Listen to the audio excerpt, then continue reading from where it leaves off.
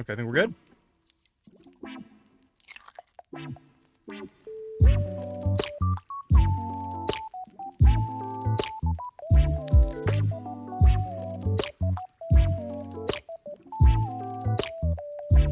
I think we're good. All right. Yesterday was great. I hope you had a lovely time. I had a lovely time. But hey, if you're here and you're watching on recording, check your clock. It's between the hours of midnight and 5 a.m. And you know, if you're at home, consider going to bed instead of watching this. Maybe. I had to put that addendum because I know someone's going to be watching this on recording at midnight, between midnight and 5 a.m. Who's not going to be at home. They're going to be at work. And if you're watching this, maybe I play round 3 on Tuesday, so you can hang out. I'll stream if you want. Okay. Anywho, we're playing Date Everything today. That's all there is to it. I have no special rules or special things to say about it. It's a great fucking game. I'm having a great time with it. And I hope you will too. There are some awkward things that happen with it, and I'm not bothered by them. There's some flirty stuff, and there's some sexy stuff that happens. They talk about some serious topics. We never do that here. That's not a thing I do on a daily basis. Anyway, continue.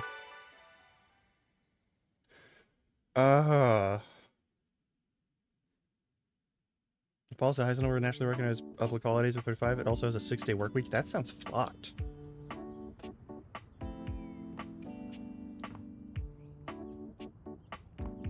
Okay, what are our objectives? Scan University perched aloft a dining able. Vagabond named Bobby Pin is on the loose again. Some extreme dread emanating from the wall he is facing. Washford and Drysdale are formerly lovers who are now split apart. He's gonna win it. Okay, I have to acquire some information to give Scandelabra before we can have the chat with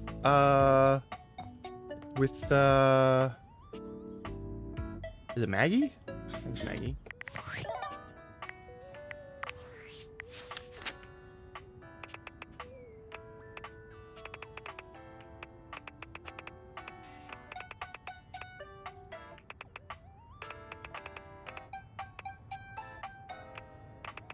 We have to gain more power. Yeah, it's Maggie.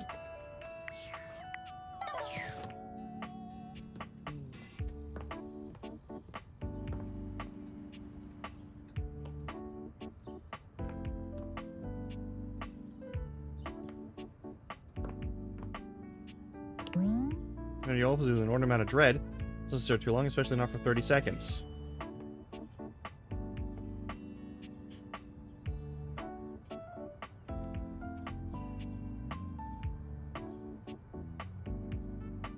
Is this how we're starting the playthrough today? Motherfuckers? Is this what we're doing, motherfucker? Huh? Huh? Huh? I have a timer. We don't gotta waste a lot of time on it. What happens? I fucking... Yep. Blinding white muscled skin fills your vision. It reminds you of that class field trip to the art museum, if not for the torn jeans on this ivory Adonis's lower body. Yeah, hey, what's up? You're not Wallace. Who are you? But as your eyes continue to travel up and take everything in, you note that the similarities to a classic marble statue come to an abrupt and screeching halt at this guy's face. Uh-huh. He almost resembles a bleached bowling ball. His eyes are two dark and unreadable holes, his mouth nothing more than a thin line. He has no nose, no cheekbones, no ears. His shining white face is simply devoid of just about anything. Mm-hmm. Sup, baby? Nice ass.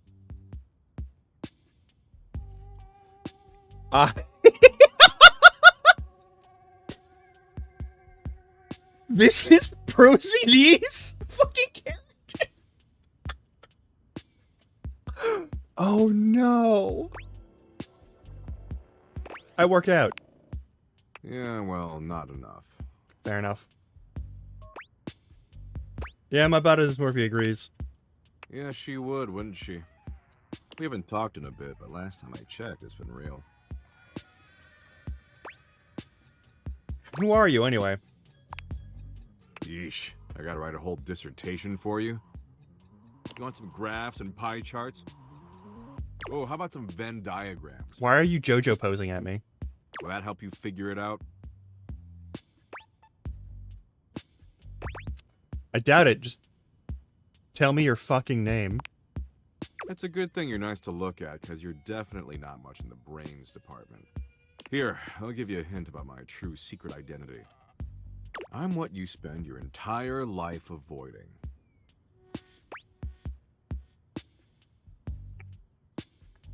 Reconnecting with my estranged parents? Mommy and daddy issues, huh? No. Nice. I can work with that. Why are you louder on that one? But not even remotely close. I'm an overwhelming sense of existential dread. But my homies call me Doug. Yo.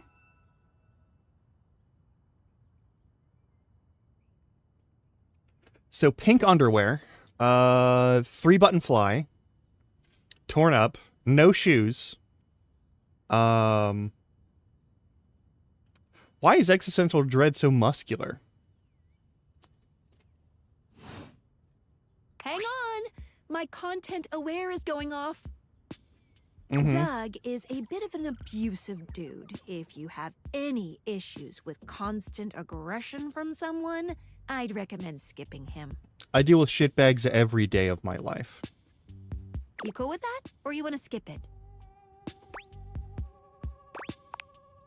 Carry on, then.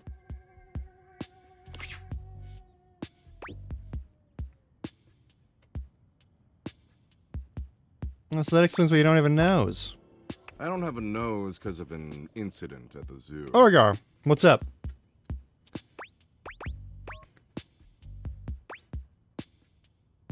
That just raises more questions. Welcome to every conversation with existential dread, baby.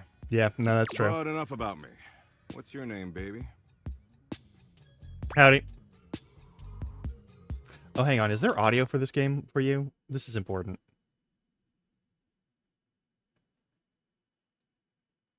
Is Date Everything running with audio? It is. Okay, cool. Yeah. Ha! I just choked on my chocolate milk. That name sucks. I'm sure it does to you. That doesn't fit your vibe at all. Okay. We need something that really captures your fundamental, immutable essence.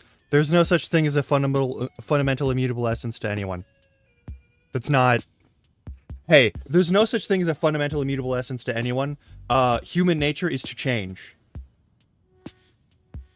The entirety of human nature is to change.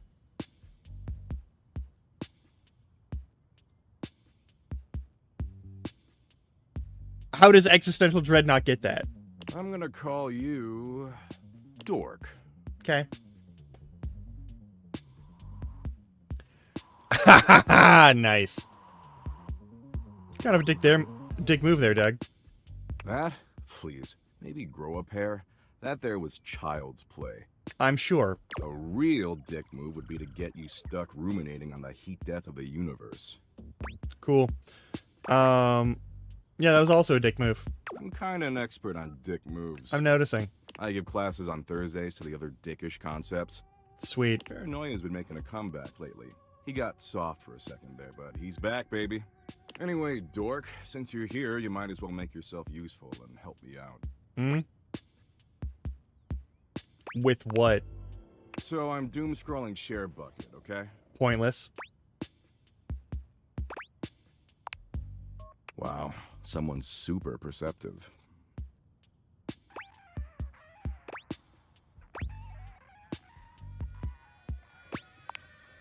That's just what happens when you've got as much BDE as I do. Big dread energy? It ends up consuming you, which is super dope. It's not But we're actually. getting off topic. ShareBucket is I love that Valdivian's ProZD got to play an most asshole. addictive social media platform. Uh-huh. I've been doom scrolling for hours, and even my totally ripped finger is tired from swiping. Okay. So why don't you scroll for me for a while? I think it's a task suitable for your talents. I use that term loosely. Uh-huh. Plus, you get to keep hanging out with me, and I'm dope as hell. Okay. Kind of sounds like a waste of time. Waste of time? Let's get one thing straight, dork. Time spent with me is never wasted. I'm legit. But since you're somehow not convinced, I'll incentivize you. How so? You swipe for a while, and I'll reward you with, a Doug point. He holds out what appears to be a sort of badge, a golden image of his iconic blank face framed by laurel leaves. What's the Doug point to USD exchange rate? It fluctuates based on current market conditions, but it's fantastic right now. Don't worry about it. Okay. Anyway, enough yammering. Read me some viral share bucket posts, would you? What are the top 3 most popular posts right now?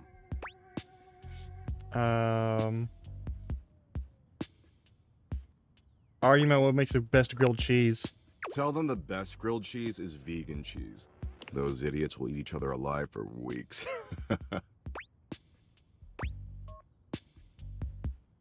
Yeah, alright. That's actually... Man, this is great. Way better than just scrolling and only 357 billion hours of premium. We're making great time. This doesn't seem like premium content. Are you for real, dork? Or else am I gonna learn that cats secretly built the pyramids? The lamestream media? They're captured by the cat lobby and you know it. It just seemed like kind of a waste of time. You think I waste time? I think you are absolutely a waste I of give time. you so much to think about. None of it's useful. Look, you came around here and asked to spend time with me, so I graciously invited you to participate in my kick-ass activities. But I don't have to doom scroll. There's plenty of other moderately attractive humans or concepts I could be doom scrolling with. Okay. I mean, I should just text Abby. She is super hot. She did things even porn won't show in some states. Who's Abby? Abby? She's the unceasingly empty feeling of abandonment. Right up my alley. Yeah, maybe go spend more time with Abby. Oh, I will. She might have blocked my number, but I'll find her on ShareBucket. Of course you're a piece of shit. Tell you what, maybe our interests aren't 100% aligned, but that's okay.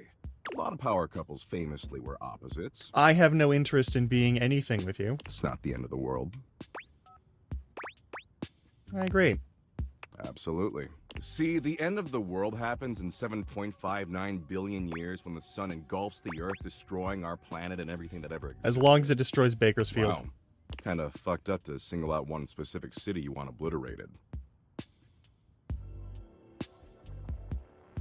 Yeah. I'm still a Fey entity. Like, what did Bakersfield do to deserve that? A lot of things. But you do you, I guess.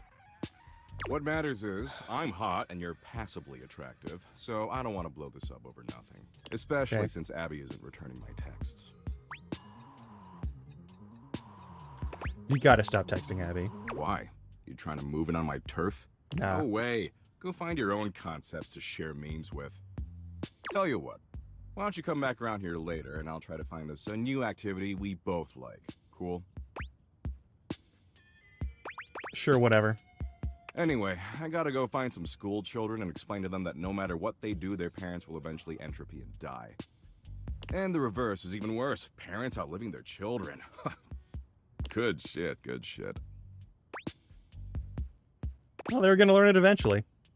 Exactly. You get it. I'm doing a No, you're benevolent not. service. And don't worry if you I'm can't here to tell stop you that thinking nothing about you me do when matters you're all because you alone are in bed. existential dread. That's totes normal. I tend to have that effect on people. Yeah, whatever. Oh, and don't text me. I don't. Later, Dorcas. Okay. Truly a waste of my time. Let's go talk to the washer and dryer.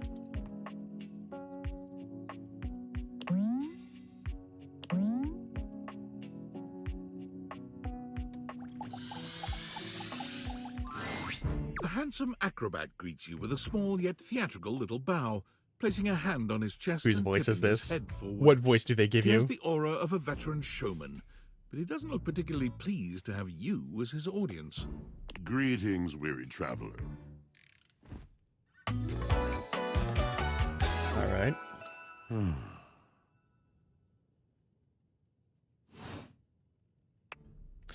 It's weird that you can't continue things with a keyboard. Like, there's no keyboard button that lets you continue stuff. I have to click.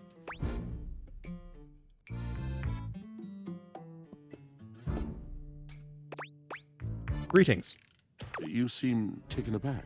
Quite natural. It was not my intention to frighten you, though I grant I'm known to be a disquieting presence when I'm in a mood. Sounds like a bad mood. Yes.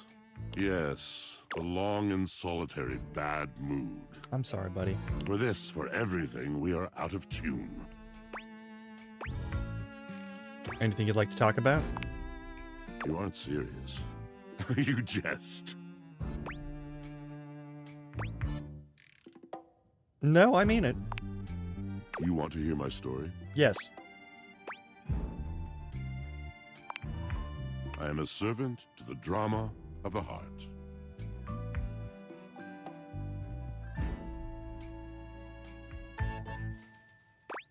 No idea what you're talking about. No, this should be good. Good, bad, what's the difference? I'm intrigued. I am awash in the scurryings of lives. Countless lives, countless stories. I am filled with water, the fundamental state of all things. Water, the tears you cry when you are born, when you are made, when you are broken. It is the sweat that drips from brows and shaking knuckles in alleyways, in schoolyards. It flows over its own frozen self down dry and grateful throats. It drops from noses in blazing sunshine onto lemon-printed bathing suits. It is the wellspring of ancient secrets, held in rough clay bowls. I am surrounded by it.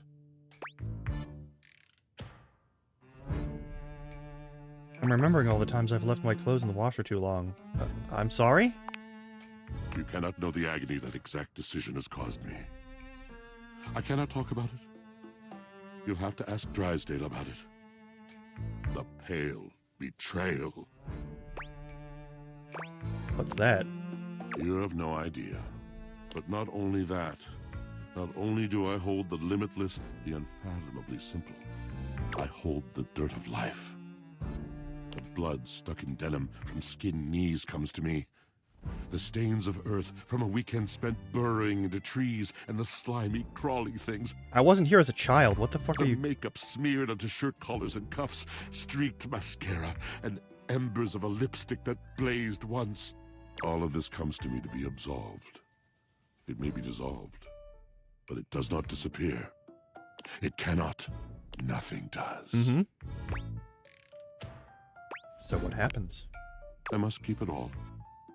It is a vast treasure house of memories, of senses, and it is safe with me. But how can I, just me, survive that? How could anyone bear the weight of that much life? Sounds cool, actually. I don't know. It is the words. It is language. To be able to communicate. To share the burden. It is poetry that keeps me afloat in my own sea. Okay.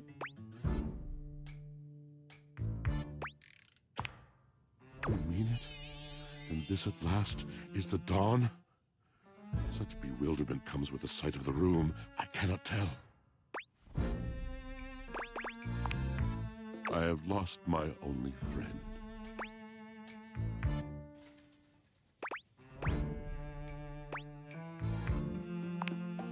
He gazes off into the distance, something clearly weighing on him.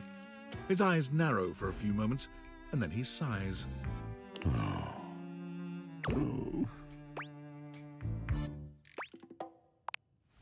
Yes, my God, haven't I done enough?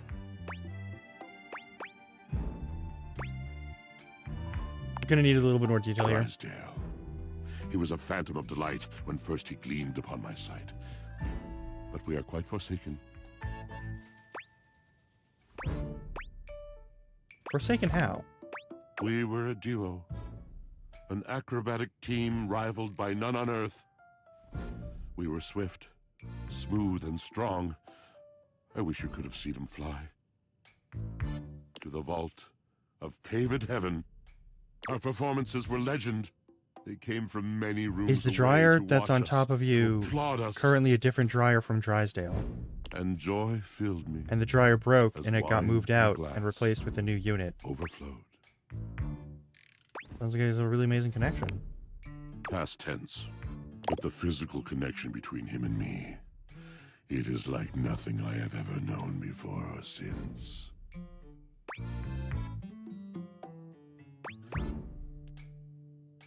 So what's the problem? He does not need poetry like I do. When he talks, it is a breeze to my tempest. And to him my tempest seems but a suggestion, a rumor of rain in another man's country. Ah. Seems like you weren't a good match.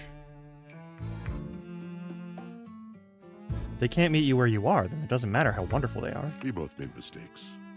Neglect, betrayal. I cannot even claim to have left behind the anger that was born in me. Anger with Drysdale? Oh, yes. I told it not. My wrath did grow, and I watered it with fears, night and morning with my tears. Okay. Yes, it's been years. As I said, traveler, a long and solitary bad mood. All moving things come to an end. A knotted willow. I miss him every day. Isn't he right there? Yet speaking with you gives me hope that I might be able to move on and accept a new companion. I will not be fucking you as a rebound. It just doesn't sound like you guys are good for each other right now. Perhaps you're right. Beware, beware his flashing eyes, his floating hair. Thank you, sincerely, for listening. It has been so long since anyone has stopped, has heard me. We're talking the dryer right after this.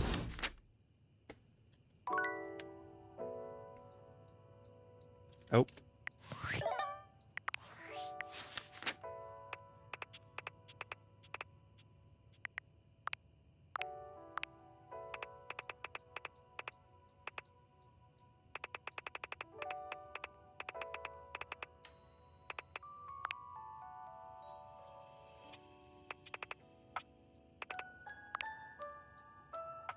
Okay, I guess unlocking my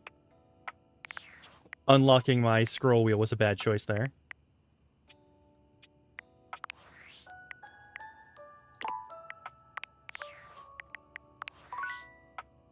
Tinfoil hat. Unfortunate about Sandy and corporate events planning. She was responsible for all the best casual Friday themes. Now that she's gone, there's finally nothing left of the 7 pioneers. 7 pioneers? In the beginning, there were 7 of us, working out of David's dorm room, stealing Wi-Fi from the neighbors and using cardboard boxes for chairs. We had no idea we were changing the world. We just wanted to design a more efficient paperclip. But then the money started flowing. Money always changes. I mean, sure, people. yeah. Didn't take long for the 7 pioneers to be whittled down to 1. Bingo. Yeah. And all this? The wretched soul-sucking corporate monster that Valdivian became? The pioneers never wanted that. One by one, they left, but I stayed. Deep down, I really believed David, the old David, was still in there somewhere. But when he wanted to use the Dateviators for military applications, I knew more drastic action was necessary. Quickly. Okay, I'm gonna ask 2 questions. Question 1.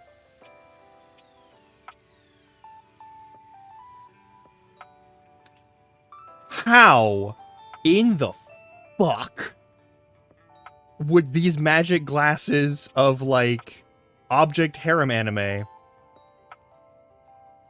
be useful in a military context?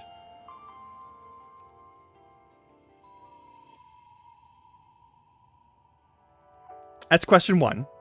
It's a big question. It's an important question. 2, how did you not see it coming that someone getting rich and, like, buying their own hype too much and, like, getting desperate to maintain control over a thing that is big and new and fascinating might, like, overtake them if they don't have their ego in check? Like, how did you not register that as a person? Anyway, so you still I'm sorry, but there's no time. I'm using the display phone at a wireless store and they closed 30 minutes ago. The sales associate is giving me the stink eye. I'll follow up when I can. Okay.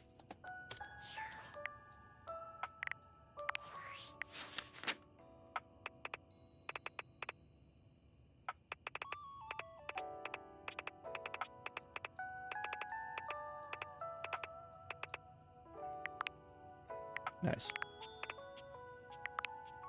Just likes washing clothes as a David Sobolov. That's a fantastic voice actor, by the way. Really ruins the sad yet sweet suffering of the intelligent appliance. Okay.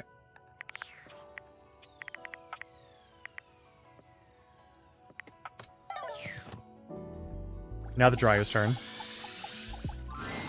An acrobat in bright orange evaluates you with a smirk. His hair is streaked with grey, and there's a twinkle in his eyes that The tells you socks this guy coming out is of the little, like, definitely dryer gonna keep door you on attachment to your his toes. chest are kind of fucking funny. I can't hit spacebar, that's right. Hello there, new face. I may be quite excited. Neil to Newbon, meet why do you keep showing up in the games I play? I'm not complaining, but, like... Yes. Okay. Let's fucking do this. You may be excited? I have a voluptuous suspicion that may be the emotion I'm experiencing. Yes.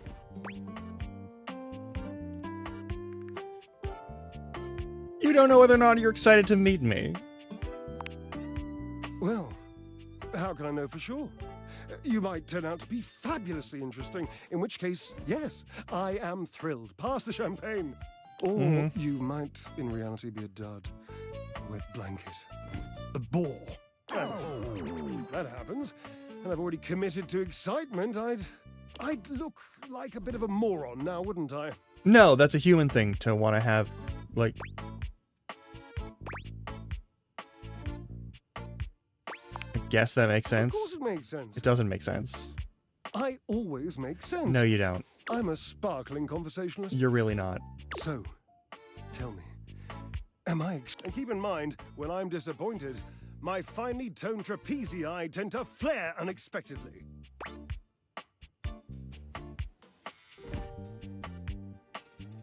Those are quite toned. Naturally, as an energetic equilibrist, I must keep my body in tip-top shape. I can see that, you do not make that a priority. Fuck you. I'm sure don't hate working out. You hate the tireless pursuit of physical excellence? Probably reload and try again, huh? No, I just prefer a more functional workout. Ha, indeed. I am an enthusiast for anything that challenges. Yeah, all going to the sides gym of my is kind of glorious vessel. obnoxious, but like doing cool shit is important to me. How do you work out exactly? Jared, I cannot even begin to tell you, but I am nothing if not inventive, fearless, indefatigable. Must be creative too. Devilishly so. I haven't given up hope that I'll yet be able to craft a perfect metabolic masterpiece. Using what's here in the laundry room? Gasp! I've had a sudden flash that I should feel excited, but I am not sure why. Explain yourself, brain! Oh, no, wait, I figured it out. Oh, that's more points for me. Huzzah!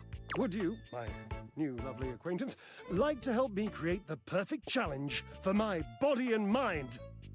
Would you help me invent a tango for the triceps, a conga for the core, a quick step for the quadriceps?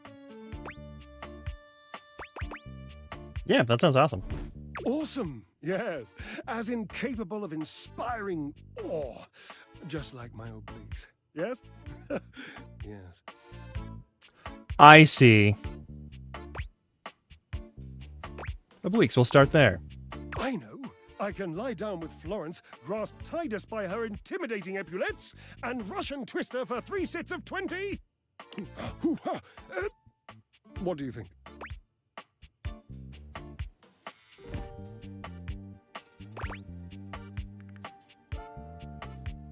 I don't think Titus is gonna like being twisted. Oh, Cherub, you're right. I didn't even think of that. So, you've met her then? No, but I've heard about her. She might not appreciate being included in my sweat sesh, but twisted... Let's just say she has some dark and deeply held feelings. Okay, let's work those glutes. May I divulge an incy-wincy little secret? This soon? Sure, if you want. Sure. To me, it isn't the gluteus maximus. It's the glorious marvelous. It's my favorite muscle group. I even love sitting on it. I'm that much of a fan. Do you have a favorite exercise for it? Ah, the perfect move. The deadlift. Deadlift, deadlift, deadlift. Ah, ambrosia. I guess that's fair. Best thing to deadlift around here. Look around. What do you think? Washford. The washing machine. Oh, I see. Yes, the washing machine. My Washford. I used to use Washford. You used to live Washford? Yes, I would lift him. He would lift me. My glorious marvelous. It has fallen into such disrepair in recent The years. dryer has no ass.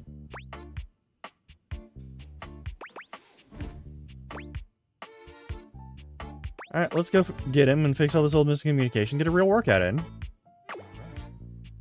Onward and upward.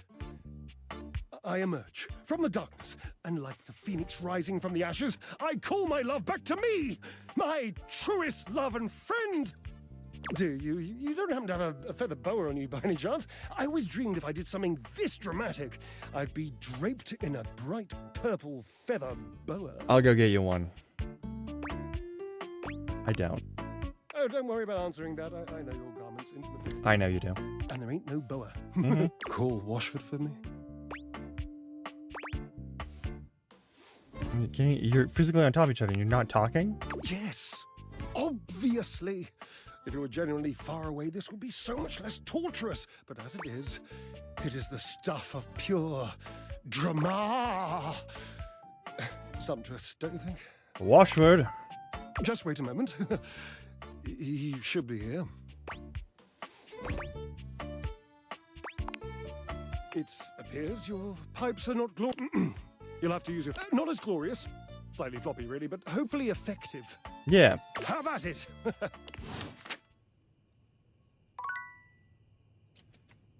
We have no more juice in the magic sunglasses.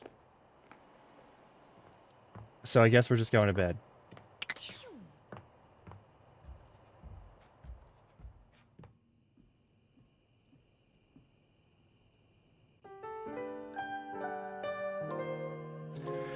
It's been 1 week. At least 1 full week. What day are we on? Hang on. 10 days in. We're a week and a half in. Alright, saving at the start of the day.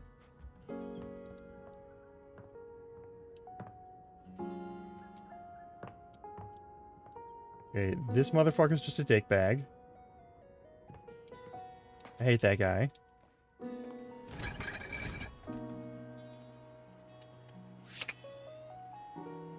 The food is its own substance. This food is alright. This is all the food that's left. Fridge, big old Kevy came to the house. Yeah. Alright.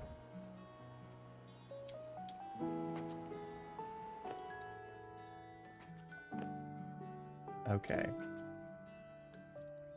Let's deal with this shit.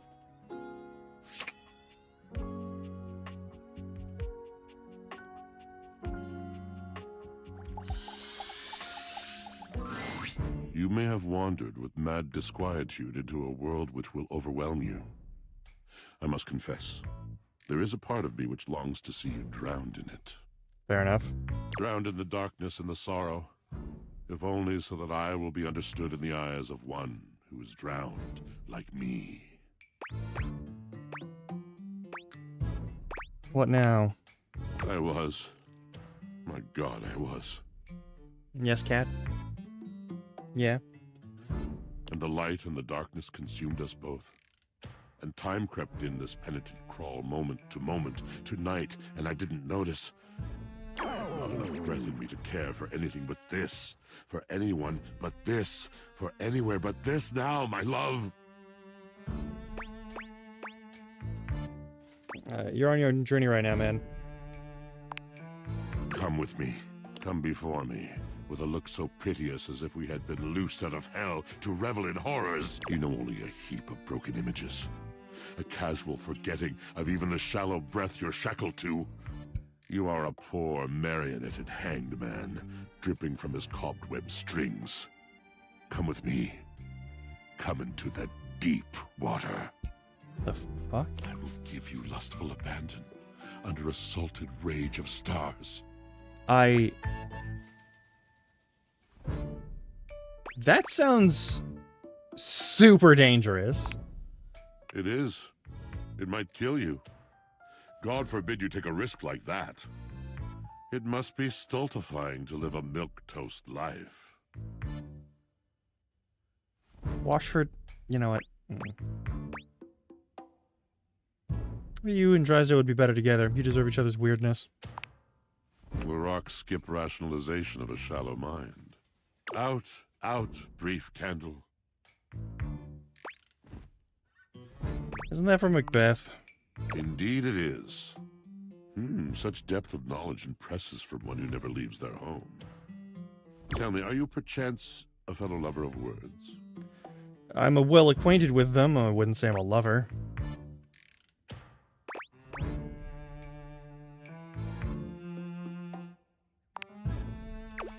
What a wonderful inkling is circling around to this big drum of mine. I will hold you once more, cat. Is this what you require? Is this what you desire? To be held like a little fucking baby? It is baby time for this cat. Alright. Macbeth was not completely alien to you. Does it therefore stand to reason that other masters of the weaving of words might also be within your I'm not the most well-read of literature Tell me. people, but yeah. And for the sake of whatever it is that you love, tell me true. What other magicians of pen and ink stir your soul?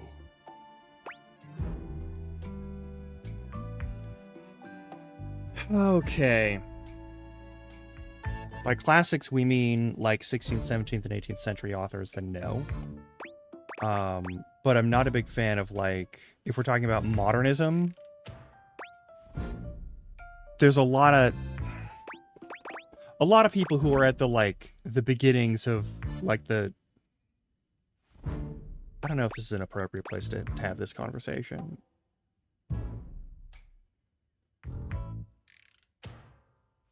I'll say I love the classics, but I don't. Wonderful. Names.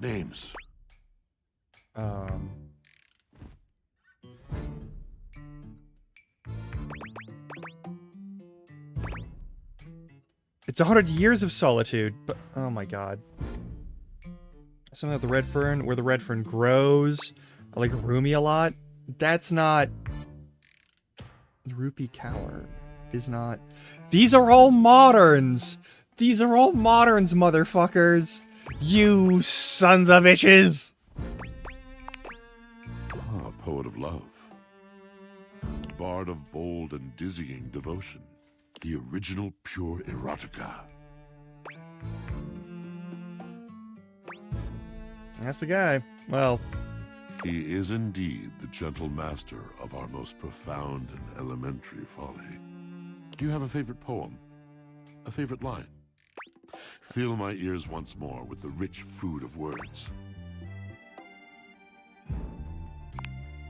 Ecstatic motion. And don't I, above any other, understand the gift of true I thought you might like that one. motion?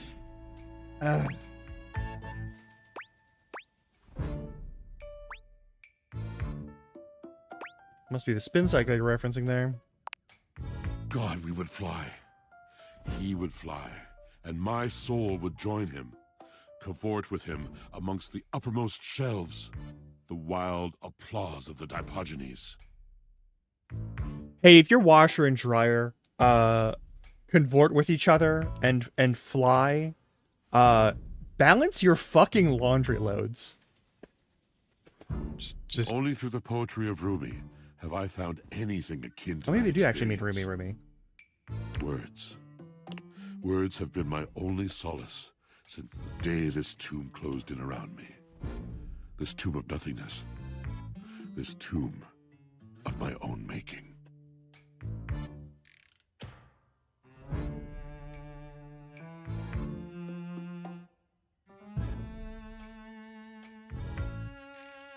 Yeah?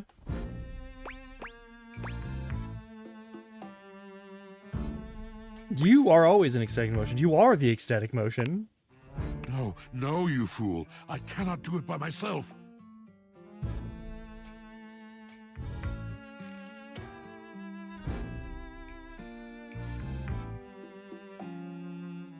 Oh, you actually aimed at me.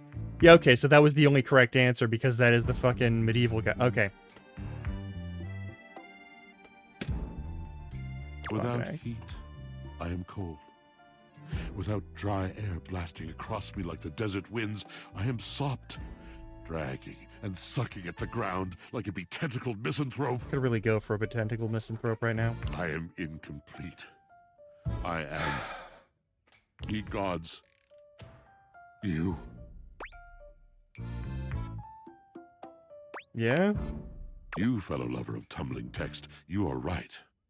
How could anyone possibly love me if I refuse to love myself? If I refuse to accept that I, too, am the universe dancing in joyous destruction? Yeah. Your depression is connected to your insolence and refusal to praise. Who said that? You delicious innocent. It was Rumi. I cannot thank you enough. I am afraid I shall never know how to thank you. Washford looks deeply unhappy. He's hardly the cheeriest guy in the house as it is, but this is a new level. Ah, the old sensation. My affliction returns. What's wrong? This happens when it's much too dark. when I cannot see clearly. I cannot move. I feel heavy. I feel dark. The weight of the world on my drum, crawling over my eyes like some shadowed army. I cannot spin, and you should see me spin. But then it's this. Slow, creaking, or burdened. There are times I am no better than a washboard at a basin. Go now. I'm no good for conversation anymore.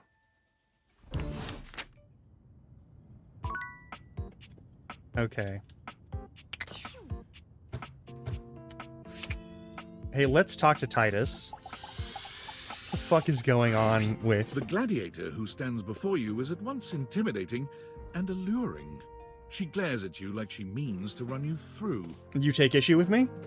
She also emanates the refreshing scent of springtime breeze. Dryer sheets. It slightly undermines whatever murderous intent she may actually have.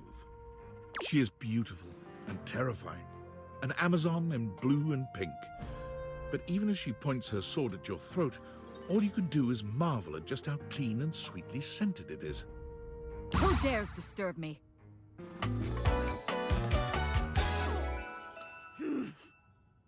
Titus Andromot?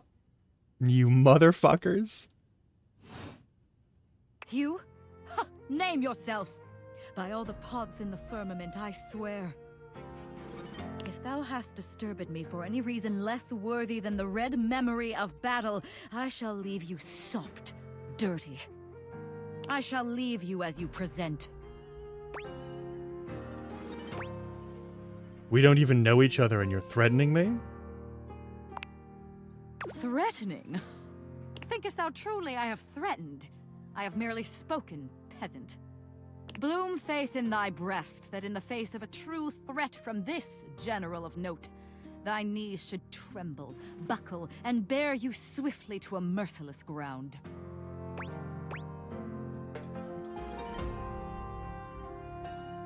I'm scared, but that was gorgeous.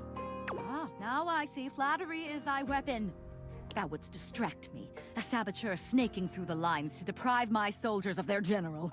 We gonna bite into that Tide Pod. Thinkest thou, O famous fiend, that I will not see? Thinkest thou I will not tear thy cashmere blend from the burned hollows of mine eyes, and see thou in the cold light of a betraying moon? Do your worst. Ah, but here I am. I play into the hands of misdirection by spending my precious energy here with the agents of defeat, instead of on the combed field beside the paws who fight and die for a clean honor. Thy victory fails, withers, stales in place, unwashed and full lost in cleansing fire. On with you. On with you, and return when and if thou art chastened by this failure. Okay. Uncharged pods. Spilled and forgettable. They can be tossed in your washer without any further thought. You're feeling about these sponges. Pitcher in the laundry cupboard. Hope that helps you picture this. Okay, cool. Leave that open forever now. Sink that doesn't know how to swim.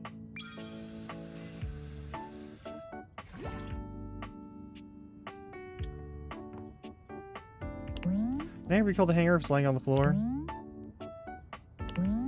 Just hang there menacingly. Menacingly for tell the laundry. Yep. I mean, if there are no prompts to open them. Okay, who am I gonna talk to right now? There's the vacuum guy. He's cool. I could keep dealing with these, but I don't know how to...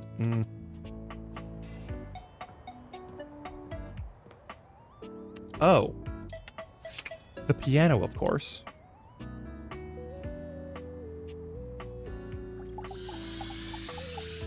And, of course, the fireplace. A beauty dressed in black and gold stands before shit. you, her eyes closed and one hand held delicately to her chest. She sways softly, silently, as though she were listening to music you can't hear. The silence is so long and profound that you begin to notice just how noisy your house is. You can hear your clock ticking, your refrigerator humming, and your air conditioning blasting. Has it always been so loud around here? The silence persists, and this stranger continues to ignore you, lost in her own world. Whatever it is that she's doing, she's clearly very serious about it.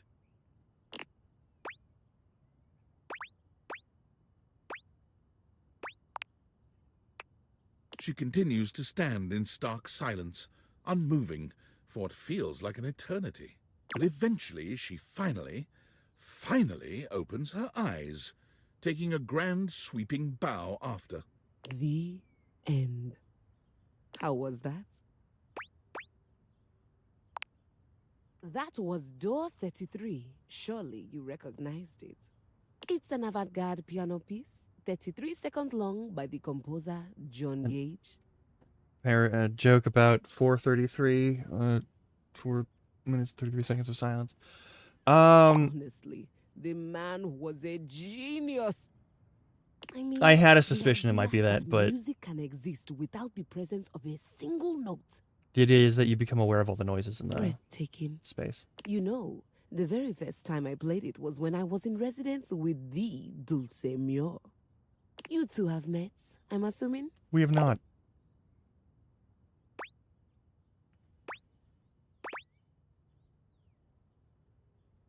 Is that dulcimer? No. Dulce Mio is completely different pronunciation, spelling, and comportment. Anyway, our audience that night was so sorry I completely clicked. I wanted to hear that. hopeless. They all kept waiting for the music to start, as if they couldn't already hear it. A rustling program, a muffled cough. It was all being performed in real time, but they kept staring at Dulce and I like we were the Philistines. Still, it was one of my finest performances to date. It also didn't hurt that Dulce had requested to work with me specifically. I can't tell you just how often that seems to happen. The talent always just seems to flock to me. Speaking of, what is that bizarre little refrain you've been playing over and over as you pass by my keyboard? It almost seems like music. Very atonal.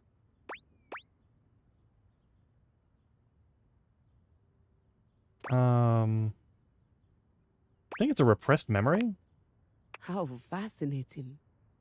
Well, whatever you are playing, I look forward to its evolution.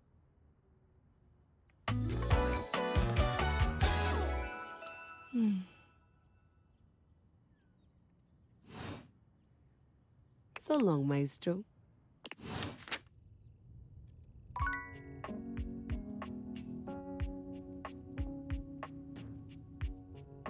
We'll end with Dante Bosco, but also we're going to pause for a minute and we're going to go to ad break because it's a minute away from the ads. We do 3 minutes of ads every hour so that people who come in here fresh off of whatever section of Twitch they find me from don't have to deal with ads right off the bat, because that's a great way to never actually have people watch your show. Anyway, I'll see you in about 3 minutes. Stretch your legs, get some water. Just because I run the ads doesn't mean you got to watch them. And I'll see you in a little bit, all right? All right.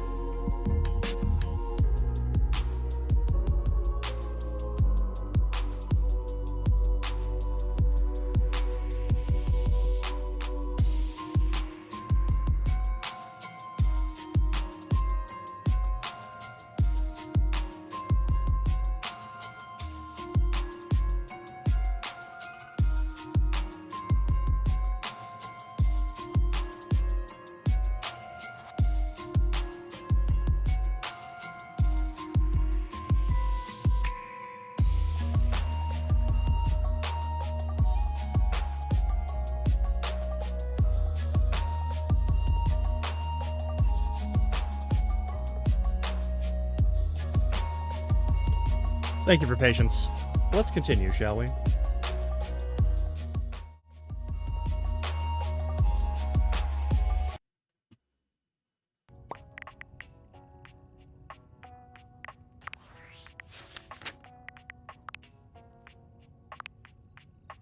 Dislikes dissonance. Joy of photo. That is fantastic. Yeah, take a solo. Neil Newbon, yet. Allegra Clark. Nice. And Doug, someone shot. Yep.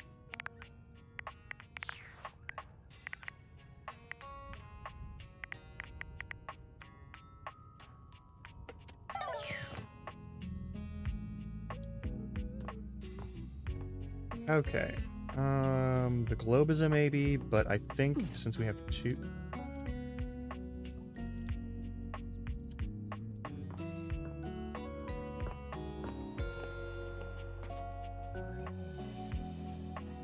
We don't have any advertising stuff yet, so we gotta talk to Bev later.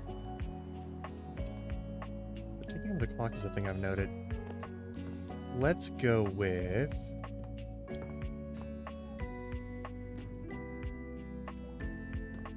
You know what? Let's talk with you. And then let's finish up with, Hey, good timing, the toy Emperor drawer. Nostradamus. It's time for your last lesson. Hey. Already? I've taken you through the different stages of the pickup, from breaking the ice to building a friendship. Now, it's all about learning how to navigate taking the next step from friend to lover. But before that, there's something I want to ask you. Yeah? And your answer determines where we go from here. Okay. Why have you been coming to me for lessons all this time?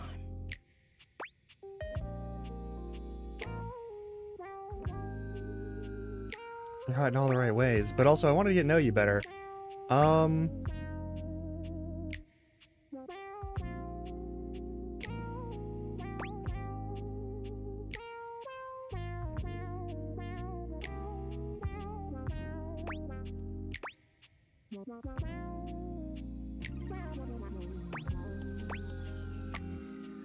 I don't know which one to choose.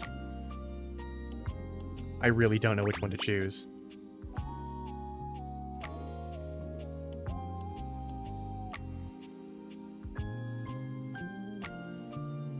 I'm gonna choose this one, even though this might be the one that gets us to a romantic Hell activity. Yeah, I'm glad. It's been awesome getting to know you too. Okay, hell yeah. This will be the final lesson. And it's gonna be about picking me up. Fuck yeah. That's right. You're gonna have to use all your new skills to learn how to make friends with me. And who knows? Maybe that'll kindle something even hotter. Ready? Let's do it. All right then. Let me set the scene for you. We're in this house together. It's kind of magical. You just found me hanging around and you talked to me for the very first time. Go. Man, some of that jacket slays. Oh, why, thank you. It's pretty old, actually.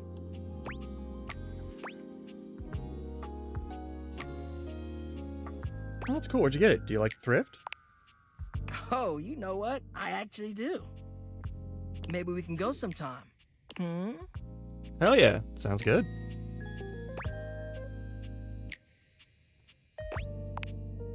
Yeah, it's just... Truthfully, I'm kind of tired of this shit. This was your idea. I know. It's just that I really don't know what I should be expecting from you. At least from this, anyway. Like, damn, you're literally showing me exactly what I've taught you, but it's kind of meaningless in its weird-ass roleplay scenario. I'm not feeling anything like when we're casually talking. I'm actually interested in you, and all you can do is theorize about what to do instead of actually doing it. It's like I don't know the first thing about true love. Only pedagogical pickups. I'm a big, flaming fraud! That's quite a picture. That's quite a picture.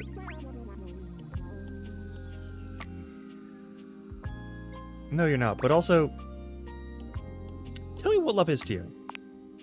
Really? I mean, I'll tell you what I imagine. Love is supposed to make you feel warm and safe in the knowledge that somebody cares about you. And here I am.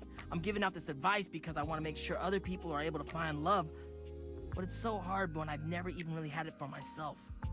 Maybe it's just who I am. I give out a lot more warmth than people sometimes give me.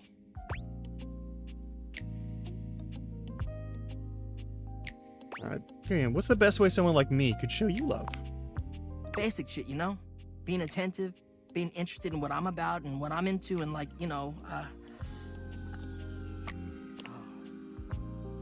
Oh, I see.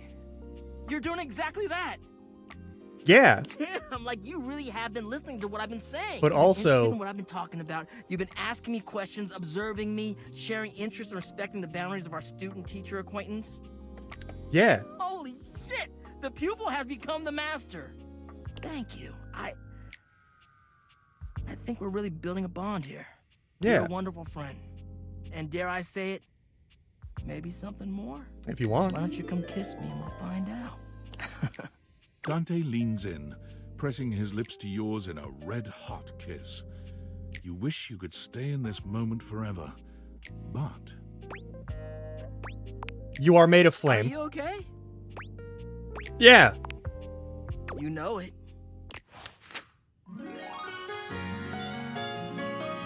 Hell yeah. Lit me up. We're gonna have 10 poise.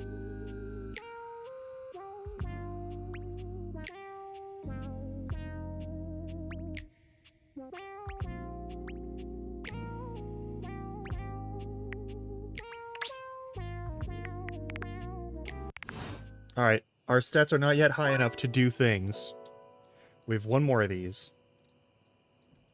Alright.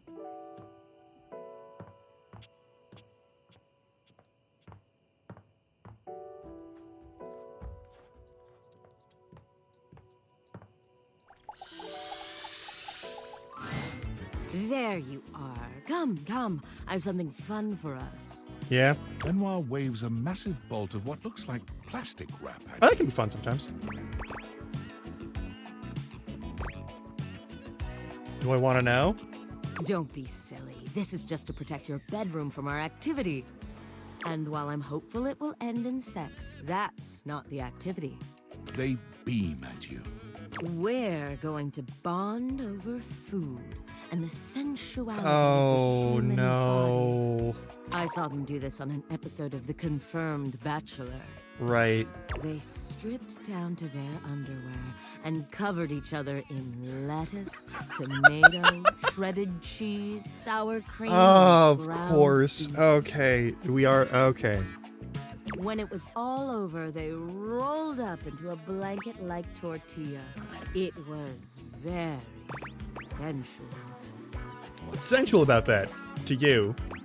What isn't sensual about Several it? things. Come now, help me get this plastic down, won't you? Can't have sexy fun if you have to do a bunch of unsexy cleanup. That's fair. This is gonna be stupid. You help Benoit spread plastic all over your bed and the surrounding areas, ensuring that you won't make a taco-scented mess of your bedroom. In the morning, we're going directly to the bath. When it's all done, Benoit gives you a coy glance. Time to get naked. Got it. Do keep your underwear on. As sexy as this is, it's far sexier to undress after. These are going in the Both of you garbage. strip down to your underwear. But it's hardly a sexy atmosphere. Benoit is too busy preparing. Yeah, both did you for want to your eat topping. food instead? Do you just want to have Beautiful. tacos? Now, which of us should be the first to go?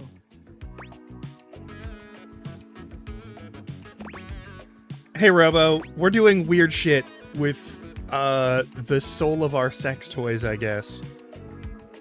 Or the soul of sex toys in general. I don't know. I'm getting some, like, animist vibes off of this. I don't know. If you're unsure, I'll go first. Benoit lies down on your plastic-wrapped bed. Go on, don't be shy. Start with the beef. You plunge your hand into the bowl of ground beef, and regret hits you immediately. Yeah. It's cold, gritty, and somehow both squishy and crumbly. As ground beef is wont to be. This is so gross. Shh. Don't ruin the moment. Now, the beef. I love that Erika Ishii had to say these words. You open your hand, and the meat almost seems to hit Benoit's body in slow motion. They gasp, writhing as the beef bounces off their skin and rolls across Oh the my plastic. fucking god. It goes well enough that you decide just to go for broke, dumping the entire bowl over Benoit's body. This earns you a lilting moan of approval. Yes, very good. Now, tomato and lettuce. This one isn't quite as unpleasant to the touch, though it's just as cold as the beef. The beef was cold. Still, Oh Benoit no. gasps and rolls beneath the rain of toppings, acting as though you dripped hot wax onto them instead. Okay. The cheese. You shower Benoit in shredded cheese, carpeting them in cheddar. This too pleases them to a degree you'd not thought possible. I guess for inanimate objects, food is a thing that would be consumed isn't really a thing that makes any sense to them, so that... You know what? Below the mountain of taco ingredients, you can see their chest rising and falling with short, panted breaths. The sour cream. Please.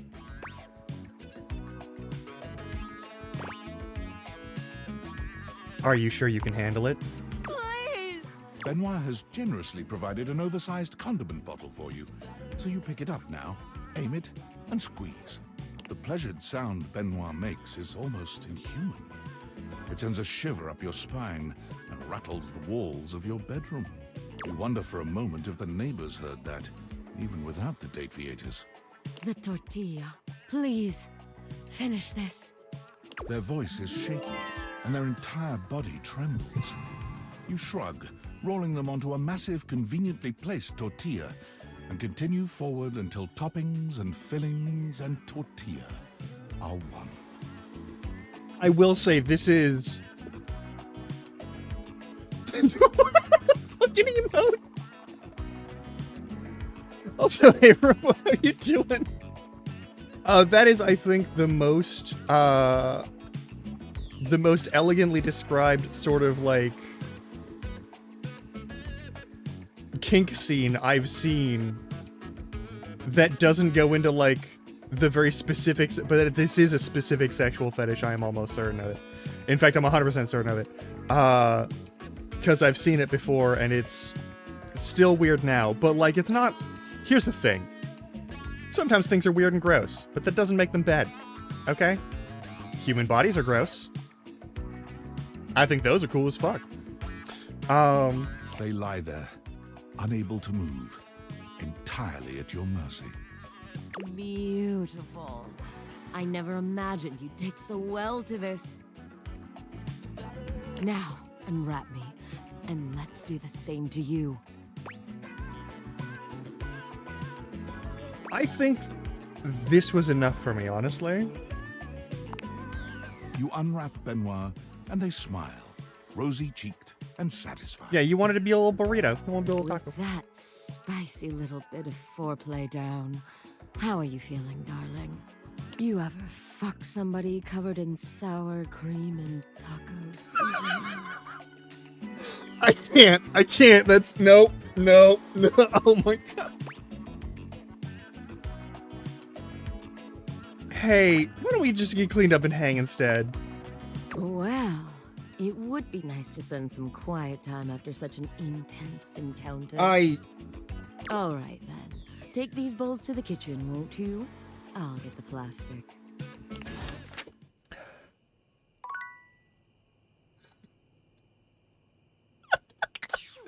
What the fuck? Look at the bed. So many things. When it comes to sleep, this bed has your number. Angle perfection, firmness, subscribe to solidus. Why would you use that? Okay, well.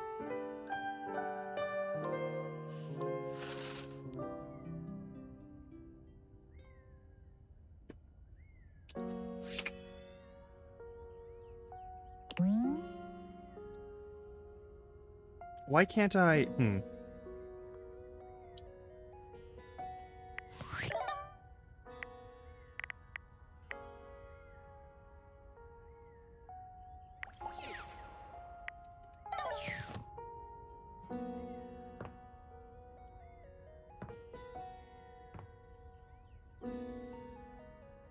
We're talking to the bath immediately. Most everything in your home is pretty standard. You may have inherited a lovely one, but it's not exactly what anyone would call luxurious. The bathtub is different, though. So when you find yourself bowled over by the nearly suffocating air of luxury and privilege in your bathroom, it's easy enough to pinpoint the source. Mm-hmm.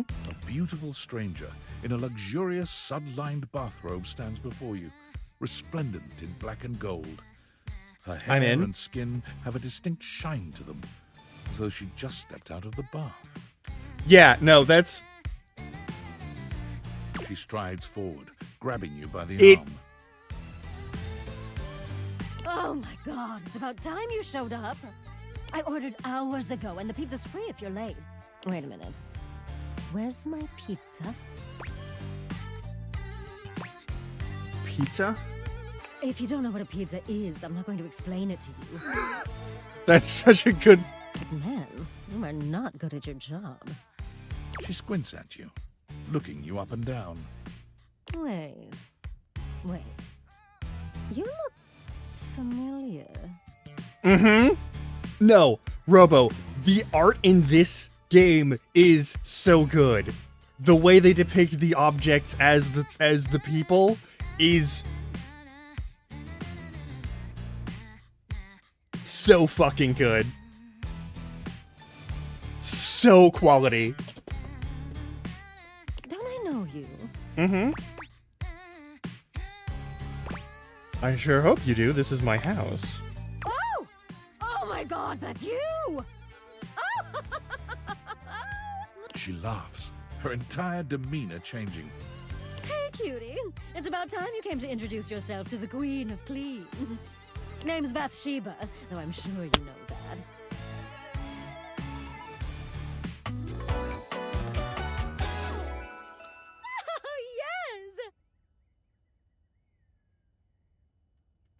If the spirit of my bathtub looked like this and interact with me on a daily basis, I would take more baths than showers.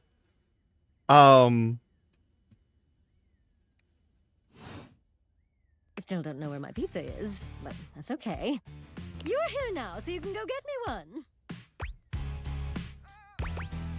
You sure are comfortable giving orders. Well, yeah. I am a princess. But not literally, but basically. Well, fine. If you're not gonna feed me, maybe you can feed me. You got any good goss for me? Some nice hot tea?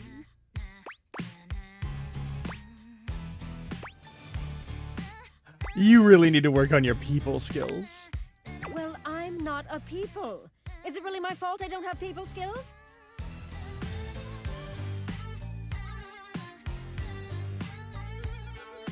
Hey, you know, touche. Sounds like it's your fault, people.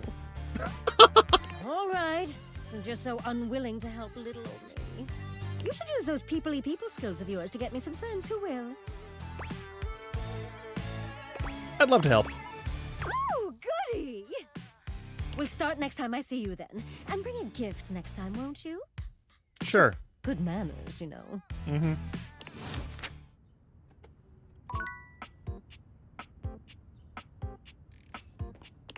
Toilet's acting toilet again. Look at it. They're doing toilet things like some sort of toilet. The toilet's actually with the harsh. It's just a toilet. Sink this boring something boon is not a clog. Modern bathroom scene. Palace. Blah blah blah. Littlest foundation jars, gunked up nozzles. Yada yada. Yeah. The rail tile is starting to look starting to be more water than cotton. A money weight rack doing what it does. In certain sectors of America, since nobody treads on it. That's fucked. It's about the only sports fan you'll perform in front of. Hey, Gucci, what's up? We're playing Date Everything.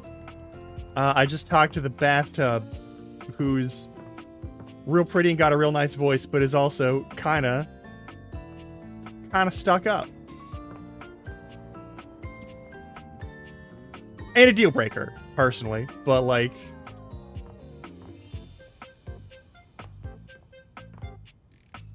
Alright, we gotta find a present for the bathtub. We do have pizza. You know what? If the pizza is its own thing. Hang on. Pizza is its own thing. It's not pizza. The first word that comes to mind as you evaluate the strange figure standing before you is delicious. You don't even intend to be salacious. It's just, he looks edible. Time to put a pizza in the bath? Yeah. His long blonde hair calls to mind ramen noodles, but his entire outfit is a culinary journey around the globe. He looks downright mouth-watering. But you're not let's sure check. The feeling is mutual. A bunch. His We've met a expression bunch. suggests he's less than impressed with you. Uh-huh. Good evening. Do have a seat. I'll be with you in just a minute. Looks like you're really enjoying that glass of wine. Glass of wine? Surely you can do better than that. This fine white has a light body and is rather dry.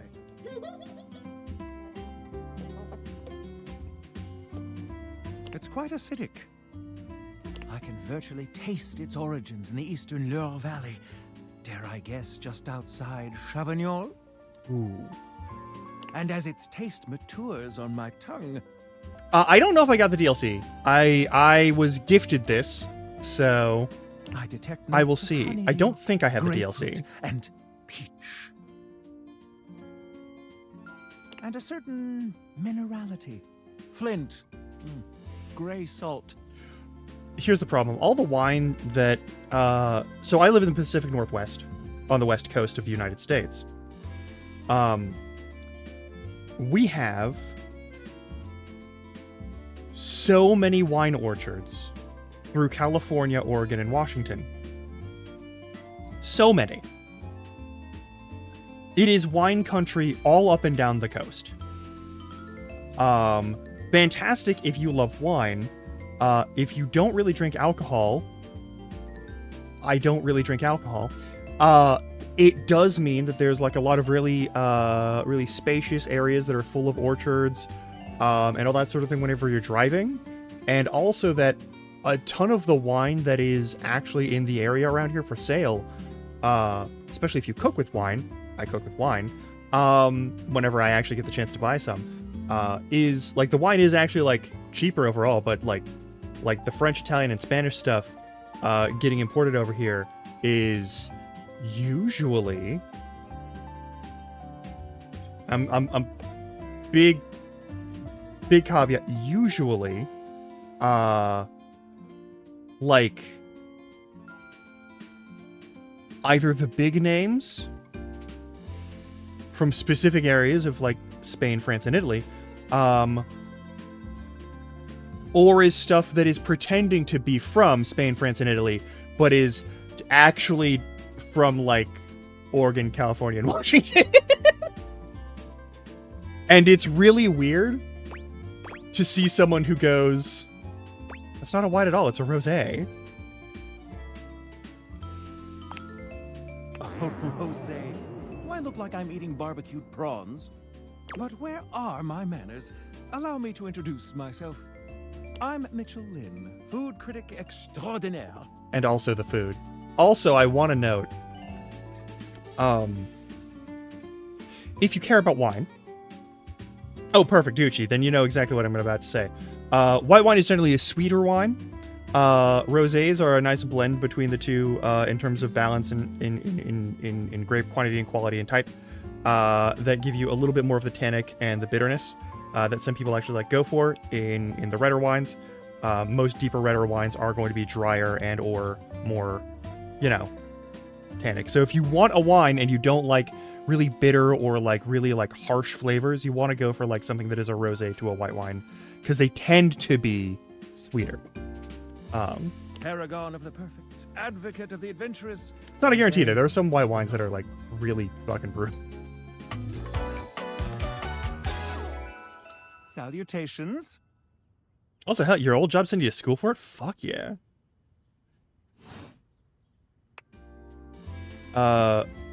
One of my friends who comes on here, Detour, aka Pericles, is what's the word for it? A sommelier, but for beer, and got trained on it.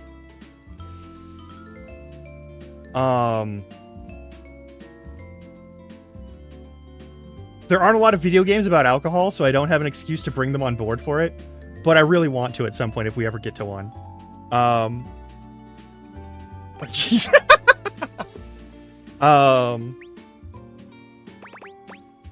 Just for like food then. I consider myself something a foodie. There's a specific word for it. I live And I don't remember the not word. just They told me the food, word and I don't remember it. Experience. The ambiance, that interplay of sound, sight, and synth that whets the appetite and inspires the mind. I so get this motherfucker. The art of service. Yeah, I don't remember the word. I know I was told the word, but I've only seen it like Formality while or talking downright brutish while talking charm. with Detour, so I don't. Yeah. And of course, the meal itself. I fucking love food. From the minutia Um, of the menu to the presentation on the plate and the very titillation of the tongue. So here's the thing. I love food. Food is great. I would never want to fuck food. That's not a thing. And I'm not into food as like a sexual fetish object. By at any point ever. I don't think that's ever going to be a thing that I can ever get into. But like the enjoyment of like preparing the meal and the enjoyment of like combining ingredients, finding new ways to prepare things, finding new ways to mess with stuff, and just the changes in flavors that experimentation can produce is something that I'm fond of. Hell yeah. Dining in all its forms. But I'm willing to eat some pretty gross things if it means maybe getting some cool experience. Also, there's the fact that like apparently I've learned more recently that I seem to have some sort of intense insensitivity to a lot of tannins and bitterants. So things like coffee. Coffee doesn't taste bitter to me unless it's specifically burned. Broccoli and chard and spinach do not taste bitter to me.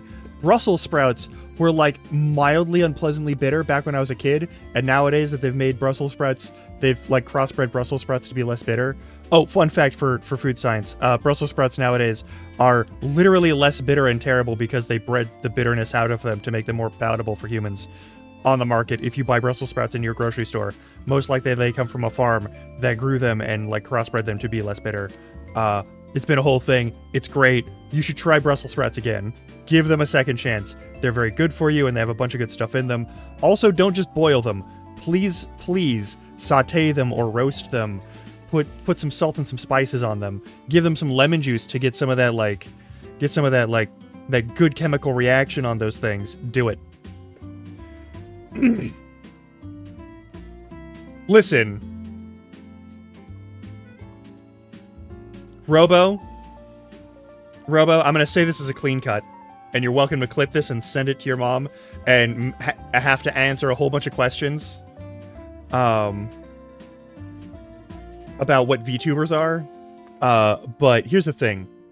Baking, like, slice a Brussels sprout in half, put it on a baking sheet, put some parchment paper down if you don't want to, like, mess with that stuff.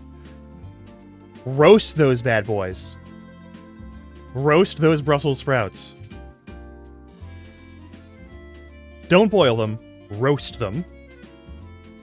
They'll singe a little bit on the top. It'll be great. There'll be it's a huge difference.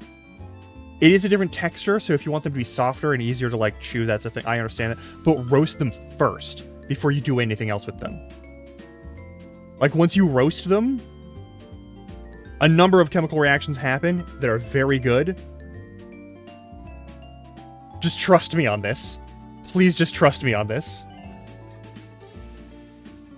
I know you're looking at a strange man wearing food as a suit while listening to someone who's very green and doesn't have a voice that matches their face or body at all, telling you that you should roast the Brussels sprouts. But please trust me when I tell you, roast your Brussels sprouts. Okay? Okay. Now, if you want to clip that and send it to your mom, I understand you're going to have to answer a bunch of weird questions about what I am, but do it. Do it. Listen, I'm afraid you've caught me in a bit of a hurry. Yeah? 3 new spots have just opened up around the house. Oh? I'm eager to give them a try and see if they measure up to my exacting standards. Say, how would you like to accompany me? That'd be great. Brilliant. So, where should we go? There's a new Hawaiian fusion place in the living room. Ooh. Daisuke's sushi spot in the dining room is supposed to be pretty swanky. Freddy Yeti has an ice cream joint in the kitchen that's worth checking out. Hawaiian fusion? Hell yeah.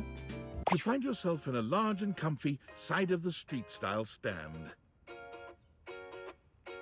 Koa has blended traditional Hawaiian vibes with Korean elements.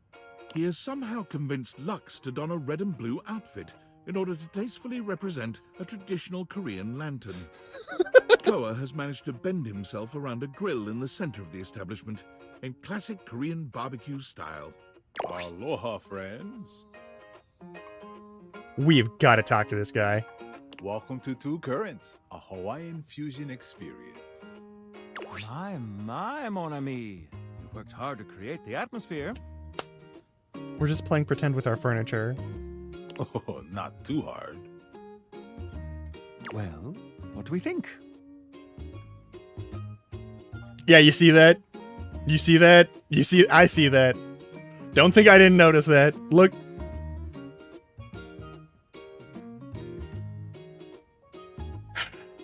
It's right there. It's right there.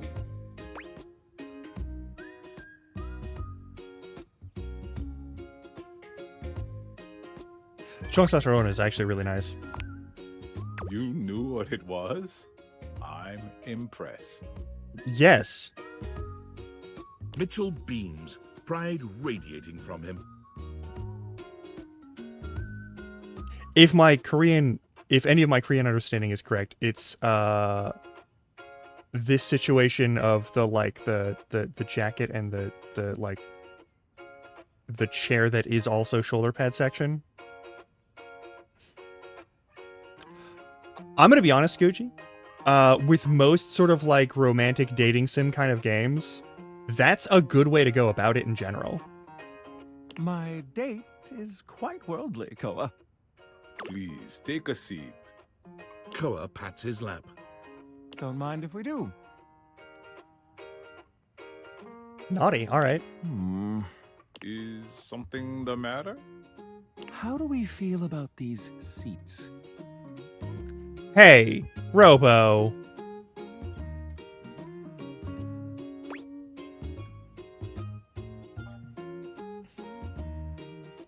Koa's lap is pretty comfy. I'm glad to have you on it. Mitchell kind of bothers you? Yeah, a little bit pretentious, a little bit, And yeah. me at the same time. How scandalous. Did someone say scandal? I knew it. Wow, Gucci. Wow, Gucci. I see we've got maximum bitchiness here today. All right. Is that... Hang on. No, that's not actual words. That's just a scribble of something and then mustard on the other side. Out. Out! Go fooey. If there's anything I can do to make things more comfy, just ask. A correct reaction from Robo. Noted. Now, what do you recommend? Here's a dish that's also of Korean origin. Meat jun. Ooh. Thinly sliced beef dipped in egg batter and fried.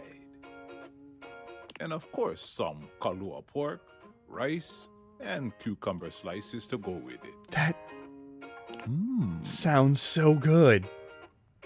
Intriguing. What do you It's kind think? of heavy on the...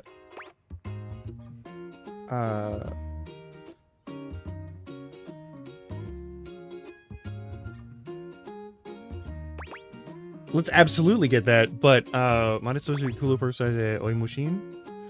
That is... that's tempting. But no, let's get that. I want to see that. Make that 2 orders and consider me intrigued. Come in right up. I'll be right back with your food. In the meantime, How about some of our special soju?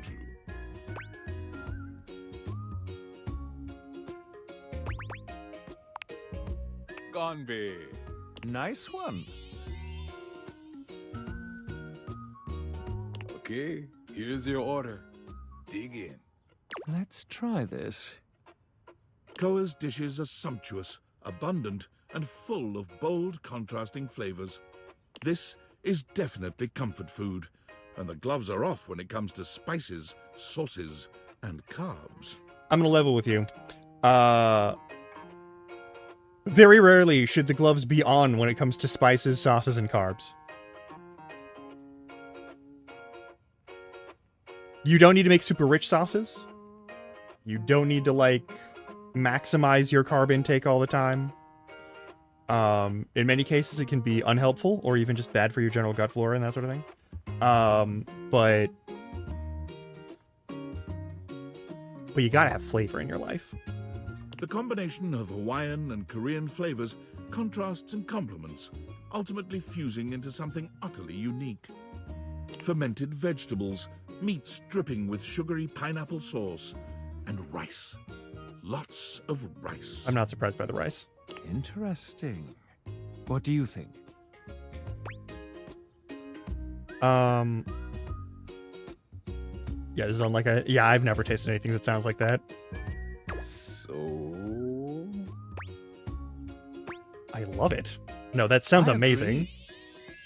Korean barbecue with, like, Hawaiian sauces on its own already sounds amazing. Yeah. To have made something so original and yet so delicious is a real win. Koa, you've outdone yourself. We gotta hang out with Koa. And I must applaud your open mind. I find that to be quite sexy. I appreciate that. My friend and I are about finished here. Koa, thank you for having us. You two are welcome back anytime. Thanks for stopping by. We're gonna network with Mitchell Lin, and we're gonna get some good press over for Bev. That's gonna be the plan. I'm using this individual for that, so I'm probably not gonna try and romance them, but, like, got a lot of time for that. Alright, what else are we doing? The log in the fire.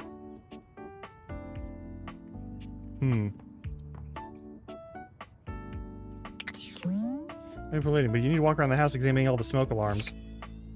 I don't know what we do, but okay. Gonna close that. Tiny tyrant proves a lock tighter than the front door. You need someone to pop a bobby pin, perhaps. I have to search my home for a bobby pin. Hang on. That's right, the bobby pin is a known burglar. Where would the bobby pin be? We might find bobby pins in the bathroom. We might find them in anywhere that we might set up stuff. I do want to go upstairs and talk to the waits. I think that might be a good idea. I also appreciate that there's a bunch of these where there are actually... Wait, do you know where the bobby pin is? Oh, yeah. No worries. Let's do that.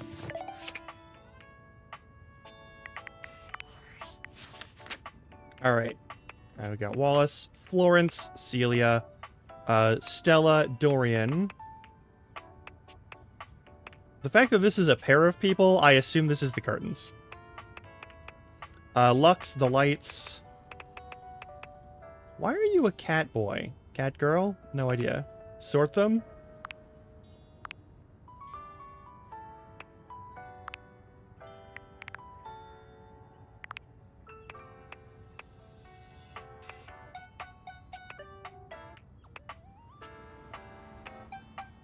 I don't know what you're looking for. You want me to sort them? J. Michael Tatum. All right. Cronuts? That's fair.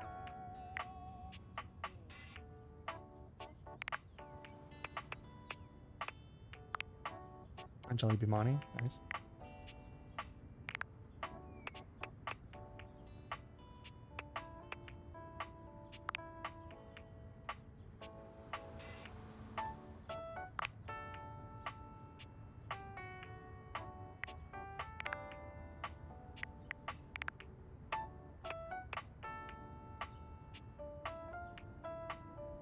Oh, yes, yes, yes. Okay.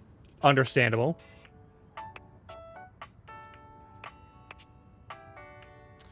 Doug is an absolute bastard, and I don't know if I'm going to talk to Doug again. I'm probably going to talk to Doug again.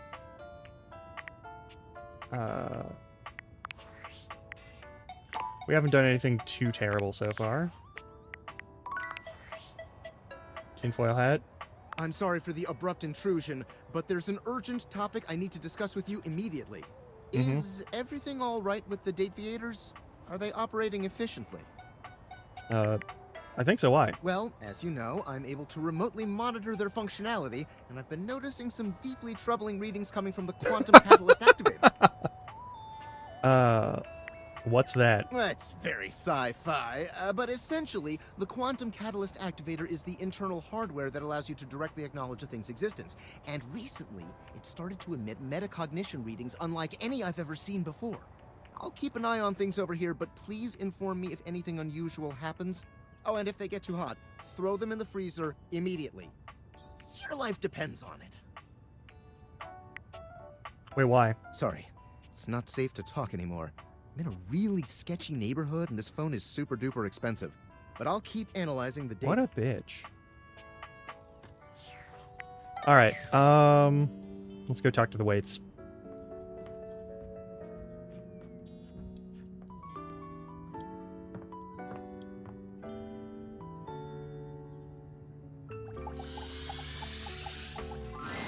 One moment you're looking at your old sports equipment, and the next you're looking at a gorgeous, muscled man dressed in various pieces of sports equipment that once belonged to a far more optimistic version of yourself. The elbow rollerblades are weird. As you watch this guy go through an entire squat routine, it's more than clear that, unlike you, this guy has never struggled to maintain an athletic routine. Mid-squat, he stops suddenly, bending down to peer at you through his legs. A handsome, smiling face, boxed in by thighs so thick and developed, you're rendered speechless for a few minutes. Yeah, okay. Oh, hey! He sets his weights down, standing up and beaming at you like you've just told him he's won the lottery. It's about time you made your way over here. I was starting to think you forgot about me. Yeah, we should fix that. Don't judge me. Hey, no judging here, pal. Look, why don't we just start over? The shuttlecock knee pads are weird. The lights dim, and a spotlight appears from... you're not quite sure where, really.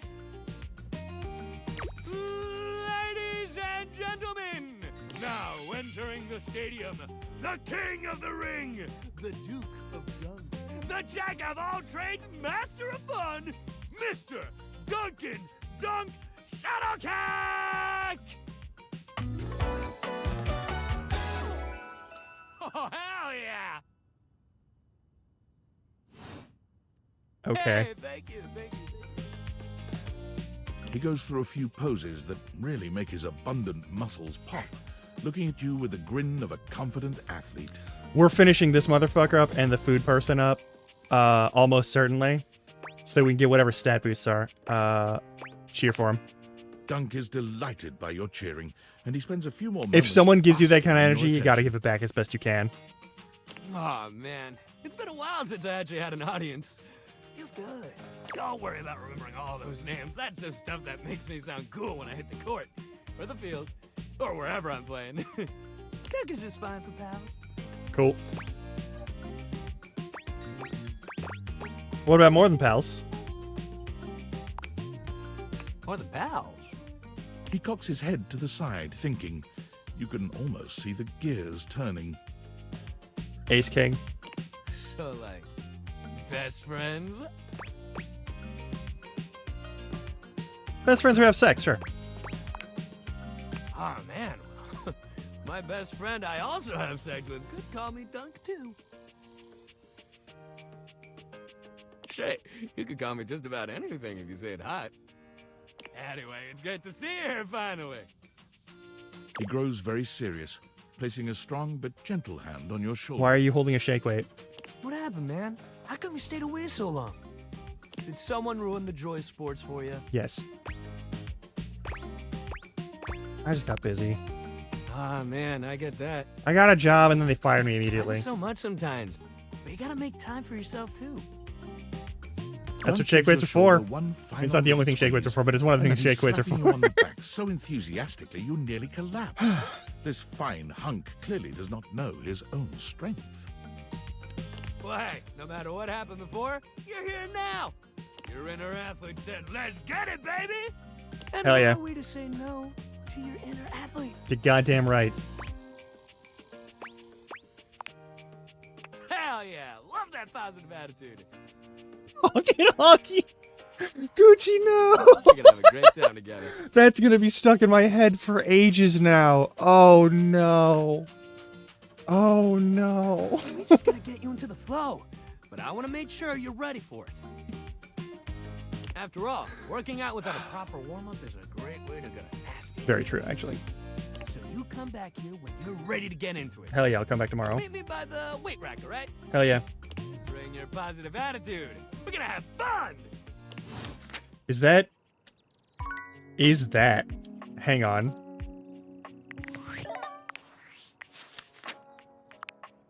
Is this Alejandro Saab? It's Alejandro Saab! That's Sayu. If you don't know who Sayu is, I can't help you. I literally can't help you.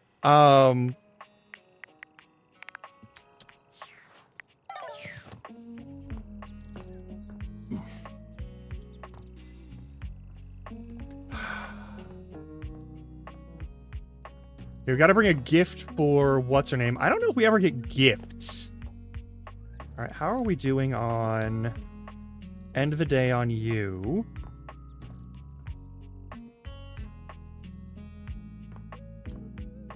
Yeah, you know,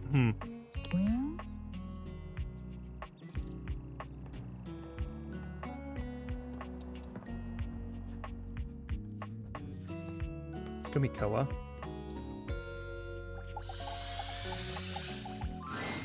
Seated in your living room is a being who seems to truly embody the concept of comfort. His arms are draped over I love the back of keys and couch, coins his head in this tilted back, necklace and that his are supposed to eyes represent. beginning to flutter shut. He looks just as though he's about to fall asleep, but when he sees you approaching, he shakes it off, looking up at you with a sweet smile. Hello. You look so cozy. Join me. He pats the seat next to him. Come on and take a load off. I'm Koa, by the way. Hey, here, oi.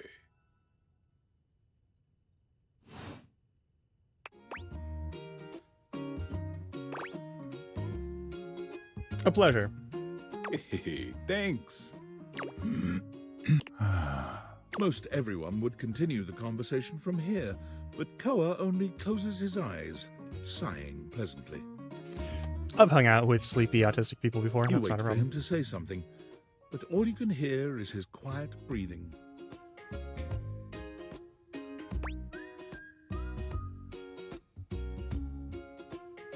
Oh yeah, we're in the town of Fate Hitty. Did you want to be alone? No, that's okay. Koa opens one eye, but he doesn't move. I just thought you might like to share in all this comfort, you know? Couch culture is really all about taking it easy together. You know, like, you ever heard people talk about alone together? Yeah.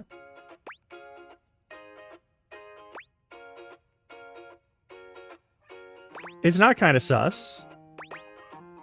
I love that shit. Right on. You get it then.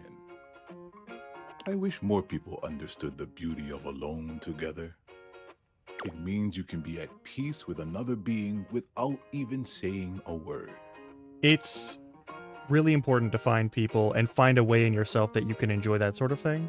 It's not a vital thing for like every aspect of your life. And certainly if you're not into that sort of thing in your relationships, then you shouldn't like expect someone who does kind of need that in relationships to like always know how to meet you on the hanging out and doing specific activities together kind of thing. Like that's a thing that's very situational, but I can respect it. It means not forcing a conversation or an activity between the two of you. Also that. It means just enjoying the moment without any expectations. And also that. He sighs pleasantly, closing his eyes.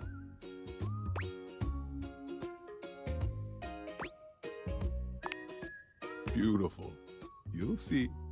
Koa breathes in deep, sighing pleasantly. When he relaxes, the entire room seems to relax with him. You find yourself growing sleepier alongside him. You're not sure how much time passes as the two of you sit side by side in companionable silence, but it's certainly a good while. Thanks for keeping it chill, buddy. This was real nice. Got something I want to give you.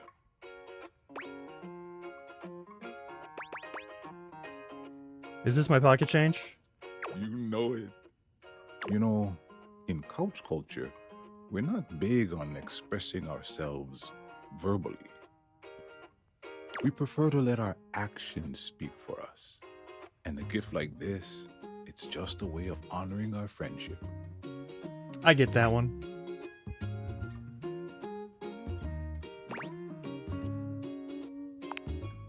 I'm just glad you appreciate it. Koa yawns. I'm gonna take a nap. Feel free to stick around as long as you want, all right? I'm just so comfy. Oh no, he has sleepy bitch disease.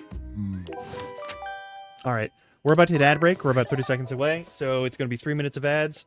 Get up, stretch your legs, get water snacks, do what you got to do. I'm probably going to refill my coffee because I drank it, and then I want more.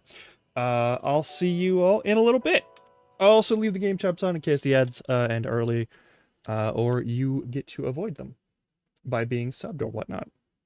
Also, if you don't want to deal with ads ever, or you just want to listen to game chops every few minutes at the end of the hour, you're welcome to give me a sub. I would really appreciate it. This is actually my main source of income right now. But otherwise, I'll see you in a little bit. I would love a hint.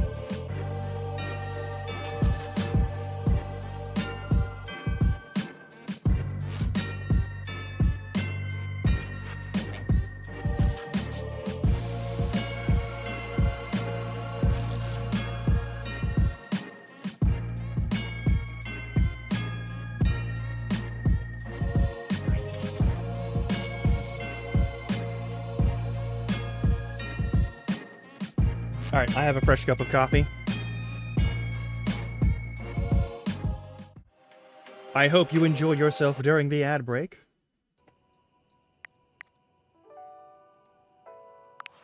Hang on. Champ, champ, champ! How goes it?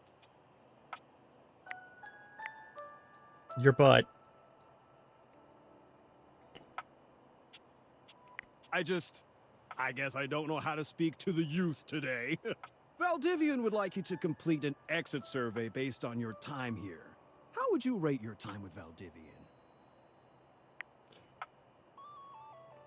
Very short and not fun. All right, everyone has an opinion. And now that one belongs to us. I appreciate you participating. Okay. One more question. If you were to recommend, I don't know, Tom for a job somewhere, how likely would you be to send his resume along? Very likely. That really means a lot, champ. Here comes my resume if you ever have any leads. Position, 39 and a half. Willie?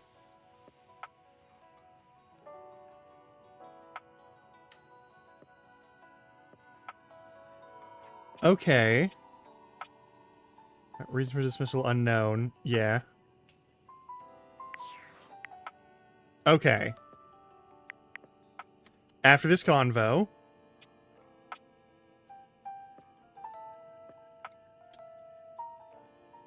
So I can... Wait. Is...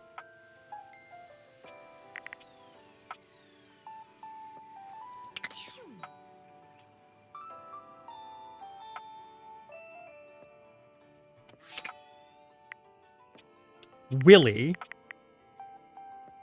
Click on work. Oh, it's not a visible instruction, but you can use it anyway. A tall, statuesque corporate type with striking hair and cheekbones is staring at you, hands on her hips. Something about her makes you instinctively crave her approval, and the way she's looking at you just now makes you doubtful whether or not you'll get it. Mm-hmm. Who is your voice actor? Come to rub it in? Rub what in? This was gonna be my big chance to prove myself. Oh. This was gonna be the job that changed everything.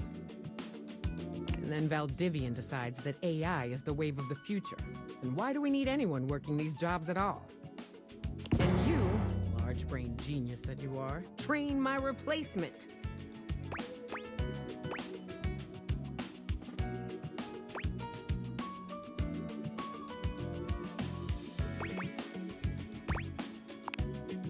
Oh, you're bad enough to get me fired, but not bad enough to glory in my downfall, huh?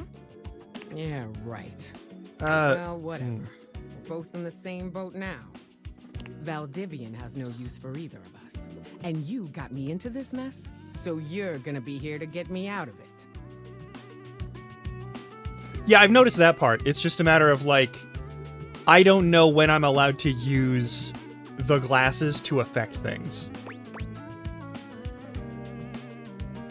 Sounds good. Time's wasting. Let's start over, shall we? Okay. Icebreaker. Your name and a fun fact. Name's Wilhelmina Work. Friends call me Willie.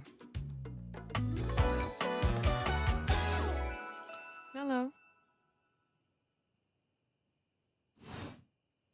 You and I aren't friends, but in the spirit of team building, you can call me Willie.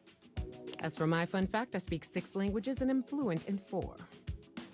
Jesus. That's really cool. Thank you. Now you. All right.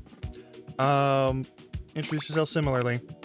You introduce yourself to Willie, but when it comes time for your fun fact, you hesitate for a moment. What to choose? I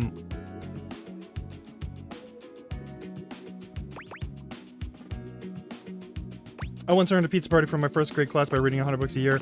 I climbed Mount Everest with nothing but bare hands and a dream. That's not true. But I definitely believe that one. I probably would have gone with something more recent, but that is heartwarming and relatable. Mm-hmm. Shows initiative and ambition, too. Well done. Well, that's done now. Let's see what else is on the agenda for today. Willie pulls her phone out, scanning through some unseen document. She frowns, her pretty features twisting into an annoyed grimace. Uh-oh. Guess we're on to scope now. Okay.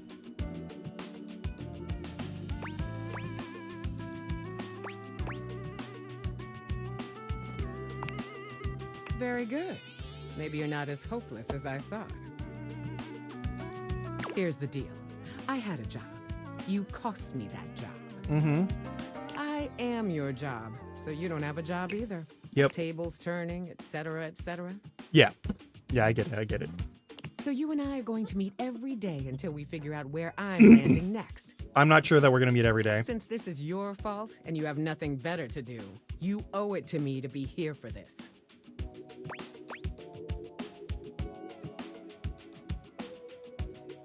Yeah, what the hell do you need me for? No, I do appreciate the opportunity to make this right. Very rarely do you have someone communicate so clearly, like, how that's Good. going. You get this straightened out and I might develop some respect for you. I don't really care about that. I've got some interviews lined up with some places around the house. First one's with Hanks Limited. Who? Hangers in your bedroom closet, those Hanks? Oh. Do a little research before you show up so you don't embarrass us. Sounds good. Supposed to Google my own household items? Figure it out. Meeting adjourned.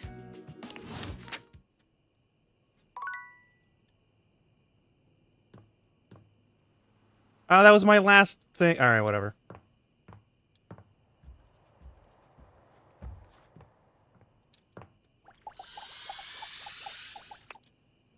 You need to use a charge to awaken. Oh, right.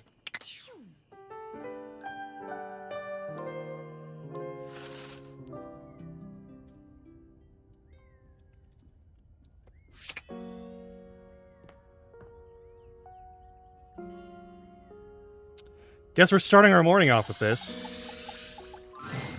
Benoit starts when you enter your bedroom. They look as if they've been waiting for you. Mm-hmm. There you are. Do you realize what today is? Your birthday? Did I miss an anniversary?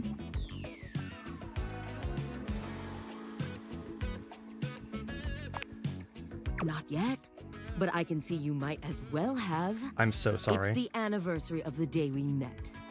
Or should I say, the anniversary of the day you pulled me out of several boxes, and you and all your friends laughed and laughed. Sorry, Benoit. Thank you. Why do you think I've been so desperate for you to see me as the sexual powerhouse I really am? I thought perhaps you'd remember our anniversary coming up, and that you'd take this opportunity to rectify the indignity of our first meeting.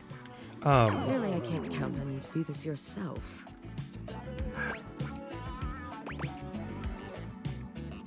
That's not fair. Is it? It took you ages to even use me. What the hell am I supposed to think when the first time we meet, I'm held up as a fucking joke? Tell me I'm not a joke. They look at you with genuine pain in their eyes. I'm sorry, I clicked through that too fast. Barely repressed anger and sadness.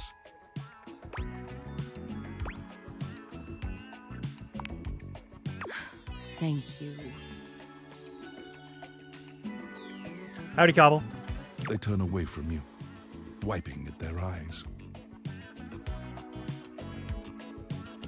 I never wanted you to see me like this. What, in an honest and sincere fashion? I need to be alone for a while. Okay. That's fair. That's fair.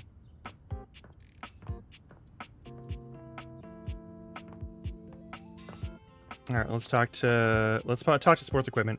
I want to train up with sports equipment before I talk to the fucking Norse warrior here. You find Dunk stretching idly by the weights. When he sees you, his handsome face breaks into a cheerful grin. He's so excited he can't seem to contain his energy. Get him, Gucci. Bouncing. You made it! Oh man, I'm so excited. It's been so long since I got to work out with somebody else. And a movie, too. Ah, there's nothing like a good lift with someone who's just starting out. Everything is so new, no bad habits to break, less competitive talk. It's just gonna be you, me, and the weights. Good vibes and a great lift. A shadow falls over the two of you. A massive, blonde, and bearded figure. Oh, this looms over motherfucker, you. yeah. Do not infect them with your weakness, Duncan. I keep telling you it's not weakness, bro. And Duncan was my dad, man. Call me Dunk. Nonsense! Exercise is violence! No, you got those backwards. Violence is exercise most of the time. Physical violence is... It is driving the weakness out of your body by force! No, it's not. And I will call you by your name! Duncan Fool Nelson Fart Leg Love Shuttlecock the Third! Oh, come on, Chris. You're really bringing the mood down. Kristoff glares at Dunk, then turns his exacting gaze on you. You! Tell him what you need.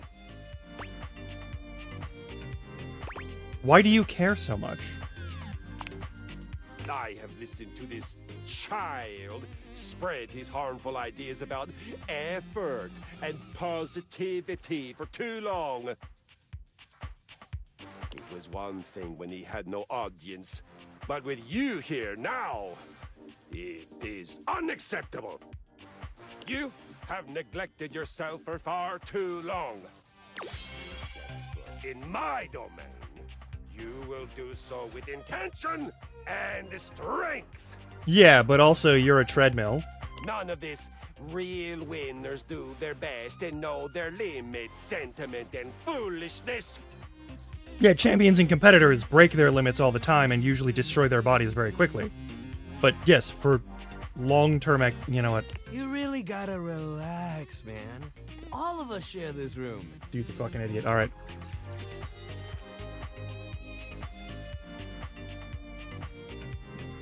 And it's their house.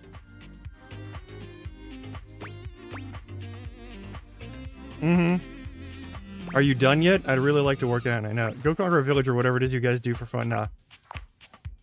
Yeah. I mean, thanks, buddy. But I think we got it from here. You do not got anything but sentiment and foolishness. But so be it. You have thrown your lot in with him. And now you will reap. Hey, Choji! soft consequences. Welcome on in. We're playing Dead Everything. I'm gonna use the friendly person and other people to improve my physical skills before I fight Kristoff and kill him with my bare hands. You are so weak, you cannot even lift a bag of chips. God damn, that cross trainer is intense. Mm-hmm. If bringing the mood down was a sport, he'd be a gold medalist for sure. How you doing, Choji?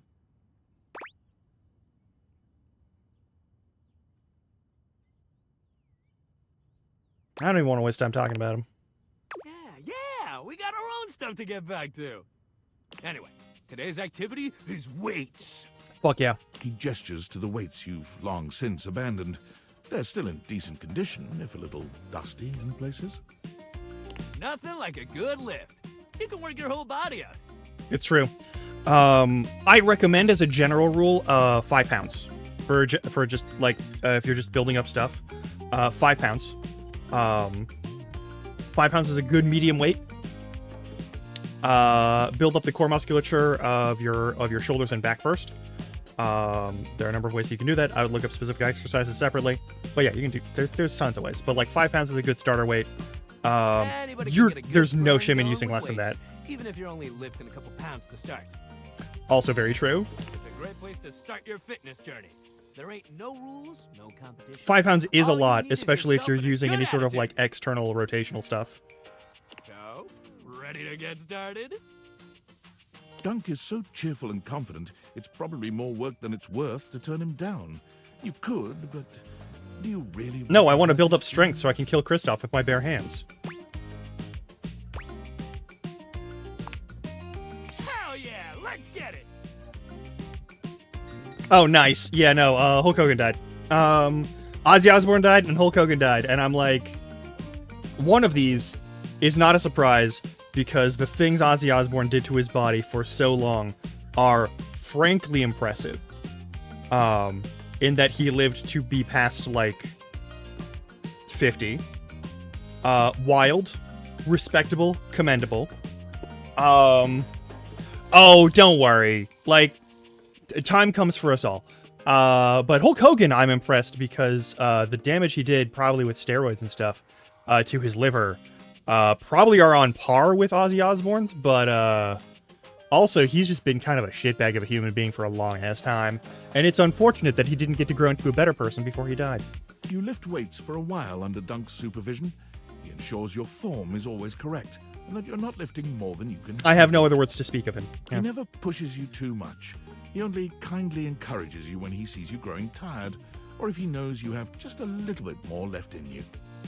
When he calls time, you sit down, sweatier and more exhausted than you've been in a while.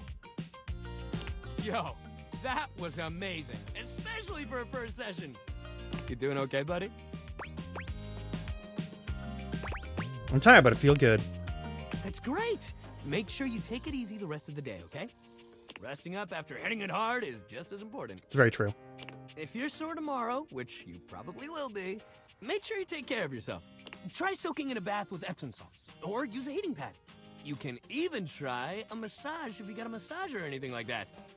And it might sound like the exact opposite of what you need, but trust me, keeping that body moving when you're sore only helps. Also very important. If you lay around and feel sorry for yourself, it just gets worse. Yep. But I got something that'll help. Next time, we'll do some yoga. Fuck yeah. I mean, it'll make you sore too at first, but it'll help you with the rest of the stuff we do. Sounds great. Hell yeah! Love that attitude. See you at the yoga mat. Moving the body is vitally important. Is this also Dunk? Yeah, okay, so Dunk is this, and this, and this. All of the things that were not originally designed as torture machines.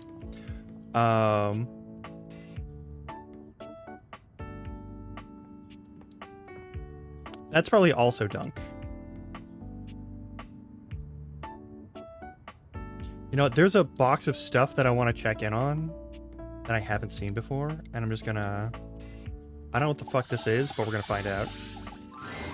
It takes you just a moment to properly evaluate the figure standing before you. Her hair and clothing are such a jumble of various my God. holiday decorations. Oh. It throws you. My God. What time of year is it again? Have you truly been locked in your house for so long that time has lost all... No, using the glasses enters you into some sort of, like, space between realms where you are, in fact, interacting with things outside of time and space in their normal activities. She is adorable, though. And her energetic greeting shocks you right out of your quiet contemplation. Hey, boss! You've caught me at a bad time. Heading to work. Well, the other work. Or is it the other work? What day is it, anyway? Oh, what's up? What do you need? Just want to introduce myself. And I to you. So many things and so little time. Makes you want to cry. That was bad. I'm Holly, by the way. Holly Day. Hi! I get it. Alright.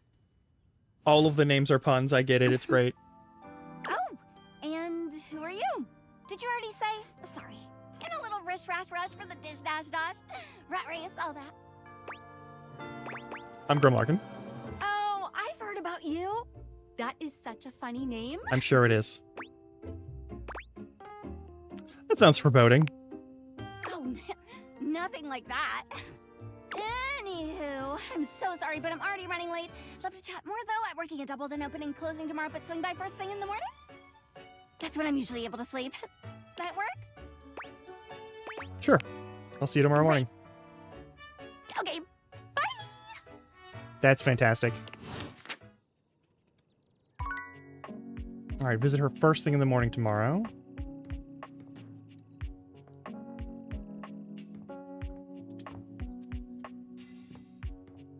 Alright, there's also the hangers. We gotta talk to them.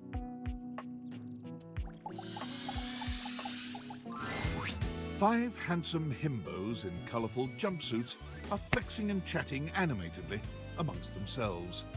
When they notice you, they begin to buzz with excitement, all speaking in rapid-fire sequence. Yo, check it! Quick, dudes, clean up the digs. We got company. Some real fine company, if you know what I'm saying. How's it hanging, homie? Word. Oh, that's facts, amigo. 5 guys. Well, what are you waiting for? Slide on in here and take a load off. And, anything else you want to take off? Okay, you pervy little bitch. Welcome to the Extremist Dojo in the Pad. The perfect place to sit back, chillax, and recharge your bats. Hell yeah!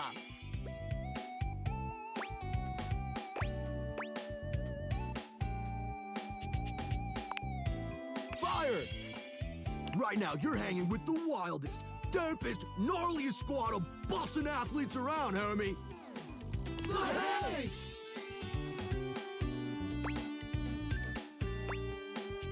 All right, well, who's who? Oh man, you don't know?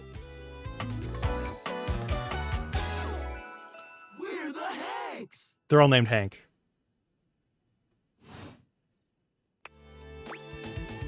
Yeah, but how do I tell you apart? Numbers are kick-ass! The Hanks all stand in formation, each of them striking a unique pose as they introduce themselves. You get the distinct feeling they do this often. I'm Hank number 1. I'm Hank number 2. I'm Hank number 3. I'm Hank number 4. And I'm Hank number 5. We're the Hanks! Brought to you by Red Bull.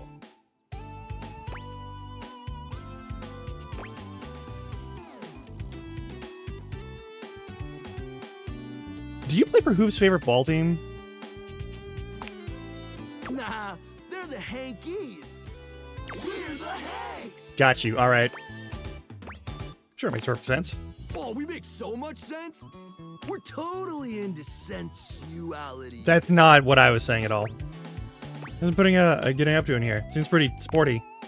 That's right. We're the wildest, most fearless, gnarliest squad of extreme athletes in the house.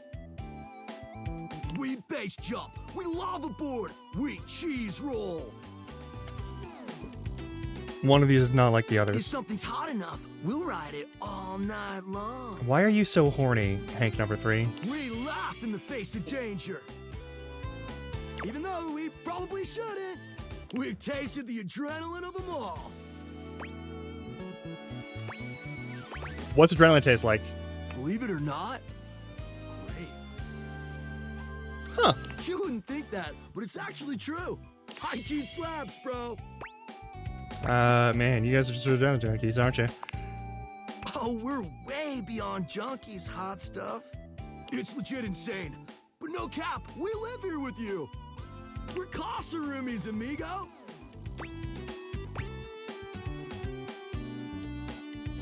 I've always wanted roommates. Right? Life's way more kitschy with friends. It's true. Or friends with benefits. Why are you so horny, Hank 3? That's why we partnered with Red Bull. What is Red Bull, anyway?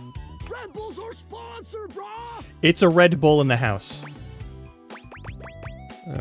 What's that? Some kind of energy drink? No, dude. It's a company that makes Red Bulls. For like cereal or soup or whatever. That's why we get so many free Red Bulls. I don't know exactly what to do with them all, but we'll figure it out. Let's explain all the Red Bulls. And they're not just a sponsor. They're our fam. They fuel our adventures. They provide our wicked gear, get our exploits killer exposure, and provide the best medical support when things get gnarly. Let's be real. They do get gnarly. Okay. By gnarly, you mean dope AF.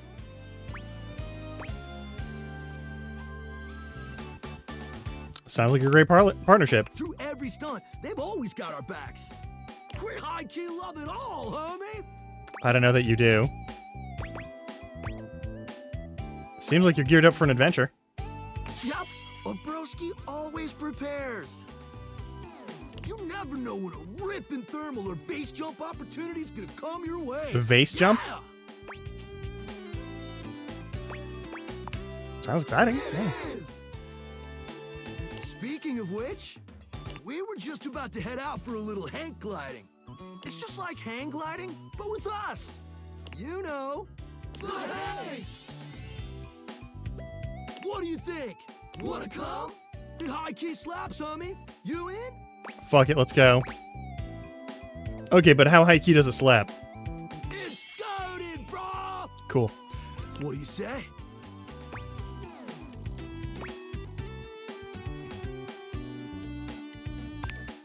Sounds red. We may fly to our death.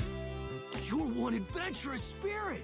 I am confronted with interdimensional beings that represent my household objects. I don't know what else to do. Epic. Just remember to stay focused and trust the wind. And hold on to me real tight. Absolutely not. Follow our lead and we'll be shredding thermals in no time. Get ready to soar, house homie. Thanks. We got another photo. I appreciate that they're all using, like, clothing.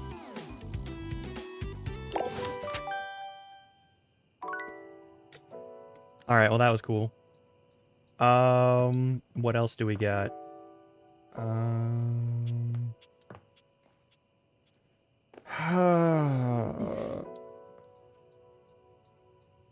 That's Dorian.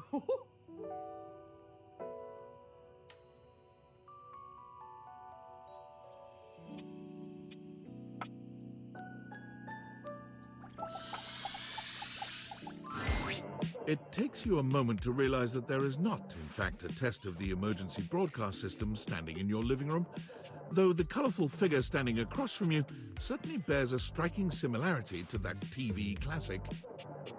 Even before they speak, you can feel a frenetic energy in the air, like someone switching between channels at high speed. Okay. Yo, yo, yo! Don't touch that dial, cinephile, because my favorite studio audience is now in attendance. The VIP attendee, the Uber viewer, and sometimes wooer. The supreme dream who makes this flat screen scream. How can I cater to my greatest spectator? I love how the socks or boots are clearly batteries, and like the entirety of the like jumpsuit is TV static. I like being catered to. Then let's get ready to rumble! Before we get to what's on my screen, let me properly set the scene. The name's Telly, rhymes with Nelly, like, whoa, Nelly, did you know Telly offers 5,000 channels like an endless deli? Holy smokes, folks! So ask not what your country can do for you. Ask, can you dig it? Thousand, really? I don't watch TV. I'm sorry, I live under a rock. I don't watch TV. I play a lot of video games, but I don't watch TV.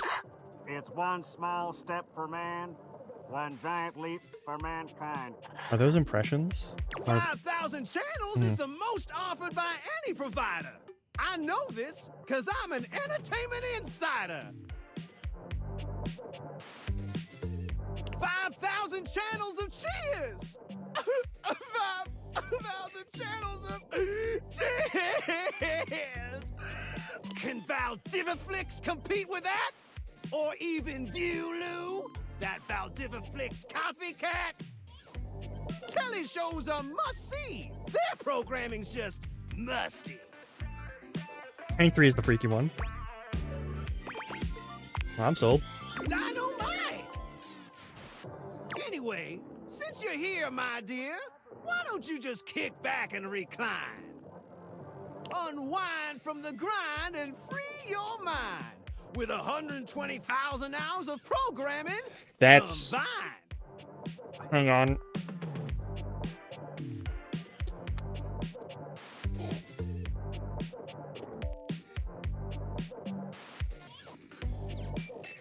That's okay. That cue till you go blind. I would rather not. Until I go blind. It's just an expression. No need for obsessing. In case of ocular degeneration, we'll just get you some medicine. All right, let's do this. Loading programming, loading programming. Optimizing for comedy, haha. Analyzing for reality, boo-hoo. Pratfalls and close calls from straight to your eyeballs. And, yeah, Mr. White. Yeah, science, bitch. I found 15,000 shows you wouldn't oppose. So what genre can I impose on you with my flawless flows?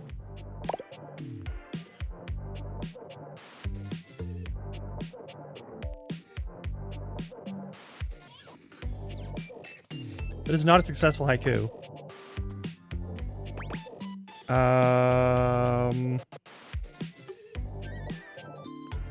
Local community access. I'm sure you want reality competition. I'm gonna say the most boring one to see what this motherfucker says. Wait, seriously? I just told you that I have 5,000 channels with 15,000 shows. And you want to watch the community access station? How else am I gonna learn close-up magic? Okay, fine. I'm just messing with you. Okay. Woo! You really had me worried there. I was like 30 seconds from having you committed. So what genre can I impose on you with my flawless flows? I know you want reality competition, so we're gonna go reality competition. So that's who you giving your rose to, my boo? Looks like the tribe has spoken. Okay. Very clever. I'll assault you with my pop culture. Hey, look, it's a slant rhyme. No, it does work. It does. It's fine. All right, my delight. I'll give you a reality infusion in 4K resolution. Cougar versus Cougar. Oh, Christ. Thrust into the wilderness and stranded in a remote location miles from any plastic surgeons. 10 older, attractive women must rely on their wit, resourcefulness, and cunning to battle for survival and outsmart their adversaries. 10 actual cougars. That's... What? That's just... Thank you for the 100 bits, but also what? With tensions running high and cougars lurking around every corner, alliances will be forged, rivalries will emerge, and the women must dig deep within themselves to prove once and for all which cougar has the sharpest claws. This is just the wild animal fights of the Colosseum from ancient Roman times. But on television. In modern times. So, my daffodil, shall we commence with this TV chill? What else is on? I don't... I've got 15. So what genre can I impose on you with my flawless time for some narration elation about home renovation? Oh, Gucci, thank you for the 15 bits. I really do appreciate it. But also, oh my... What? Allons-y. From the creators of Home is Where We Buried Grandma and Festive Infestations What comes... the fuck are they? Thank you, so, but like, what the fuck are these? Balls to the Walls, a thrilling home renovation series where each episode follows the demolition of a different home using wrecking balls as the primary tool of destruction. Hosted by demolition expert Carlos Balls of Steel Balenciaga and featuring an all-original music score from MC Whammer. No home is safe from the swinging force of Balls to the Walls. So, my beau, does this show make you go, whoa? Sure. Nice. Let me just get a summation of the station's location and Shazbot. I've made a huge mistake. What's wrong? That show I promised you we'd view just moved to Valdiviflix for more revenue, boo. On the casualty of peak TV, is anything else on? Just hang tidy, Aphrodite. I'll answer all your queries with 15,000 brand new series. So what genre can I impose on you with my flawless flows? Maybe I should just go. Makes sense, makes sense. Just, one more thing. What's up? Look, I don't want to pry, but I gotta know. It's not because you prefer Valdiviflix, right? Because that'd be a huge blow to my ego. Over your quality programming? Never. Under no circumstances. Oh, thanks, Hottie. That makes me feel naughty. Come back round here later, and I'll show you something body.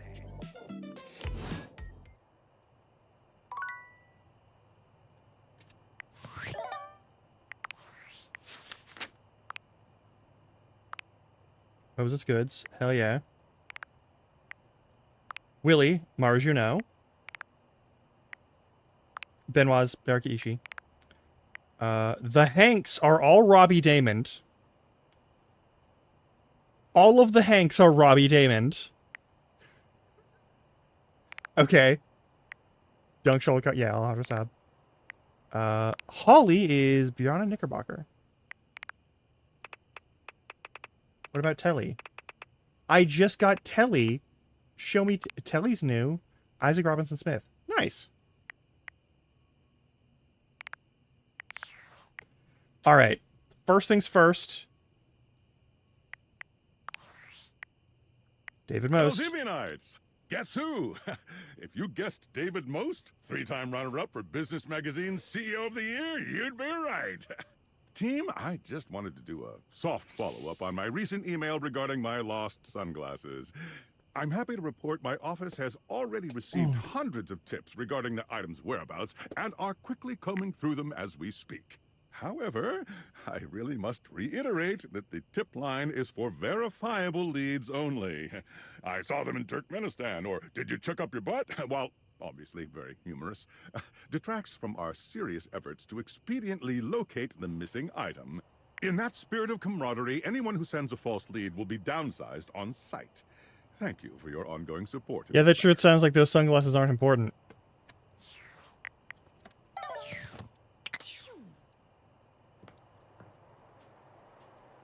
All right.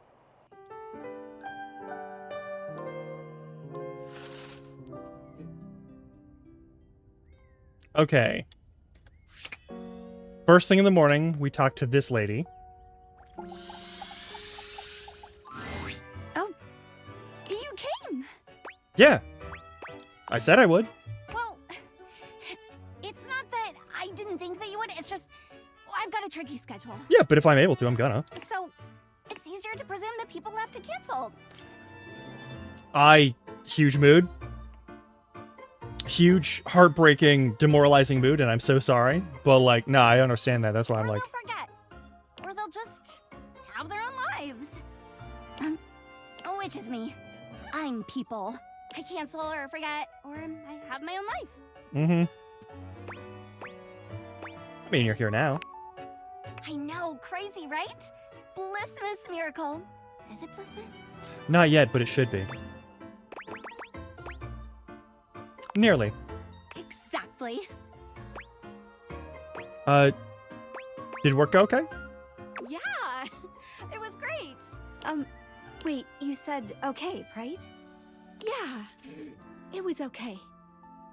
Hard, underpaid, fun, just a local pet. My favorite kind, the little ones. Oh, sorry, it's not you. Betty's right there if you need to... Tired? A little, but who isn't? Fucking nerd. Usually, when I finish a shift, most of the others are asleep. I never really get to talk about my work, so it's strange. Oh, you're like in that overworked loneliness stage. Nice. The shift wasn't, but this is. Why do you work so much? Someone has to. It's my job. It's always a holiday somewhere, and someone has to do the work to bring the wonder to everyone else. Oh, no. You're one of the shades that serve Dionysus, aren't you? Okay. I'm a helper most of the time. Essential, so they say. Uh-huh. Sometimes, when it's useful to say so. Yeah. Sorry. Here I am complaining I never have anyone to talk to, and now I'm yawning in your face. I guess I should knock off. I've got a shift in the morning, but thanks. I really appreciate it. Yeah. Get some rest. No! You get some rest. Okay.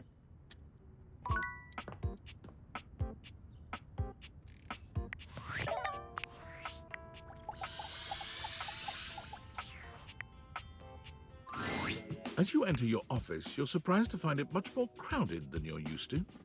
Willie is standing in front of a group of 5 men in jumpsuits, and they seem to be scrutinizing her almost as much as she is them. Yeah. There you are. We went ahead and started without you. Understandable. Praise be to the Lord of Speed, a buffer! What was that? Oh, right on, new homie! We're having a great time riding the ripping thermals of business and rad corporate lingo. Please. The character interactions are also fucking delightful. Right now, and I'm gonna need you at a 3. Ooh, I'm 3. Quiet down. Yes, homie. Or, ma'am. Extreme sports and working in the corporate world are essentially the same. So there's no doubt in my mind that I can handle this. But I need to know if Hanks Limited is ready to expand right now. What sort of time are you all putting in? What are your typical office hours? Big thrills don't have office hours, dog. It's true. We hit it hard when the waves are right and the thermals are doing their thing. It's an unpredictable hour situation. If you want a 9 to 5, this is going to be your gig. What are you writing? Inconsistent hours. I see. You. Yep. Willie turns towards you, and the Hanks all look at you with a sort of desperation in their gaze, silently pleading with you to save them.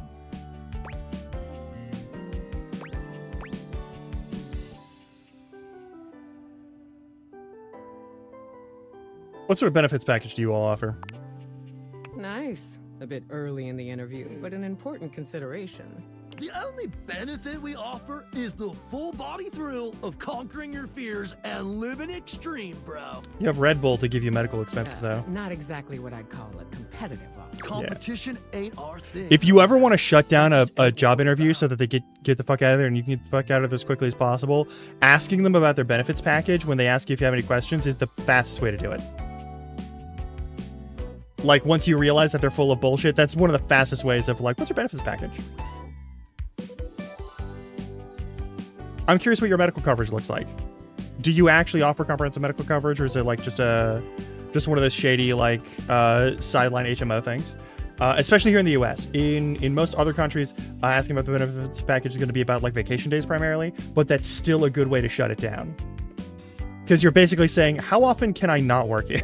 We welcome anyone with an open mind and a radical spirit. I think she wants to have those, but doesn't have them. And if you ever want to come hang out, you're welcome. But this is officially over the line, dude. We ain't no corporation, homie. We're just a bunch of Hanks trying to grab the bull by the horns and ride that bucking bronco into the sunset. Also a good one. You're mixing 3 different metaphors there. Point taken. You can leave. Hanks out! The Hanks leave your office swiftly, taking their cheerful, awkward energy with them. Willie sighs, shaking her head. Well, that was pointless.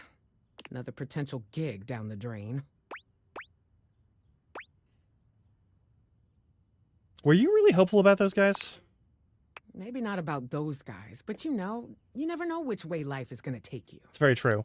Don't you ever wonder about the jobs you could have had? Yes. The person you could have been if you didn't throw it all down the drain time after time.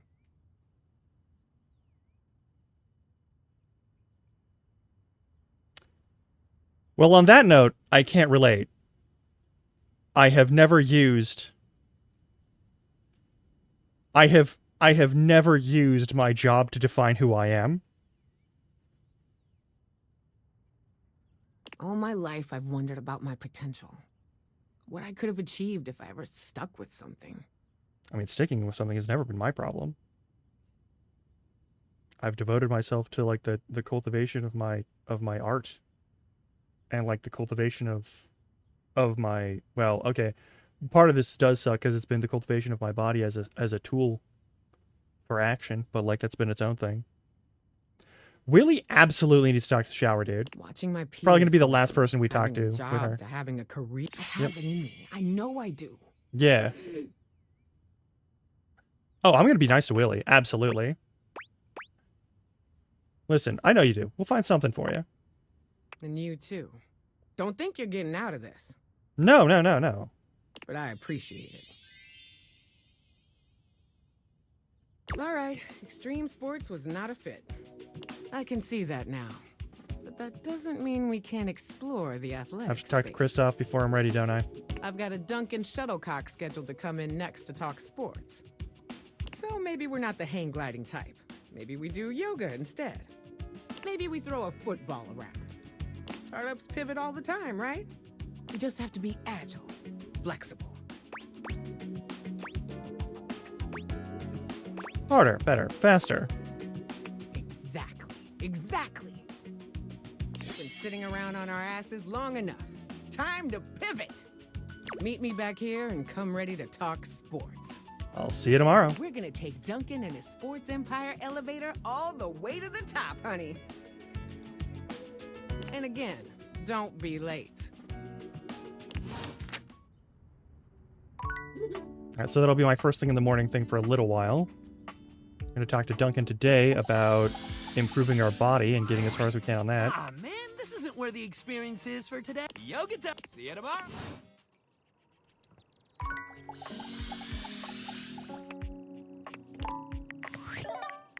Hang on.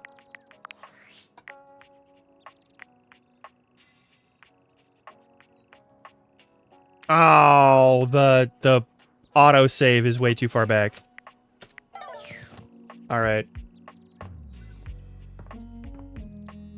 I've only got 2 marks and one of them has to be used. But yeah, actually, if you got another one for me. If there's one that I should be trying not to miss. Because there's a bunch of objects here, but we only got... Like, I'm gonna get through, like, the globe and the lamp and the floors and all that stuff. But if you've got any ones that are, like, easy to miss, absolutely.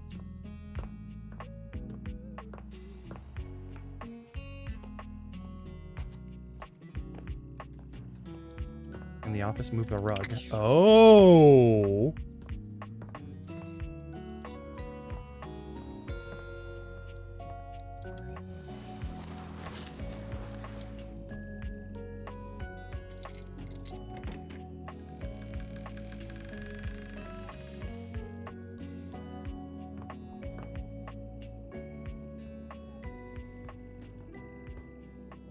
I don't think we can date the sun. There's a thermos.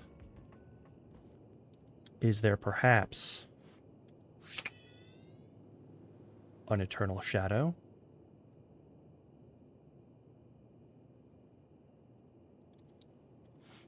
A key. Is it a real skeleton? It can't be, can it? Cartoons taught you they're made of bones. Can I take it? Oh, I have to talk to the key, thermos, and a mousetrap. Is there anything else in here? I was told to find a shadow, but that's probably in the attic, right? Let's talk to this key. Actually... Is the key the right move? I feel like it has to be, right? Worst case scenario, we come back here tomorrow. You're not sure what you expected to find in the crawl space, but it certainly wasn't this well-dressed, regal figure. He seems quite stunned by your arrival, but the moment you liberate him from his underground prison, he comes alive with joy. It's got to be in the attic. Shadow's got to be in the attic. Ah, fresh air. It has been far too long. Thank you. You're welcome. I have been trapped within that accursed crawl space for so long that well, I don't even know how long it was. Time lost all meaning under there. Well, we're also in a space where time has no meaning here. But never mind that now. I am Keith, and I owe you a real debt of gratitude. Can you help me open a door? I need you to put yourself inside of Dorian. Eso! Hang on! My content aware is going off. Keith, the skeleton key, has a bit of a personality quirk that I would like to warn you about. Okay. But I'll ask you, would you like to have the dramatic effect? Or would you rather know from the start? I'll be on for the ride. You got it. Please tell me, is there anything you're wishing for that I can help you with? Looking for reading in the attic. Do you know where I'd find it? Ha ha! Do I have some good news for you? I am in fact a skeleton key. I can unlock just about anything with and a few things without keyholes besides. Is that so? Sounds very useful to have. I am nothing if not full of surprising talents. Can we move you out of the crawl space then? So, Dorian is giving you some trouble, eh? Nice to hear that some things haven't changed while I was gone. Well, fear not. Dorian and I go way back. We were practically made for each other, he and I. If you'll allow me the briefest intrusion into your pocket, I'll gladly accompany you. Without further ado, Keith leaps straight into your pocket.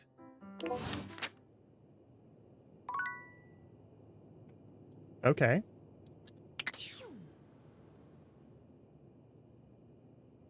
Even without the magic. Hang on. There's a mousetrap down here. We're not going to worry about that just yet. Howdy, Nico.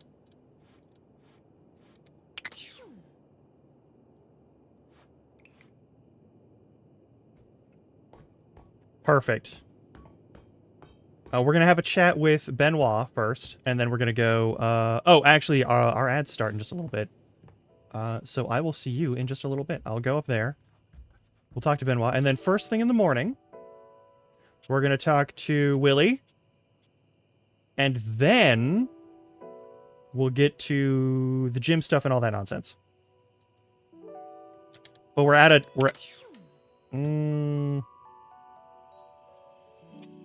I'm going to say tomorrow in-game. I really want to try and actually, like, finish this one, because I don't know what the stat bonus is, but, like, I feel like we're close to finishing this one, and I don't know how many rounds I'm going to have to talk to whatever's in the attic.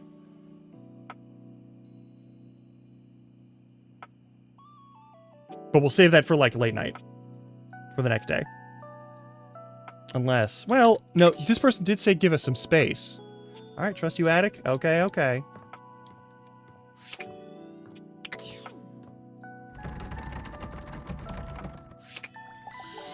At least to get to the attic. Dorian looms over you, arms crossed over his broad chest. He seems almost smug about blocking your way today. Hello, mate. Let me give you a tip. When you see me with my arms crossed like this, it means you're not getting through. What might it take to uncross them, I wonder? Keith? Is it really you? Hello, old friend. It is me, all right. Where on earth have you been? I've been tucked away with my thoughts, you might say. I never knew why you left. I am so sorry I never said goodbye.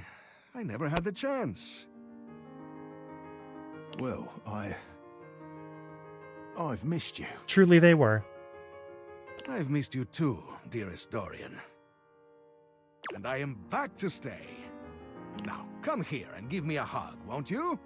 I could never resist you. Dorian and Keith curl their arms around each other, fitting together as perfectly as, well, a key and a lock. And just like that, door is open. That was brilliant. He gets me every time. Just a little game we play. I can't keep him from anything he wants. That's because he's a key. I get it. He's my greatest weakness. Indeed he is, Dorian. And without you, I would have nothing to do. We fit together rather well. Seems like there's some history here. Well... We may have given love a shot, but it didn't really work out. I prefer to cherish the fact that it led to our friendship. That's fair. Quite so. A superior level of relationship, in our humble opinions. Do you think love can include friendship? Maybe so, but it can also complicate it mightily. That's very fucking true. Oh my god, that's very fucking true. Closed off, but love tends to get messy. It really does. For us, friendship is the way to go. Understandable. Hey, we've become buddies. Excellent. What's my stat boost from Treasure you? trove of friendship is open to us. Marvelous. A little more empathy. Perfect. Well, let's see what's in store in the attic.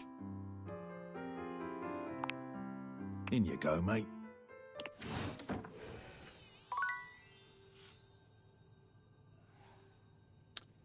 The fact that the key bowed to me is...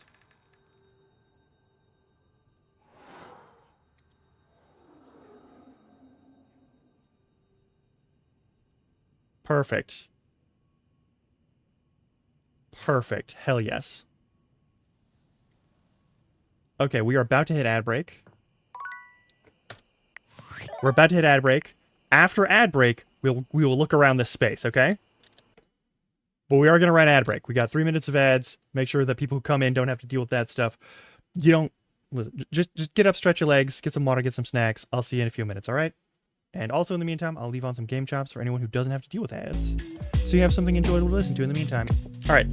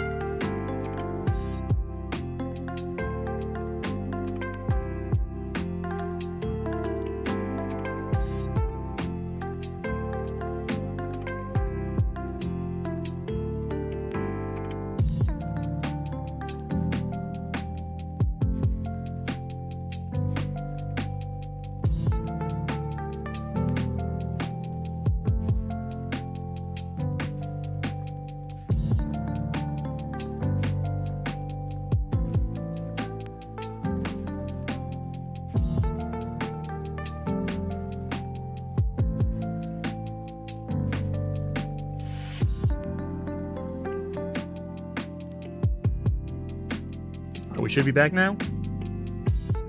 We should be back now. Alright. Let's fucking do this.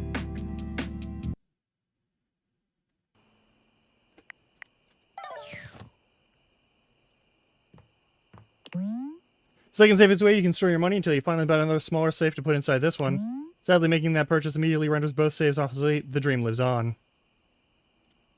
There's also classic board games, which will come crawling back to the next time power's out. Examining boxes. A ghost. It spooks when it's spooking too. Oh, that was terrible. We have a ghost. Pull from the box all directions, less and less each year.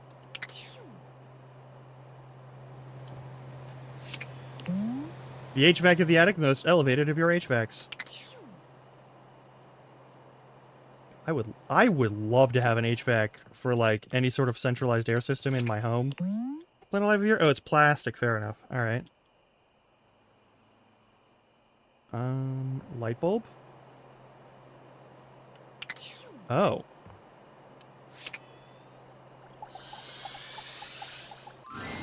When you bought this house, you heard rumors the place was haunted, but you never paid it any mind. But there's no question that the spirit floating before you is a ghost. She looks like she came straight from the 80s. Her clothes as dated as her skin is translucent. Her eyes lock onto yours, and a chill runs down your spine. But where you feel a tingle of apprehension, this ghost seems elated. Oh my god, oh my god, oh my god! Hi!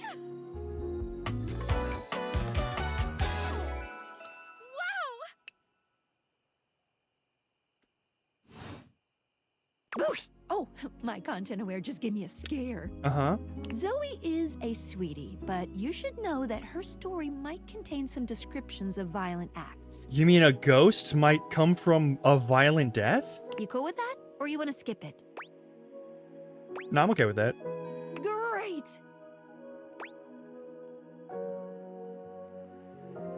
Did she just hear you say that about a story having violence? No, Zoe actually can't hear me since you're not actually wearing the day theaters right now. Ooh, pretty wild stuff. Weird. Bye! Hi. Hey, yeah, what? I don't know. Oh. Oh my god, what are you? Where are you from? Do you like ice cream? This is the best day ever. Meeting me is the best day ever? It is! Unless it's night. It's hard to tell in the attic sometimes. I've just been up here all by myself for God. I don't even know how long. You'd be amazed at how bad my sense of time is. Like, it's actually kind of crazy. I can't even tell the difference between a minute and a month. With good reason. No, this is fantastic. But I have just been here, you know? And I am so bored. And I'd just give anything for someone to talk to. And I was just thinking about that. Like, I think a lot. Like, I'm such an intellectual. Sure. And then here you are. Like, there you were. You might eventually be over there. And that's nuts. Wait, though. What are you? Good question. Let me explain some stuff. Life, as you might know it, is kind of a complicated proposition for me. Yeah. I don't know if you can tell. I hide it pretty well. Oh my god. I rhymed. Ah, that's amazing. Honestly, it's amazing to even be able to speak because a lot of the time I can't make sounds, which is weird. And a lot of the time, like most of the time, I think I'm invisible because nobody can see me. And that's super weird because I'm totally real. You know, I mean, I think I am. So why wouldn't I be? Because if I can think, I must have a brain or a consciousness somewhere. Focus. Right? Yes. Sorry, I am just so excited. It's all good, it's all good. My name is Zoe. Mhm. I know, it's like the coolest name ever. I actually picked it myself. My name when I was alive was something really dull, like Lucinda or like Elvis or something. I don't know. But the moment I died, I picked the name Zoe. It was one of the ways I made myself Okay, feel so you better do know that about you're dead. Okay. being dead. So yeah, I'm a ghost. I'm totally dead, which is probably why you felt cold when you first saw me. Because you can see me, which is basically the coolest thing that's happened ever in the history of the world. Yeah. Except, of course, for me dying, which was equally awesome because being a ghost is the best. I've always wanted to meet a ghost. And I've always wanted to meet a human. Well, I mean, I've met lots of humans before, but like in my ghost form. Yeah, no, I get what you mean. Yeah, It I'm feels different. Yeah, okay. Hey, listen, something's happening. I don't always have control over when I evaporate, and it kind of feels like I'm about to just, like, cease to be here right now. So, such a bummer. I want to talk to you. Just, come back and see me again, okay? This is gonna be so cool. No pun intended, because I'm cold. Zoe is already beginning to fade, her voice growing fainter. All right. Oh, here I go. See you later. That's fair.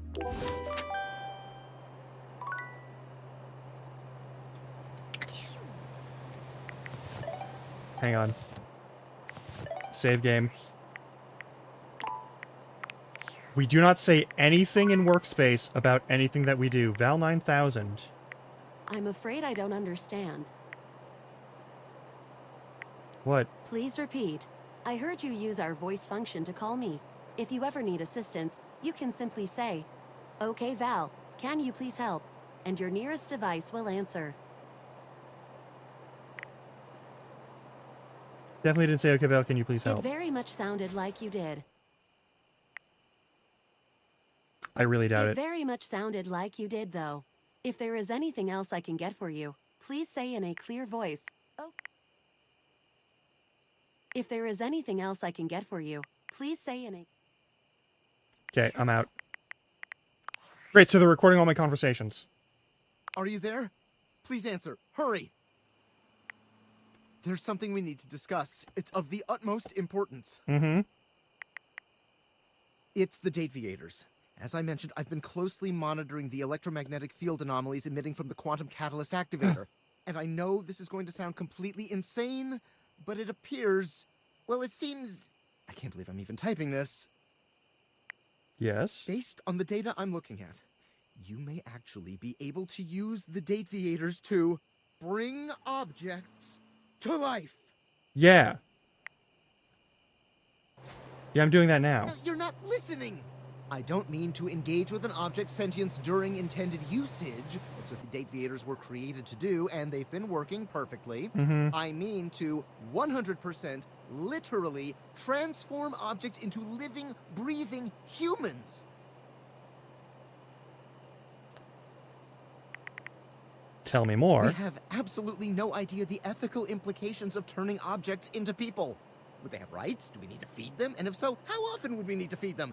Is only lunch enough if it's a big lunch? We're sleepwalking into a minefield of existential dilemmas here. Okay. Good point. Not to mention, I didn't even program the Dateviators with that functionality. We gotta talk to Skylar Specs. Government augmented my original schematics with secret military tech, but I'd have to do more tests to be sure. What kind of tests? I'm sorry, but we'll have to pick this up later. I'm not under any sort of duress or anything, but I had a huge enchilada for lunch and I'm exhausted. I'll reach out again when I'm able. Okay. Yeah, I haven't talked to the sink yet. I should do that. I already talked to the toilet. That was fantastic. I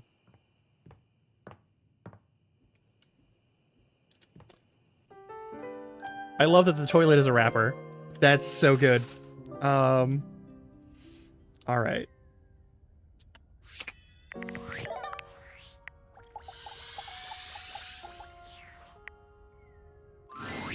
To your relief, when you enter the office this time, Willie is not already mid-interview. There you are. My steady right hand. Oh, You're no. right on time. Unfortunately, Mr. Shuttlecock is late.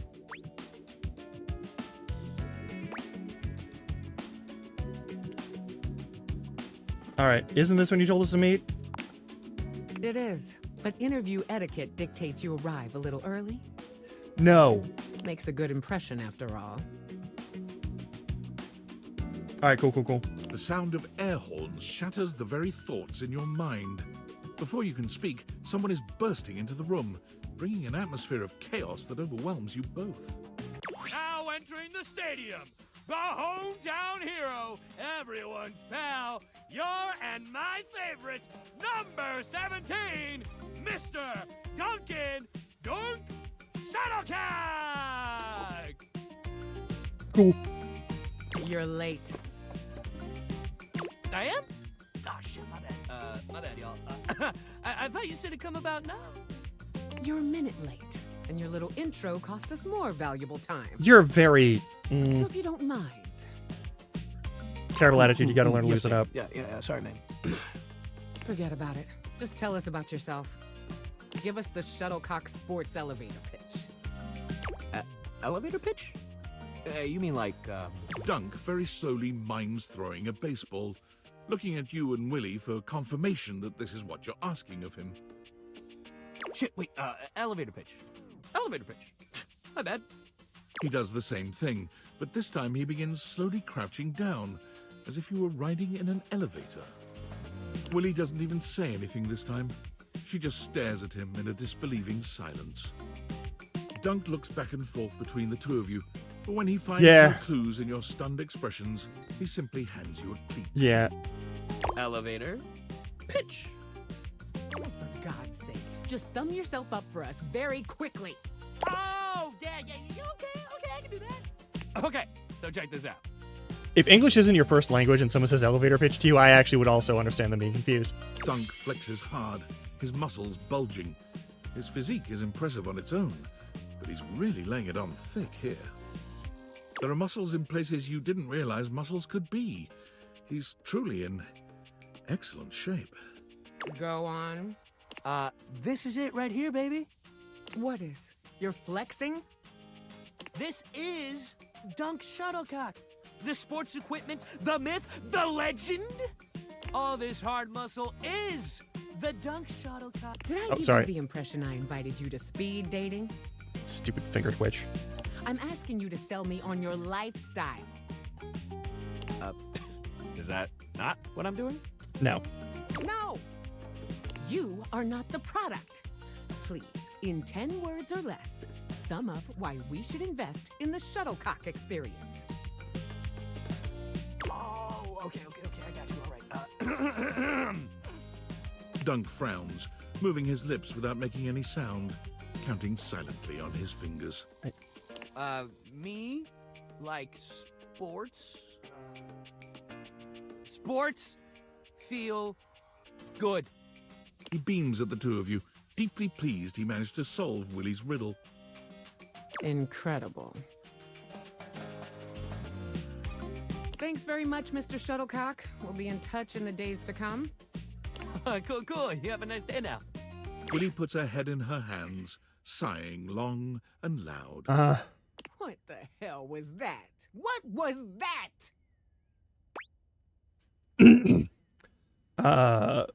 The Duncan Shuttlecock experience, I believe. Sup, Toffee? Welcome on in. Yeah, I got that. It must be real fucking nice knowing just who you are and where you're going at all times. It must be fucking nice. I'd love to be wandering around just shouting, "Really work," and knowing that was all I needed to make it. A guy like that probably got carried through existence on the strength of his athletic ability and star athlete status. I mean, no.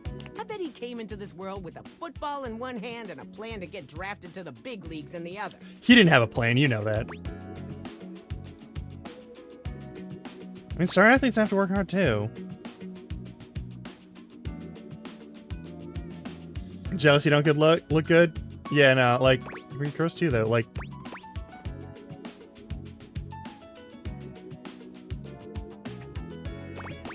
this is very true, but I'm gonna say this one. Oh, please, don't start with that. I'm not trying to hear that right now. Fair Whether enough. it's true or not doesn't change the fact that I have no idea what Oh, I'm that doing sucks. here. I'm glad you got it taken care of. Oh, did you get it taken care of? I hope you got it taken care of. Yeah, no, that's fair. Willie's gaze falls upon a paper in front of her. She scans over it briefly and then sighs. I've got other interviews lined up around here. I'm wondering if it's all a waste of time. Nah. I want this to be work, but it's not. I mean, hell, look at this. Coffee with Jean-Loup? Oh dear. What, am I gonna start a rap career at my age? And then this, lunch with Scandelabra? I wouldn't wish that on anyone. Yeah, no, that's... I mean, I figure maybe he had his, well, candelabras don't have ears. His candle holes to the ground? God, I'm really scraping the bottom of the barrel here. I have to try. Okay.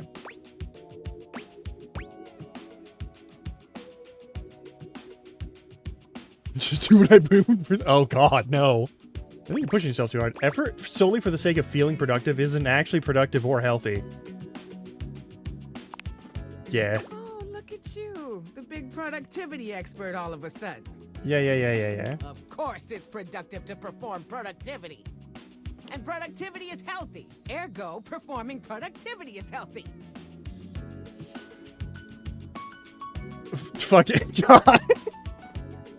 Old school RuneScape players catching strays today, shit. Trust me, the math's here. I know what I'm talking about. Well, I guess I gotta prepare for my next interview. I don't even know what I'm gonna do yet, but just meet me back here later. Yeah, no worries. See you then.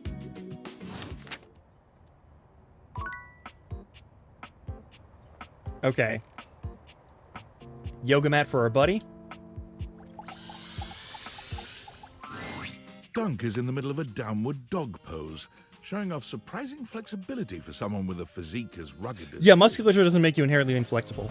When he sees you, he straightens up and waves, but not before you've gotten a good long look at him, in a rather compromising position. Hey, there's my favorite new workout buddy. Ready to try some yoga? I love yoga. Oh man, yes! I'd love to hear that! I actually don't care about yoga on its own.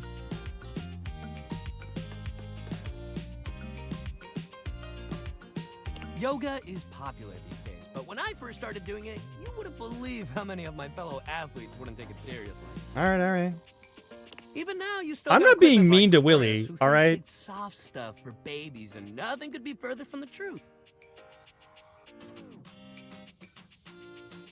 But also, like, who cares if it's soft or not? We haven't been Real mean to strength Willie. comes from not We ain't caring gonna be about mean to other Willie. people's opinions.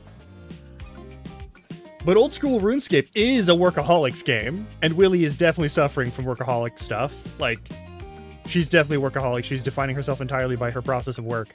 And that's not good for her. Like, she deserves better than that. We're gonna get our yoga on, and nobody's gonna tell us we can't.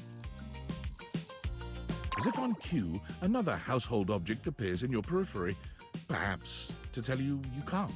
It's Kristoff. What up, what up, what up? Yo! Dunk's normally unflappable smile grows slightly rigid. Ah, Shelly, hey, we were just about to... Do some yoga? Yeah, I heard. Shelley throws her muscled arms around the two of you, bringing you in for an uncomfortable group hug. She's squeezing far too tight, evidently unaware of just how strong she is.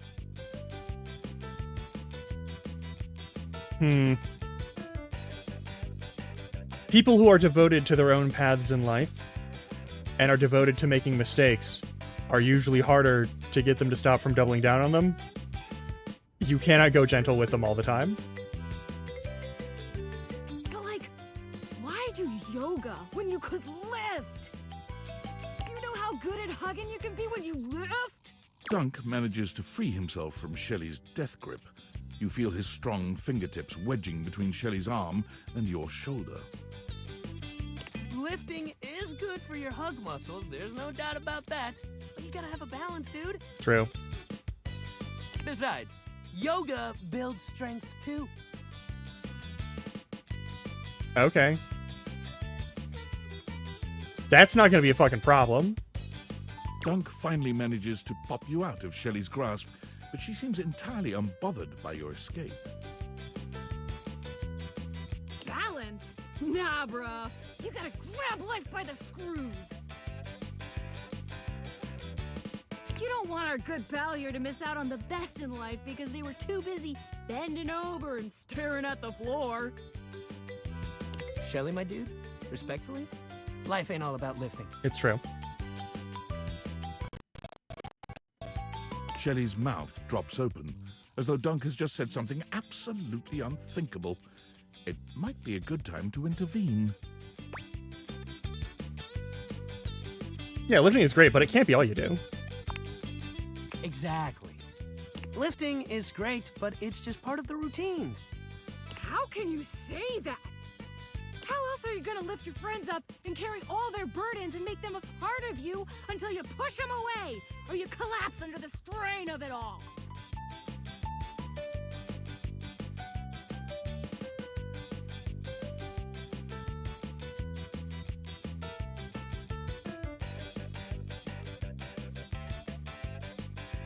Listen, you're really cute. And I really like your voice. And I think you're delightful. But if you keep talking like my ex, who has emotionally harmed herself time and time again because she's not willing to let go of things and prioritize herself or be open with people, and thinks that to be strong is the only thing that matters,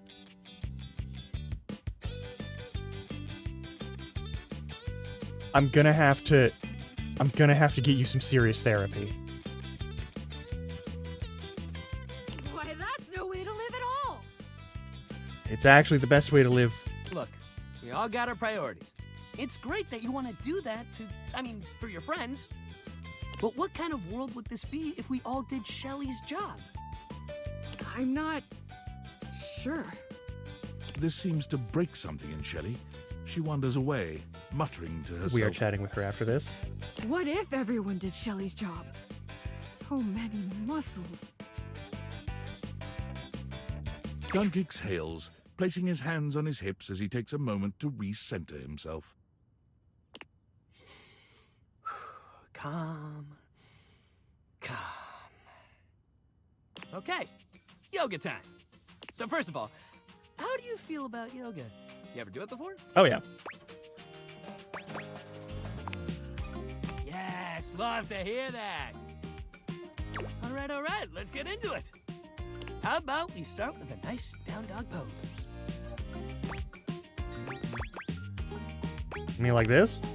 You bend down into a decent downward-facing dog pose, keeping your feet shoulder-width apart and placing your hands palms down on the mat ahead of you. Your body forms a graceful triangle shape.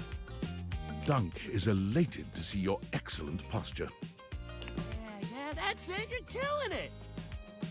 Now, see if you can lift your leg up behind you so you're in a kind of standing split. Dunk lifts one leg from the ground until it's parallel with his arms, continuing even beyond that until he's in a proper split. He's surprisingly flexible for such a big guy.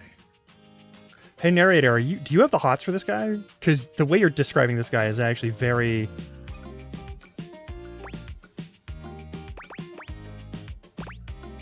Do your best. You lift your leg up as far as you can, and while you don't get anywhere close to Dunk's level of flexibility, he seems just as excited as if you had. Hey, yeah, that's it. You got this. You're giving it your all. Dunk leads you through several poses, encouraging you and guiding you wherever you may need. He's an excellent instructor, always considering your body's limitations as he takes you into your next position. By the time you're done, the two of you have worked up a good sweat. There's almost a sort of intimacy to the whole thing. You can't really remember the last time you did something like this with someone else. This is great. You're doing real good. Why don't we cool down with a nice cross-leg sit here? Dunk motions to you to take a seat across from him on the mat. As you take your place on the floor, you find that for once, his boundless energy has simmered down just a bit.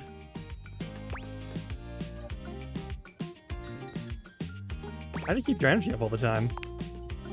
I don't. I get tired just like everybody else. Oh. Dunk grins at you, doing absolutely nothing to sell the point that he does run out of energy every now and again. We all gotta have rest days, even me. You never take a rest day, you end up like Shelly. Dunk looks quickly over at Shelly, who is still puzzling over what it might mean for everyone to do Shelly's job. Just take your rest days, man. Yeah. Dunk breathes in deeply, in and out, seeming to relax further for just a moment. And then he's... Great work out today, man. Really, you killed it. Hand is all twitchy today. What the fuck? Next time, we're gonna do some good old-fashioned sports. Fuck yeah. I'll even let you choose the ball. Sounds fun. Hell yeah, that's the attitude. All right. Now we're talking to Shelly. Is it the shelf itself, or it's the shelf?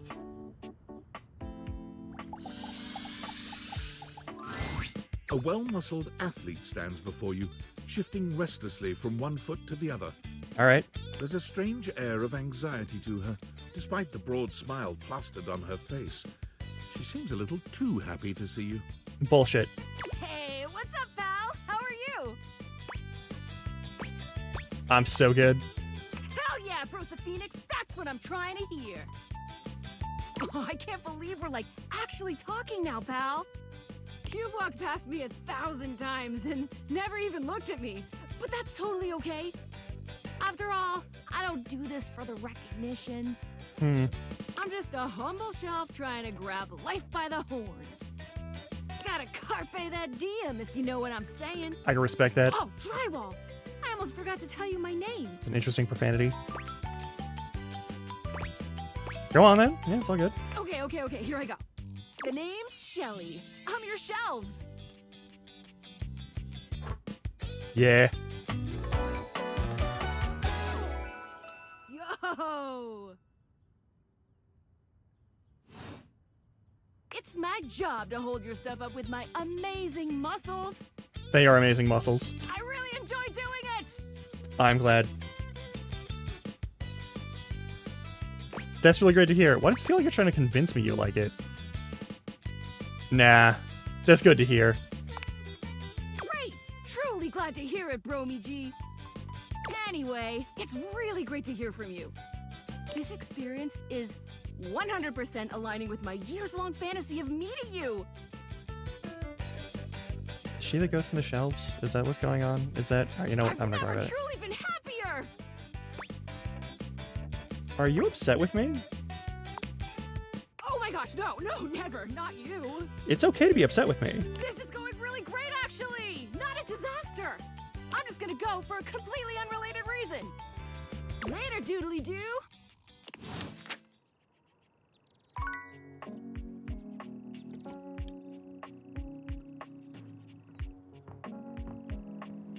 All right.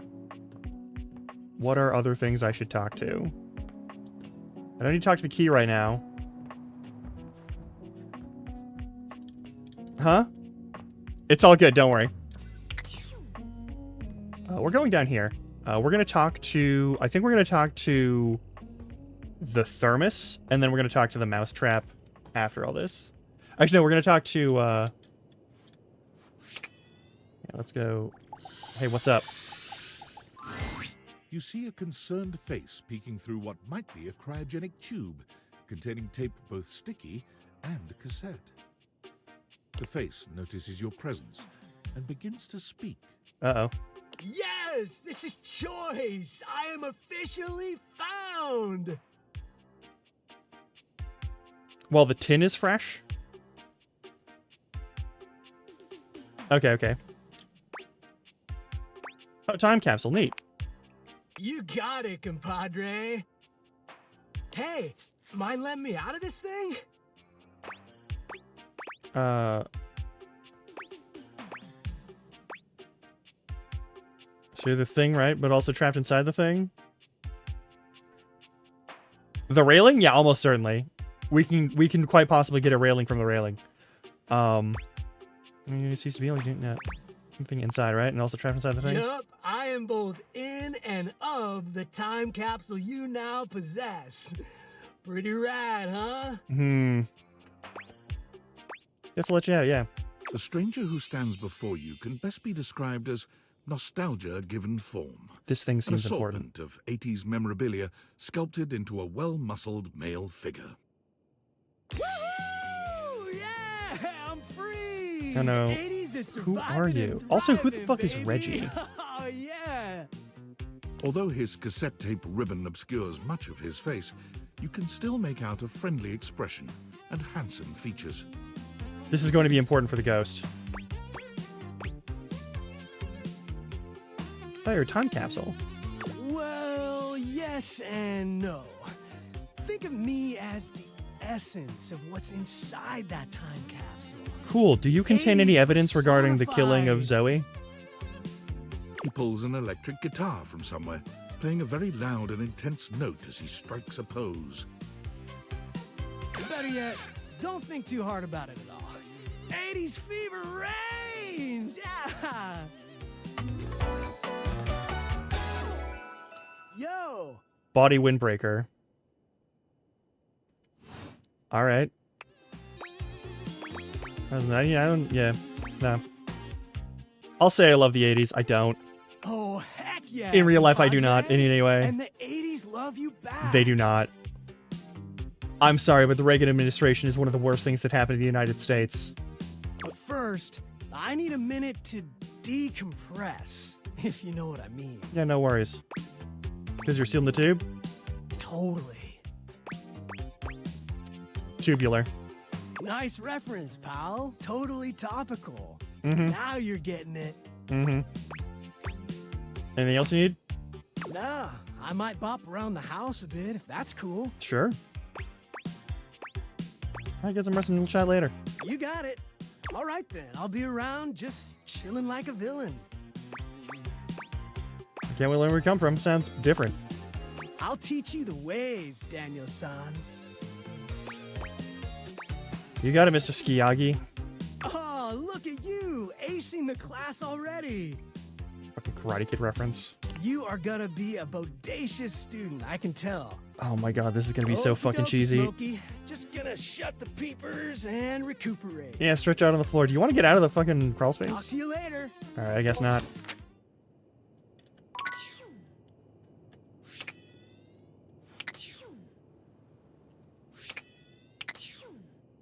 Alright.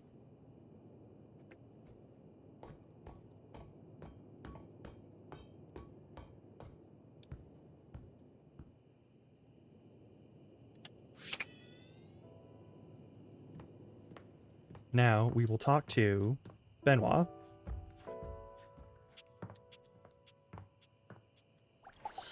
Actually,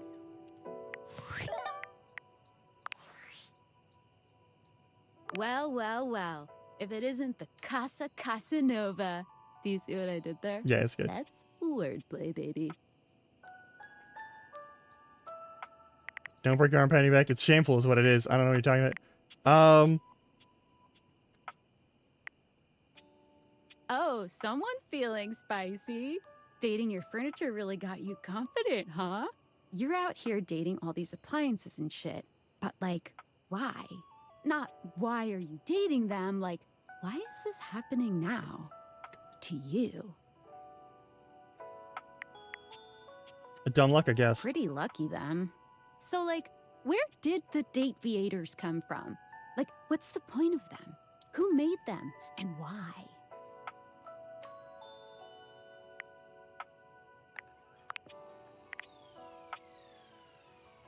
Apparently tinfoil hat, some guy named Tinfoil Hat is claiming he did. Tinfoil hat? Right? Okay, this is some conspiracy shit. Yeah. Your life is half political thriller, half harem anime. So, like, did you find out what your purpose is or whatever? Nope. Are you a top secret operative in the furniture dating war? Are you collecting data on people in love with their shower? I wish I knew. Me too. Oh well, guess we can just make up our own theories. Hey, don't say Or shit about maybe this at just work. Enjoy the furniture dates for now.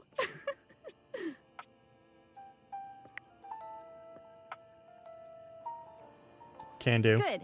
Might as well have fun. Well, this has been fun, but I have a meeting in 3 minutes, and I really want coffee first. So, gotta go fast. Bye. Weird that we're having this chat on an unsecured line, but sure. Alright. New. Yeah, we know Dorian. Shelly is Abby Trott. Nice. We already know Willie is Amara Junot. Keith is Christian Lands. Holly, yeah, we know Brianna Knickerbocker. Zoe Bennett is Ashley Birch. Okay, yeah, no, how did they get every single fucking internet voice actor on this? Every single and several that are not internet voice actors. Oh god, I'm so glad you're back. I thought after that disgusting display of emotion the other day, you'd never want to speak to me again. But emotions are important. What disgusting display? Like, don't be so hard on yourself. Yeah, don't be so hard on yourself, Jesus. Well, if I'm not, who else will be? I let you see me in a compromised state the other day. And for what? A silly little anniversary? I don't let things like that get me down. But it did tell me something. They give you a kind smile. Your opinion of me is way more important than I realized. I was so desperate for you to see me as the sensual being that I am, and not just some big joke. I was overlooking that we're pretty good together as friends all this time. We do have great friends, but only friends? Let me relax. We do have great friend chemistry. Like, it's true. We do, don't we? I'm lucky, honestly. It's hard to come back from embarrassing yourself like that. It's not an embarrassment to show emotions. But I get to go through life with a good friend like you at my side. So thanks. And listen, you ever want this to be a friendship with benefits, you need only say the word. But otherwise, just know, you'll always have a good friend right here in your drawer. Marvelous. Ideal outcome. Just got a little more sass. Oh, it looks like we got a couple of things boosted. No. Those are from previous things. All right. All right. Let's go talk to the ghost. Of course I did. I'm so happy you came back. Being up here in the attic, it feels like people only come up for little bits of time and then they try to leave as soon as they can because, I don't know, for some reason, a lot of people think attics are scary. Yeah, no, that's fair. I've never felt that way. For me, it's like a playground up here. Yeah, but you're also dead. A lot of people are afraid of things in attics. Like what? Like spiders. Huh. Yeah, I guess that makes sense. Yeah. I do wish people would stay longer, though. That's fair. Even if they can't see me, it would be nice just to watch them. Like human TV. Jeez, I wish I had a TV. Hey, now that I'm thinking about it, how can you see me? I don't think I know exactly. Yeah, I mean, I used to watch you move boxes around and search for that same amazing We've been Christmas affected by sweater those every glasses. year. Though you have stopped coming by lately. Yeah. But you've never even looked at me before. Like, through me, which is cool, but never at me. Mm-hmm. I have these cool glasses called aviators. Whoa, awesome. Tell me everything. They let me directly acknowledge a thing's existence. Okay, you say thing. Thing, not person. So does that mean... Doors, walls, chairs, windows, all of it. Anything I want to talk to, I can.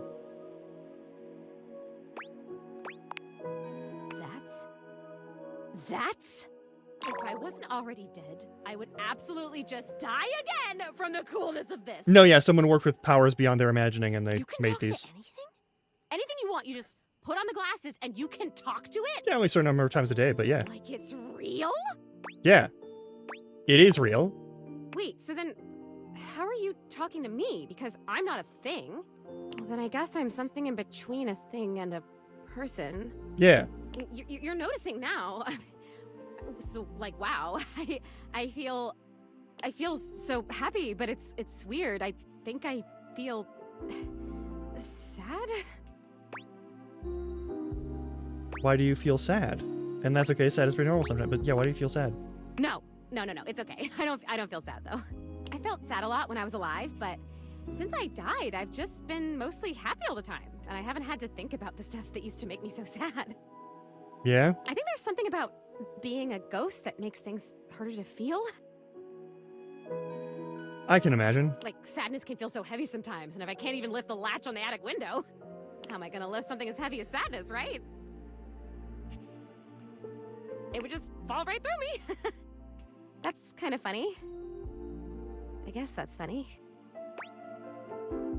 That's more sad than anything. Yeah. But your glasses, this idea that you can talk to anything, to anybody, like, does it feel like you have friends? What does it feel like to have friends? Feels pretty good, honestly. Oh man, I would love that. You've got one right now. Oh boy, okay, this is weird. I'm having another feeling, I think. Mm-hmm. Tell me about it. It's so strange. Like I said, I'm so happy. Like, I'm so happy to have met you. I'm loving that you're here. I can't wait to play all the games, and I want to show you how I can go through the wall if I really concentrate, because that honestly is amazing. And the most amazing part is that when I go through that wall, I end up right back in the same room again. Like I'm in this crazy loop where wherever I go, there I am. Oh, you were killed in the attic? That's pretty meta. So you can't leave this room? Nope.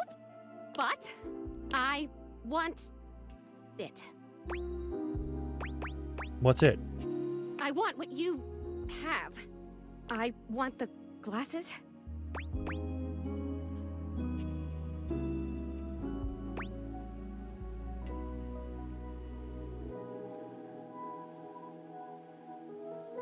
Let's test it. Okay, here you go. Really? I can't take them. But I really thank you for trying. I was afraid of that. Maybe I want to talk with these others around me. Maybe I want what you have. I want to have friends too. Are you saying you're lonely? Oh my god, that's it. I am lonely. And if I could have all these friends, why did I not even know they were all here? Because object spirits are different from human spirits. You know, they can't see me because no one can see me because dead. And I can't see them because I don't have the glasses or because, again, dead. And I'm lonely. Understandable. It's tough stuff. Yeah. You're dealing with it well enough. I told you, most emotions are super heavy. Like, even real joy is really heavy. But this light, peppy thing? Yeah? I'm basically a paper butterfly. I think it's kind of cool. So it remains just me. Alone. And you say there's all these other beings here. Yeah. It's really crowded living alone. Yeah, if you can talk to every object here, it must feel overwhelming sometimes. Well, Even just talking to you one-on-one, I'm overwhelming myself. I don't know, there's something about you, though. And not just those glasses.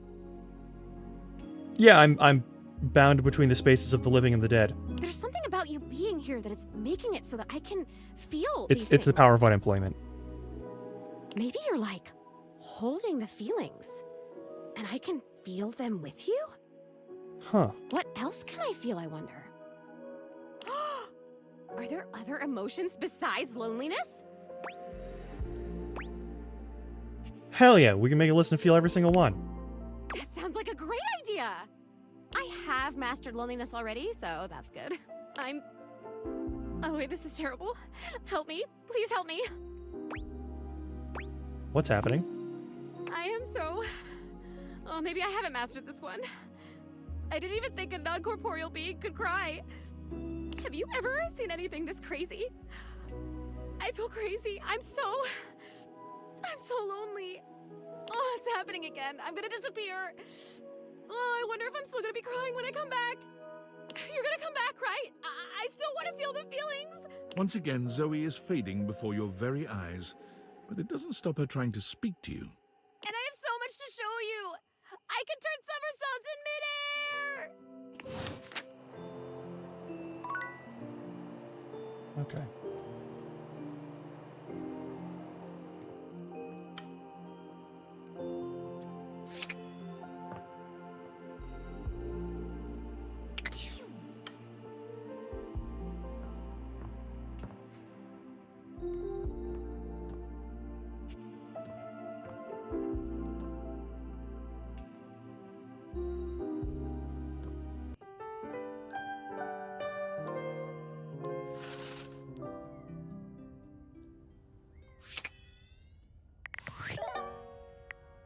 Alright, we need to...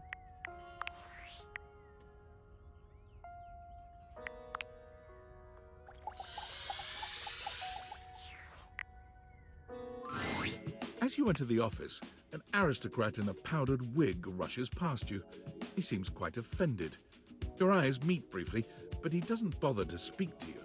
An air of great offense permeates his being. Willie has her arms folded across her chest, tension evident in both her posture and her expression.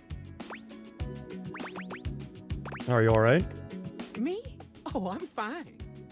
He isn't, though.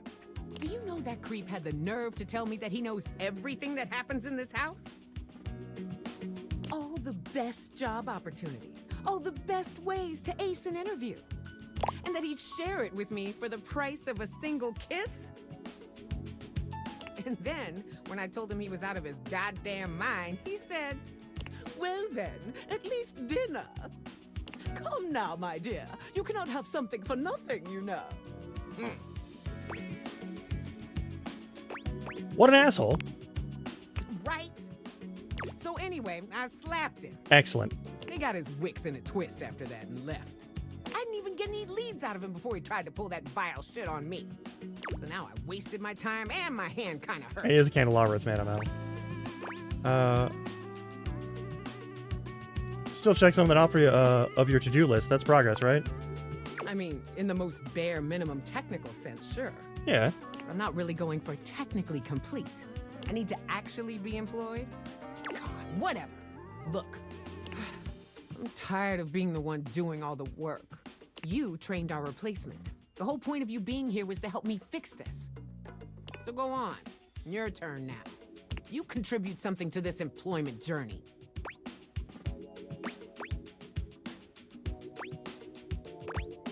It's time to consider life a crime. Maybe we could start a business.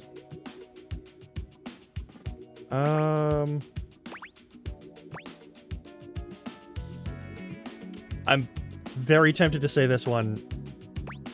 This one is probably the correct answer, and what if we had a spot? He's probably gonna get really mad at me.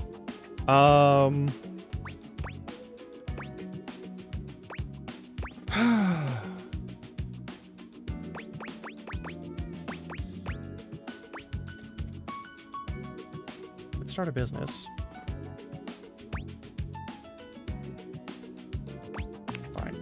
You think we should start a business? Do you have any idea what that takes? First of all, we don't even have a business idea.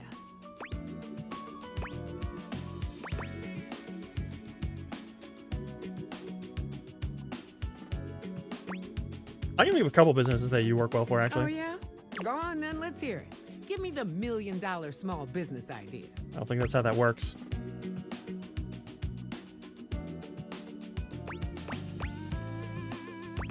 From our own indie game studio, sure. Willie stares at you in complete silence for a few moments, and then she bursts out laughing, doubling over as I thought tears you might like that stream one. down her cheeks. You think that's gonna No, the fuck it ain't. I also love that this is... God, that's so good. I knew they were going to say something about it. It takes just a little too long for Willie to compose herself, but when she does, she grows serious once again. Making games is about the riskiest proposition you can imagine. And we are not in a position to even consider doing something like that. We don't have the skills, time, or funding to make anything worthwhile. And even if we did, we could still find ourselves launching to 0 sales and losing it all. It's very true. No, no, and no. Willie pinches the bridge of her nose between her fingers, closing her eyes. Today has been way too much. Oh, I'm getting a headache. Can't believe I'm saying this, but I need a break. Come back later, all right? I need to decompress. Why is Candelabra We'll here circle still? back to this some other time. No worries. All right.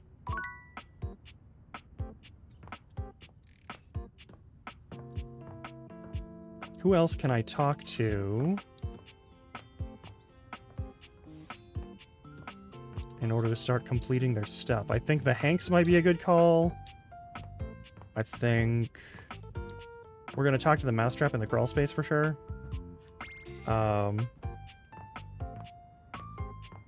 Still need to get Bev's, like... I need to get someone for Bev, and it's probably going to be Willy.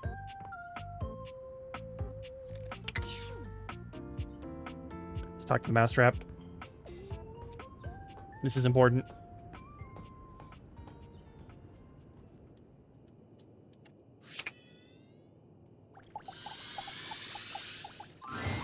An unholy amalgam of rat and trap stands before you.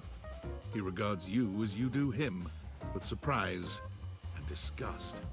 He holds his hands up to his chest in a distinctly rodent-like gesture, his nose twitching at intervals. Why are the costume designs so good? Holy frickin' shit! Really? What am I looking at here? A new face in the crawl space? Are you real or what? Can any of us say for sure? Oh, we got a real thinker over here. I'm real, you're real. Shut the fuck up already. What do you want? Is that? Looking for love in all the wrong crawl spaces. You ain't gonna find it here. Hello, I'm Vaughn. I'm your rat trap.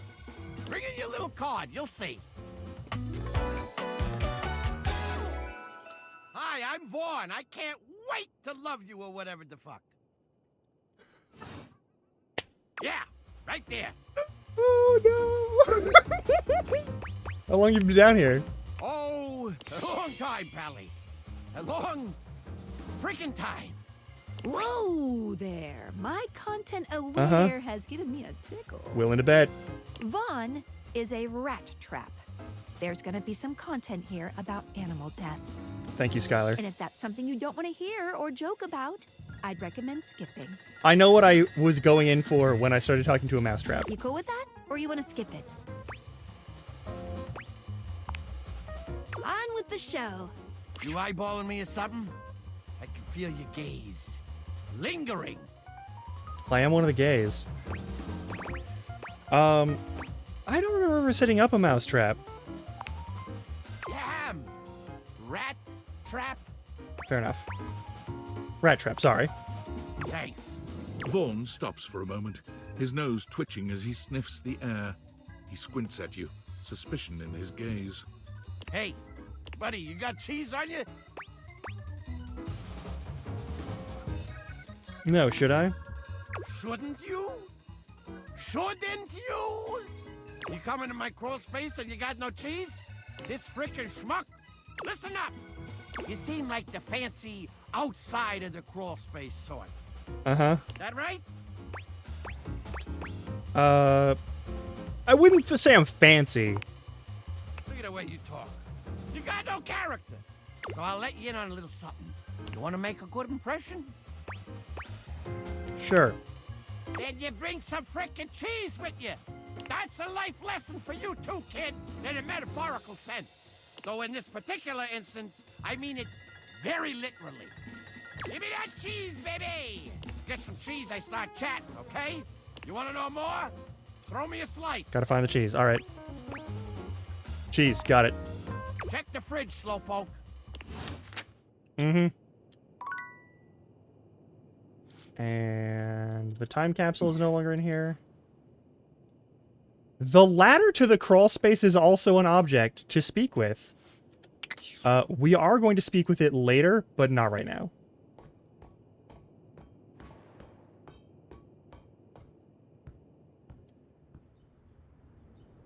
What we are going to do is we're going to pause and we're going to take our ad break because it's almost ad break time. I think next one up, we're going to talk to Dunk again because I want physicality to improve in some capacity before I attempt to kill Kristoff. I will see you all in about 3 minutes. Stretch your legs, get some snacks. Do what you gotta do, and I'll leave some game chops on in the meantime. I'll see you in a couple of minutes. We, of course, run the ads so that you don't have to have ads as soon as you click on the stream. Unless you happen to click on it during an ad break. But that's different. Also, I'm gonna have game chops on for people who don't have to deal with ads. Alright. Get up now, go forth. I'm hitting the button now.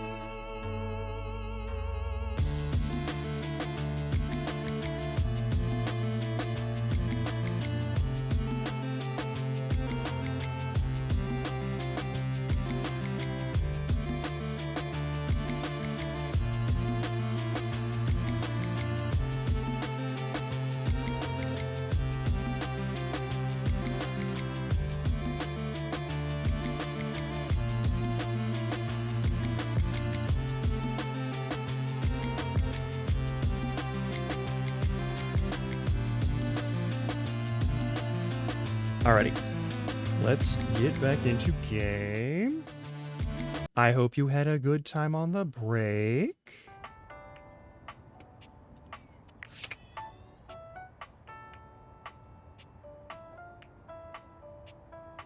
Wait.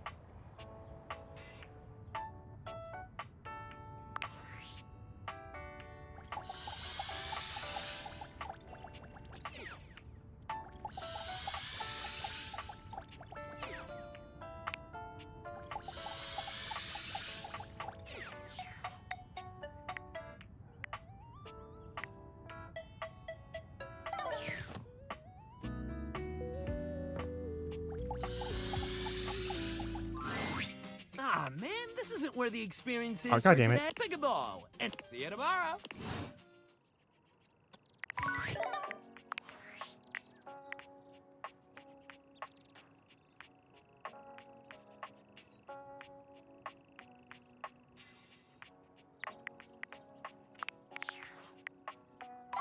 Damn it. Alright, so we gotta go to a ball. Any ball. That's fine. But we did just burn a charge for no reason.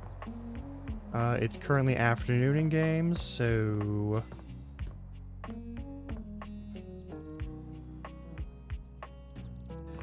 Who the fuck am I gonna talk to?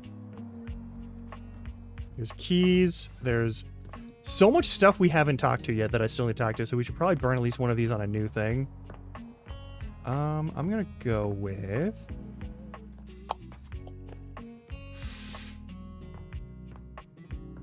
a new object we haven't spoken to yet.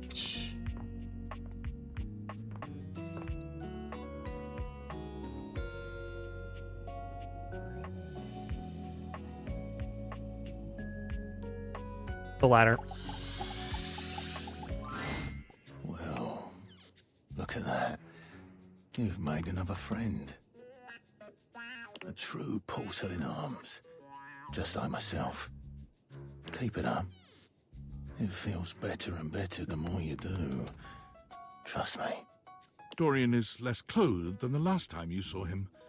But when your eyes meet, he doesn't seem the slightest bit embarrassed. Appreciate the door Almost like tattoo. he wants you to see him like this. But also... Oh, dear. You've caught me in my, horizontal state. Yeah? I try to stay hidden under the rug, because this isn't a part of myself that should be, out in the open. But even us doors have to cut loose from time to time. You look hot. Dorian's abs seem to glisten a little more with that response. I also love that the belt buckle is a latch. Do you, like what you see? I'm into it a little bit, yeah. Well, you should. I like to keep in shape. Duty and all that. I've been thinking of getting some more tattoos. What do you think? Go for it. I was thinking of getting a garage Dorian on my back.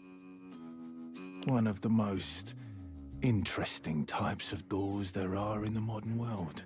Is that so? Brings me back to my drawbridge roots, when I toyed with the idea of going horizontal, full-time. But you get older and, well, here we are. Yeah, a lot of the horizontal labor is for younger folks most of the time. Thanks for chatting me up. We're friends, but... The ghost of a smile tugs at his lips. Yeah? Even friends can have little benefits here and there. 100%.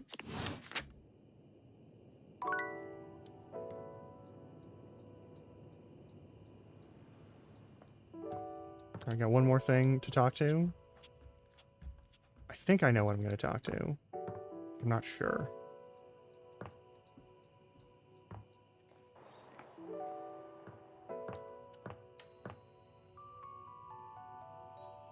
Talked to you before. Yeah, no, we'll talk to you again. Shelley's endless energy doesn't seem to have lessened any today. When you see her, she's clutching a duster a bit too tightly. Yeah? Oh my god, look who it is! What's up?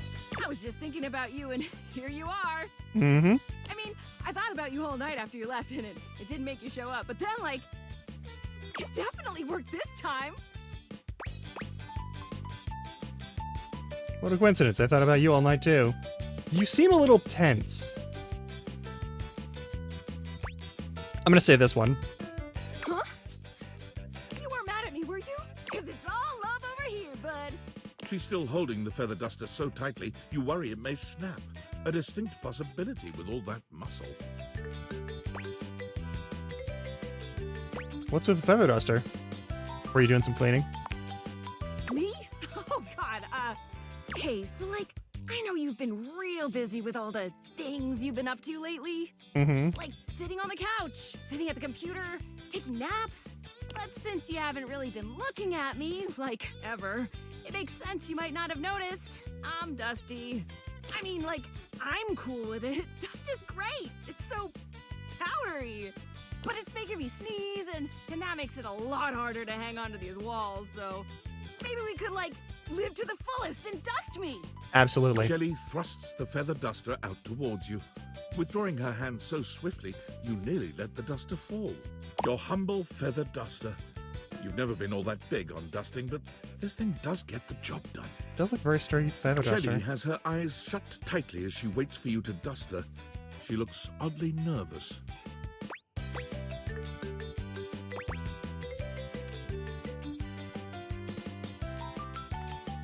Do you actually want me to do this? Why do you look scared?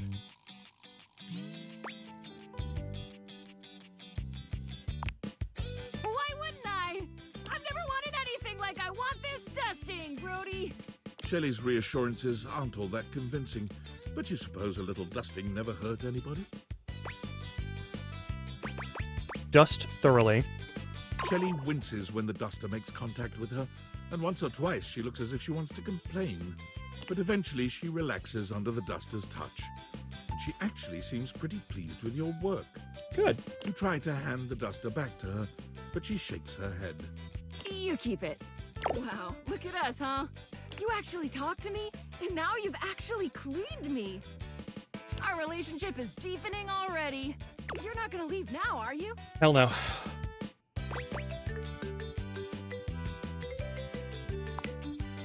Oh, good. Good. Look, buddy, pal, boo-boo bear. You're a human being and not a shelf, so, like, I don't know if you can understand the kind of stuff I deal with. It's fair. And that's okay. Nobody understands the pressure of being a shelf. Personally, I love being so unique that nobody gets me. We gotta get you some therapy. Imagine if I was one of those people who had tons of friends who supported them. Where would I be then? Supported, probably? Happier? Happier? Hardly! You think just because people believe in me and support me, I'd suddenly shake off the fear of falling? Wow, I'd like to get a taste of some of that positive thinking for myself. Tell you what, pal. Why don't I show you just what kind of life I live? Next time you come back, I'll give you a day in the life of a shelf. Okay. And then you can see just how and why I maintain such an impressively sunny and positive outlook. Feel it impressively sunny and positive? It totally is. See you next time, pal. I think she hates me. Very possible that she hates me.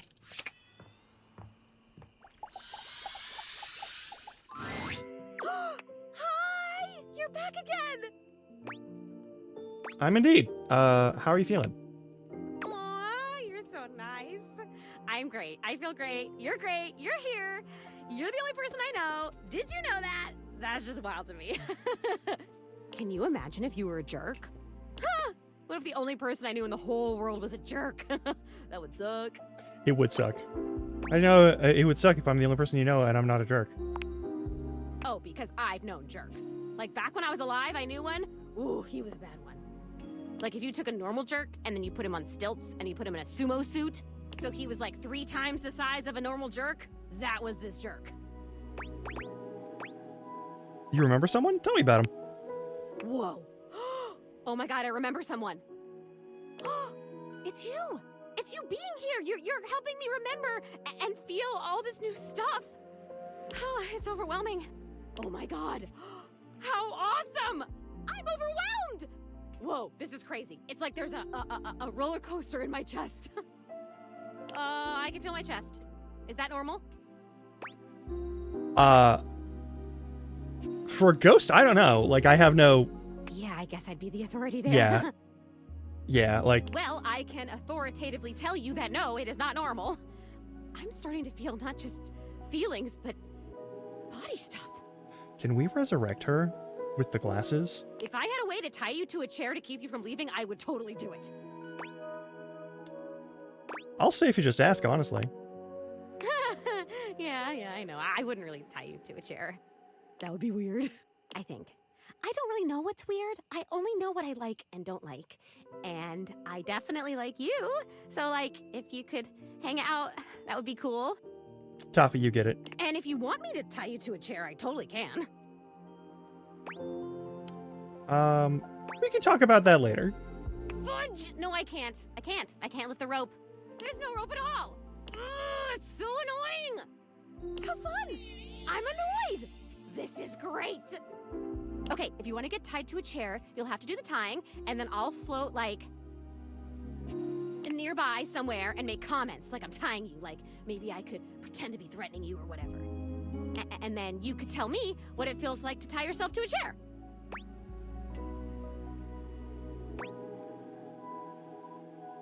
Like the chair on my legs and stuff? Or the first thing I'd probably tell you about is rope burn. Shut up. What? Sorry, just got excited. Fair enough. Okay. Calm. I have to tell you about the memory I had. Go for it. Yeah. It's about the jerk. He actually used to live here. Mm-hmm. His name was Rudy, and when I knew him, I don't remember exactly. He used to wear this really long vest. It was like dark green or light brown. He was older than me, I know. I think, at least. Long vest. How old do I seem to you? Yeah, I guess early 20s? Thank you. Still, I am pretty sure he was older than me. Oh, and he was super into witchery and stuff. He was always coming home with crazy books and bags full of crystals and oils and herbs. Sometimes I would walk by this house at night, and I'd see the whole attic window just lit up with candlelight flickering. I don't remember ever seeing other people in here, though, so... Was he alone? Was he just up here chanting to himself about stuff? I guess it would have been right here. He would have been doing these ceremonies and whatever, right where we're standing. Did he kill you as a ritual sacrifice? Well, you're standing, I'm floating. I only ever saw him out of the house when he was going shopping for more witch stuff. And he always had on that weird vest and had these super deep pockets. He always had his hands in his pockets. That might be creepy. Zoe flickers, like someone just adjusted some spectral cable tethering her to this world. Oh, damn it, no! I'm gonna go away soon. This stupid disappearing thing has never bothered me before now, but I want to be here. I want to talk to you. I'm onto something. It is so frustrating to really want something and not be able to keep it. I can respect that, actually, Em. Never experienced this before.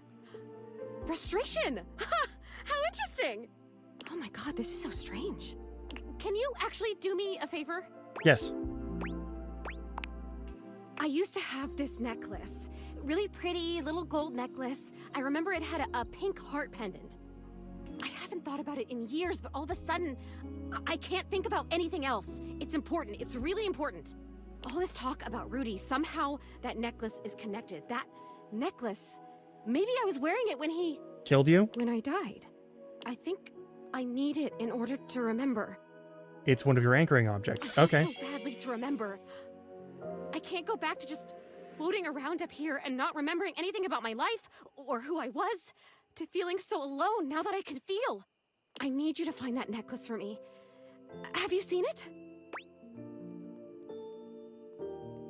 It's a time capsule in the basement. Could that be where your stuff is? A time time capsule. That sounds perfect. And that's still Yeah, the most sorry, amazing I just thing I've ever heard. Anyway. You meet objects. Ah! Okay, can you go back and talk to... Who is the time capsule? His name is Bodhi. Bodhi. Wow. Bodhi. Okay, can you go back and talk to Bodhi and ask him if he's seen my necklace?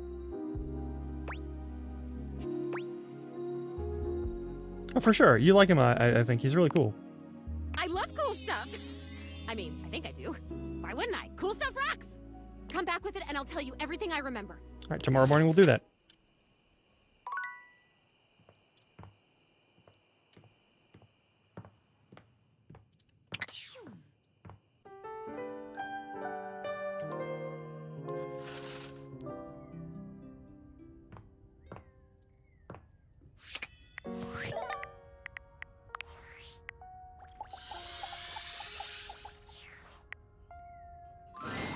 Willie looks positively defeated today. Her impressive height reduced to a despondent hunch as she cradles her head in her hands. Her pretty face is wreathed in sadness. Oh, thank goodness it's you. She shakes her head, absorbed in her own worries once more. It's everywhere. There's really no beating this, is there? The AI bullshit? What's the point? What's the goddamn point? There's a lot of goddamn points. What's wrong? Everything. Company after company is banking their entire strategy on AI. Yeah, you can't really trust a machine to make business decisions. As a general, that's not a thing you can have it do. Doesn't matter what your company actually does, or if AI has any real application in that field. Painfully aware of it. Like, all of the... God, there's so many, like, writing with AI stuff that just uses ChatGPT, and the ChatGPT is okay for, like, single-sentence stuff from what I've seen, but as soon as it does anything more than, like, a paragraph, it starts to fucking die horribly and to do terrible things. And there's so many ways to have it just, like, produce information that isn't real and doesn't exist, which is terrifying and extremely dangerous in a lot of fields. It's just very not good. Investors love AI, so everyone's just going full speed ahead into AI this and that. What the hell does work even look like going forward? There's gonna be 2 jobs left in this world, and both of them are gonna be sitting in front of a monitor and making sure an AI is doing its job right. What the hell does work look like in a world like this? I mean, no, there's actually tons of jobs that require human action and ingenuity that AI will never actually be able to replicate in any useful capacity. Certainly not generative AI. If we get true AI, where there's like an artificial sentience, like a constructed sentience, that's a different thing from anything we describe as AI right now, though. Like, generative AI and analytical AI are the 2 major AIs that we see used in the world.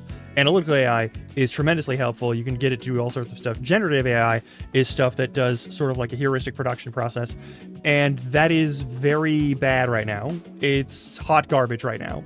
It's been hot garbage since I started seeing like upticks in its production and advancement even like 20 years ago. It's a whole thing. Like, I mean, quantum computers maybe, but you don't need a quantum computer to make an actual, like, artificial intelligence process and sentience. That's not actually the tech block that you're going to deal with. The tech block you're going to deal with is, okay, the problem with, like, generative AI is that it isn't thinking. It doesn't think. Everyone acts like it does. It does not think. ChatGPT, no sort of, like, image production software, none of that actually thinks or makes decisions or has ideas or opinions. None of it does. It may be able to convince you of it if you don't look too carefully at the things it's like producing, and you just look for the ideas that you want to believe indicate that it's actually thinking, but it's not thinking. None of it can actually make a decision or have thoughts, ideas, or opinions. This is also why, like, the problem with the art process, like, generative AI isn't necessarily art, it's a photo collage that is being produced. And photo collage can be an art form, but no one is making a decision there. A decision and an intention is never made in that process. So you can't really refer to it in the same sort of way that you refer to a person making even the same kinds of photo collage. We've talked about this a few times. But, like, art is a decision. Life and thought involves decisions. You have to make decisions. The machine does not decide. Even when you're following orders from someone else or following requests or production standards of a commission or something, doing art or design or anything else, like that, you make a series of decisions and interpretations of the information you're given, and the interpretation part certainly exists in generative AI, but it is not based off of a decision-making process. It is a single algorithmic process. No one is enforcing any actual choices there. I wish I knew, but we don't have to accept that. Don't we? I mean, it feels like we're the only ones who aren't. I know I'm the last one to speak on what it means to be human. That's fair. But what does it even mean to be human in a workplace that's so ready to toss you out like yesterday's garbage? I mean, to be fair, a workplace that's ready to toss you out like yesterday's garbage describes every workplace, damn near every workplace that is like produced by any sort of like major corporation or even like minor corporation. Most corporate work is work at a place that's ready to toss you out like yesterday's garbage at the first sign that they should or can, and that it will make them or save them money in some capacity.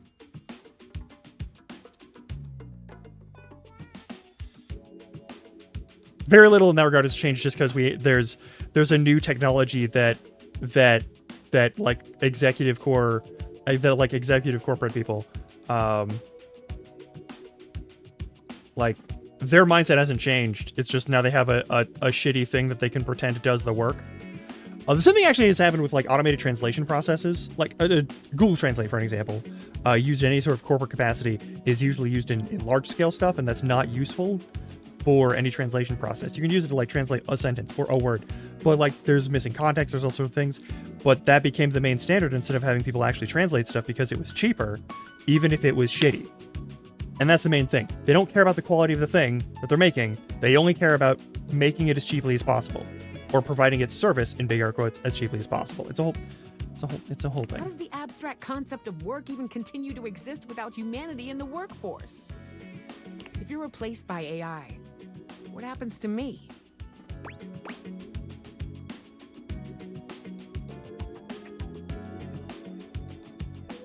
I mean, very realistically, tons of labor can be automated. Tons of labor could be automated by sophistically, like, complicated machinery structure. But you'd still need people to do maintenance on that machinery and that sort of thing, and that's not an AI thing. That's just technology. That's just machinery. Like, you can get better, like, vegetable and fruit picking devices, but it is genuinely going to be cheaper generally to, like, it's going to be cheaper to have people do it, because people, you just got to give them food and water. Like, give them food, water, a place to poop, a place to shower, a place to sleep. If something goes wrong, there doesn't need to be 5 humans looking at a machine trying to figure out what's wrong with it, spending extra hours on that. Until you can make the process of the machine itself like run as smoothly as possible and without issues and without breaking down, to the point where you don't need someone to regularly maintenance it, it's gonna be a long way away. But like, maybe we're gonna do this work. That's never gonna happen. I mean, we redefine what it is to work also. What do you mean? Maybe not. If it's through the middle, yeah. But how? It's never been healthy or feasible to define our value by the work we do in a capitalistic society. Yeah, no, exactly. Yeah, but it is a reality we can't change. True. And it down our own, but we can refuse to let it beat us. Yeah, absolutely.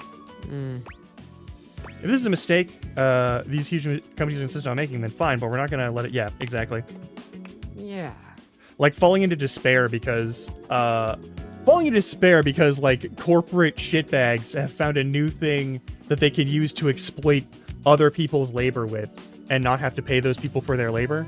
That's the other big thing, is, like, all of the generative AI systems, ChatGPT, any sort of, like, Stable Diffusion, whatever the fuck they're called, like, all of the image and text sort of, like, stuff, help desk stuff, all of those things that are being, like, chatbots and other sorts of things, which are, in their own way, generative AI in some form, like, just because like tech dipshits and like the people who have the money and no good common sense are like, oh man, it'll make it so much cheaper to do this and I'll make so much more money and I won't have to share it with anyone. Those people are still gonna get fucked over real bad. Like, it is going to blow up in their faces.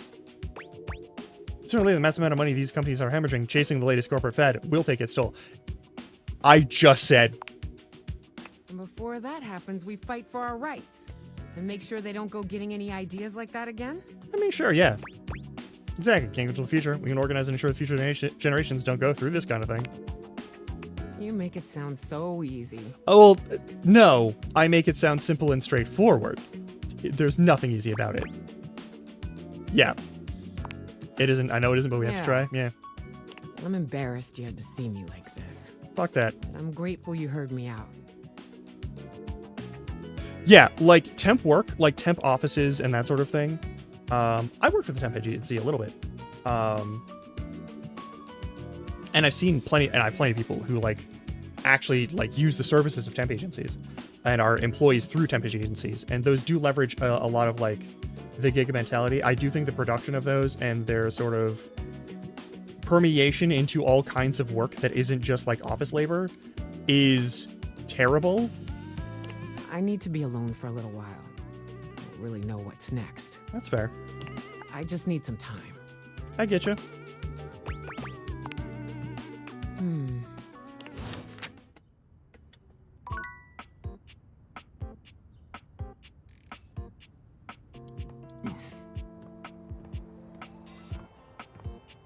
All right, we gotta pick a ball. I'm gonna pick.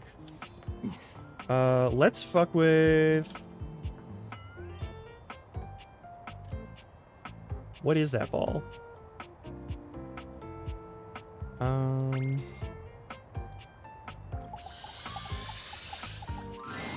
Dunk is dribbling a basketball when you find him today. He handles it with a practiced ease, bouncing it between his legs and twirling it on the end of one finger. Hey, you made it! He passes you the ball. You... Dunk is delighted by even this small display of bare minimum athleticism. I can catch a ball. That's not complicated. Hell yeah! Great catch! He takes the ball from you, setting it aside. Dunk claps his hands together as though he's psyching himself up. Sport, baby! He turns to pick up the baseball and football from behind him, holding one in each hand. We already had a little taste of basketball, so let's just stick with these two. What do you think? Baseball? Football? He holds them both out to you, alternately raising one up and then the other. Oh, hell yeah, baseball! It really takes me back, you know. He tosses the baseball to you, and to your pleasant surprise, you catch it easily. You'd been expecting some sort of fastball, but Dunk seems uninterested in styling on you. I had a little stint playing baseball for a while. Football was more my thing. That's fair.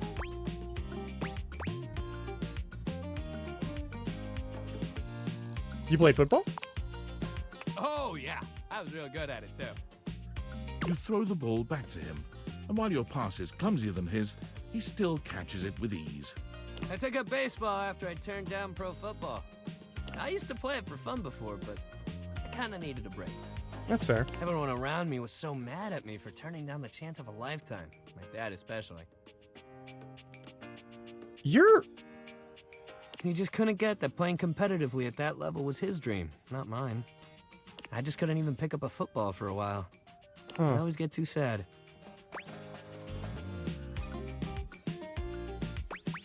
I'm sorry your dad couldn't be more supportive. Me too. But thanks for saying so. We're okay now, but I don't know if he ever really let that go. Just seems like everybody wants to be the best at everything all the time. Nobody just plays to have fun anymore, you know? I wish more people thought like you. Yeah? Yeah. He gives you a soft smile, his usual high-energy cheer replaced by a surprising sweetness. It's quite charming. Well, I'm glad you feel like I do. I don't get why everyone else has to make it so hard. Sports and exercise should feel good. Winning is fun, but if you play a good, clean game, you should feel just as good walking off that field. Hey. I hope as we do what we're doing here, you can feel that too. Don't worry, man. I'm having a great time. Yes, that's just what I want to hear. I'm so glad. Dunk tosses the ball up in the air, catching it handily. Great hustle today. Real good. We should keep up that positivity. Change it up a bit and try something new. Okay, yeah. Next time we'll hit the rackets. Gotcha. Knock the birdie around, get those arms swinging. Yeah, that'll be great. Meet me at the rackets, pal. Perfect.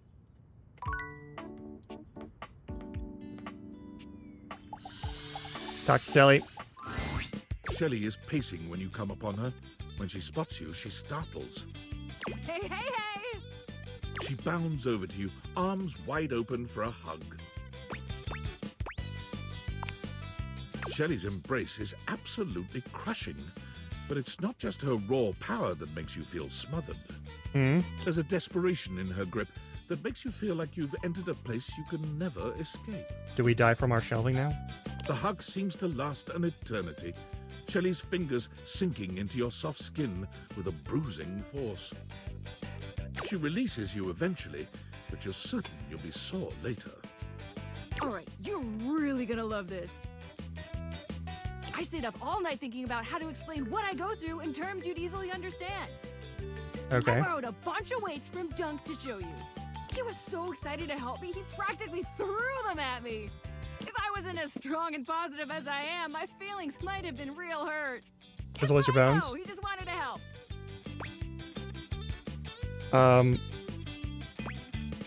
Do people throw things at you a lot? All the time, actually. Oh, no. Probably because I'm so good at staying on the wall, even under pressure. But a weaker shelf than me might start to wonder, you know what I mean? So here's what we're gonna do. I got this yoga mat right here. If you don't mind, get on your hands and knees. Excuse me? I know it sounds like some weird kink thing, but I promise it's totally normal. It's gonna be some weird kink I thing. won't be staring at your can, I swear. You're allowed to. Shelley waits patiently for you to lower yourself to the ground, or about as patiently as she can manage. You humor her, settling on your hands and knees on the yoga mat Shelley has brought for you. Okay, great, excellent. Now the weights. One by one, Shelley begins to carefully arrange weights across your back. They're heavy and precariously placed. One wrong move would send them tumbling to the floor. All right, how you feeling? A little nervous. Only a little? You should be feeling scared. It's a lot of pressure to hold things up. But wait, there's more. Shelley grabs a hold of the yoga mat with both hands, jerking it suddenly from side to side. The effect is not unlike a mini earthquake. It's all you can do to hold on to the yoga mat, your knuckles turning white with the effort. Oh no. How do we feel now? Stressed. Bingo!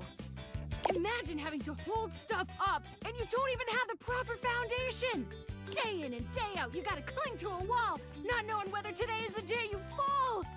Shelley taps her forehead, switching swiftly from stress to a knowing smirk. That's why I gotta be so positive all the time. Positivity won't keep stuff from falling, but it will help my fingers dig just that much harder into the drywall. Would you like more support? You must be really strong. Heck, I am, but positivity is the real reason I'm so strong. I'm unsure. Okay, time to reset. Shelley frantically clears the weights from your back, helping you stand up again. Thanks for seeing things from my perspective. Nobody else ever wants to listen long enough to get what I'm talking about.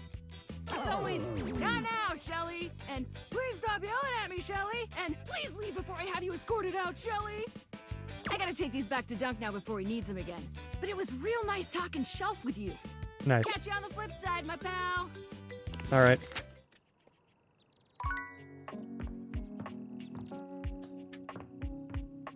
The hangers. How's me? Welcome back to the Adrenaline Den. Great to be back. And it is our pleasure to welcome you back. Our pleasure for sure. Hey, Please stop what do you being think weird. of the new branding? There's new branding. We just named it. Do you like it? The adrenaline den? Isn't it a mood? It came to us in a dream. You were there too, but you were wearing a lot less. Hank 3, you gotta stop with that. Oh, why adrenaline den? It's an epic haven for thrill seekers, a sanctuary for those amigos living life on the edge. Uh-huh. A place to relax and recharge after an event. It's a closet. Day, riding the slopes It's of the still- stairs or the waves of the bathtub. It's still a closet. Or down the chimney. So, if you're looking for a comfy pad to crash with some extra comfy bodies, Hank 3, why are you such a fuckboy? hang with us at the Adrenaline Den.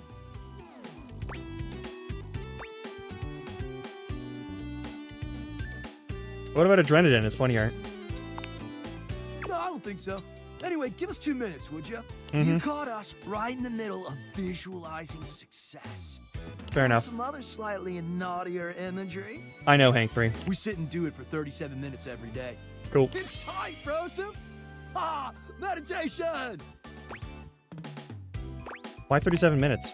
It's the optimal amount of success visualization necessary to shred today's epic event. What's today's event? We're going windsurfing! Yay!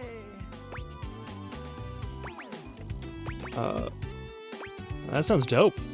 Oh man, it slaps so hard, homie. We're gonna bring our sailboards down from the bathroom. Ask Jean Lou to hit a flush. And let her rip! Boom! Instant sailboarding! No. Wicked!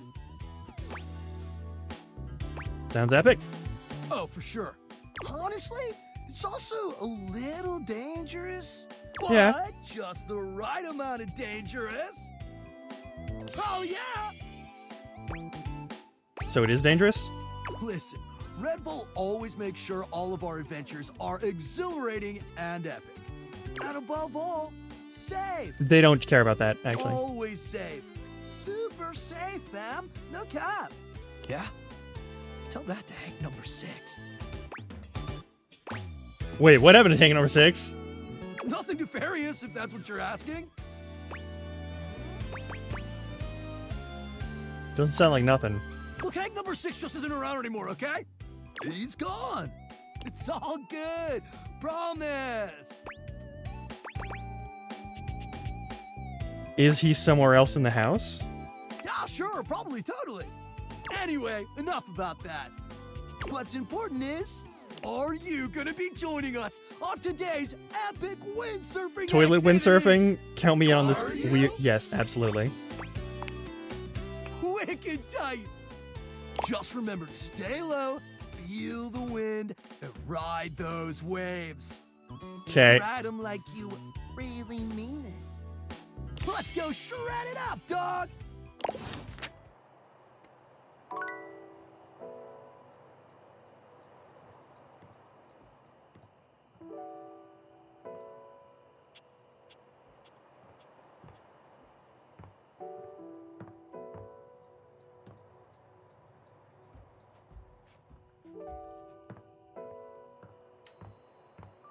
Who else am I talking to today?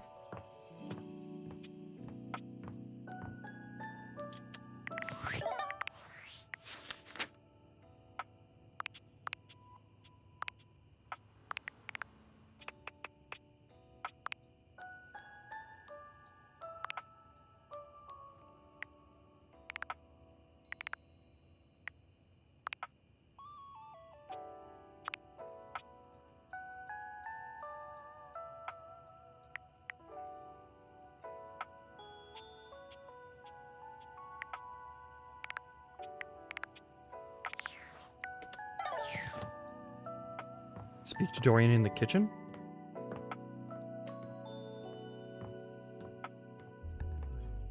Actually. Yeah.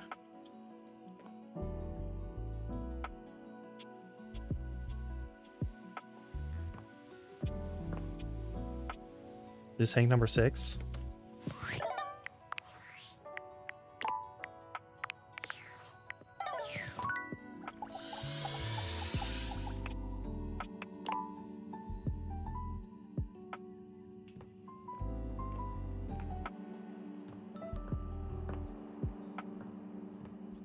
Alright, how about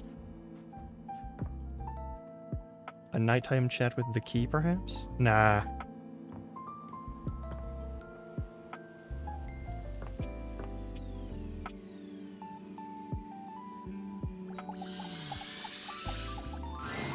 You find Stepford polishing his well-muscled arm vigorously. He appears to be muttering to himself. Hey, Stepford, what's up? Oh, hey. Sorry, I'm just trying to get this spot out. Fair enough. Not sure if you've noticed, but I've gotten a bit, bronze lately. Looking cool as ever to me. That's sweet of you to say, but I know you can see right through me. I don't know what I'm gonna do about it. I don't care what color you are, you're gorgeous no matter what. That's nice to hear, but I don't feel gorgeous. As a matter of fact, I feel sort of crummy. Oh no. It's like this. I got the way I am, all gold and beautiful and all, because in my youth I was extremely competitive. Okay. I entered and won every contest I could find. I was a complete natural. Never really needed to try. I just showed up and showed off and showed everyone what first place looked like.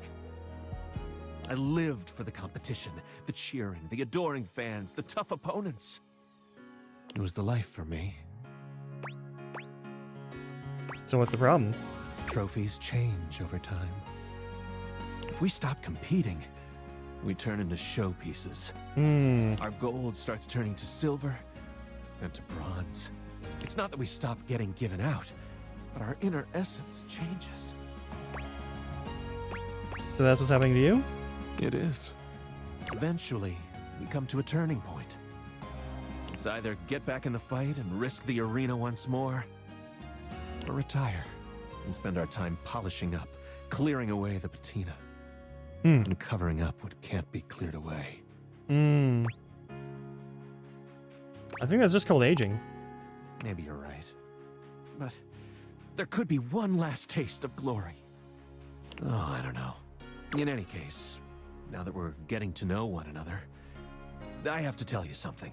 I started doing all this tanning because, well, I'm actually all pewter underneath. Pewter! Like, what place even is that? 12th? I believe it's like 5th or 6th, technically.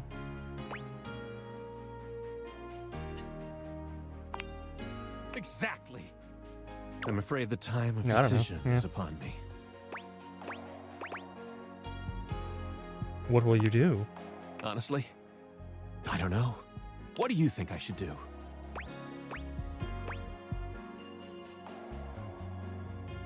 Work hard and get back into competition form.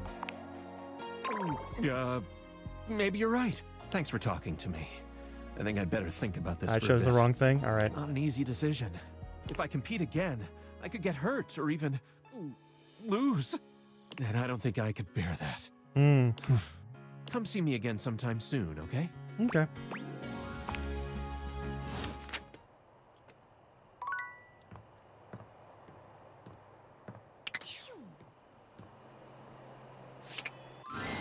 Oh, I'm so glad you're back. Did you find it? No, I'm sorry, not yet. That's okay. You're doing your best. I would totally help you, but I can't leave this damned attic, which all of a sudden is super annoying to me.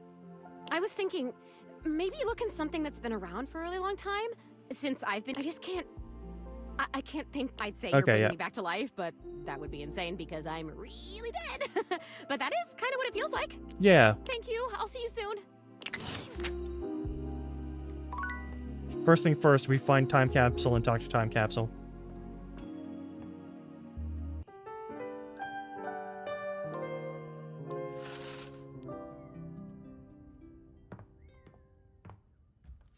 Is Time Capsule in the room, or is it still down there?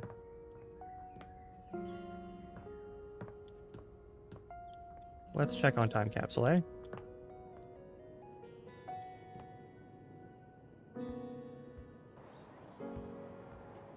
So we gotta get cheese from Michelin or the fridge character. I don't remember their name.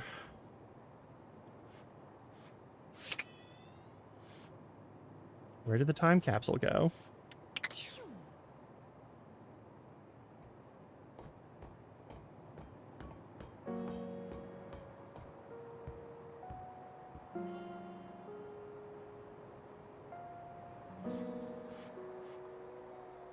Where is time capsule? Where is time capsule? Where did we put time capsule?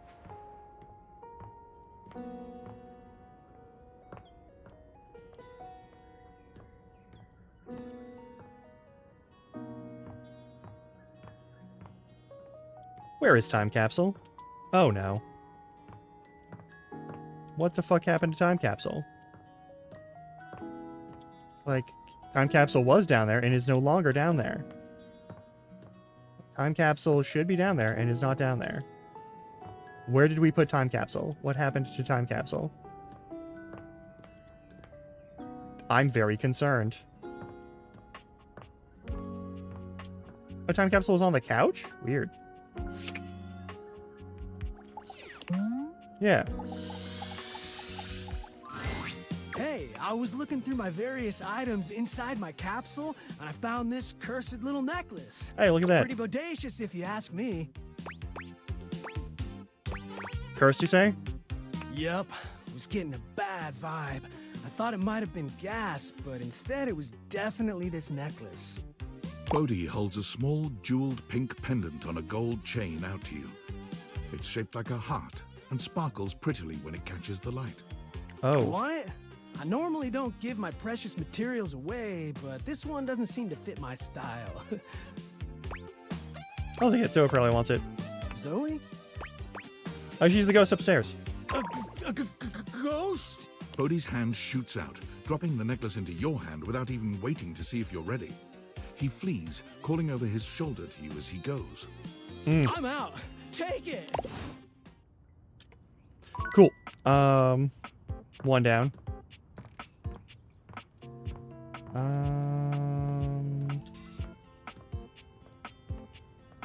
We need to boost our skill points by a lot. So. Alright. You said rackets. Let's do rackets. Dunk is swinging a badminton racket when you see him.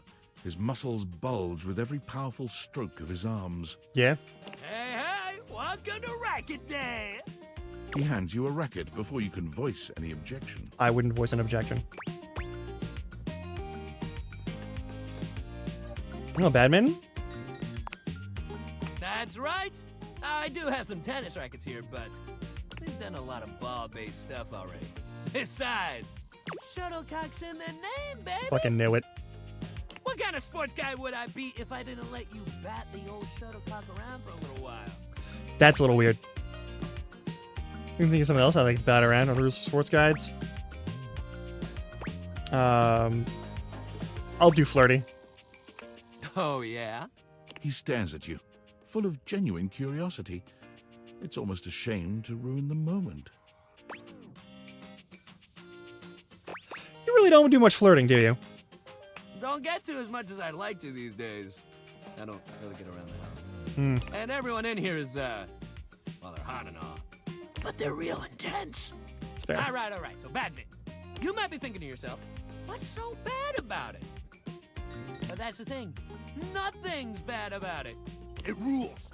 You just gotta get past the fun game. It's a great sport for beginners because it doesn't take too much strength or balance to get started. You just gotta have a little hand-eye coordination. I got plenty of that. Rad. You'll do great then. Great thing about badminton is you don't need much to get started. You got your racket, your shuttlecock, or your birdie. Or hell, your shuttle if you want to call it that. Just don't call it a cock. Nobody appreciates that.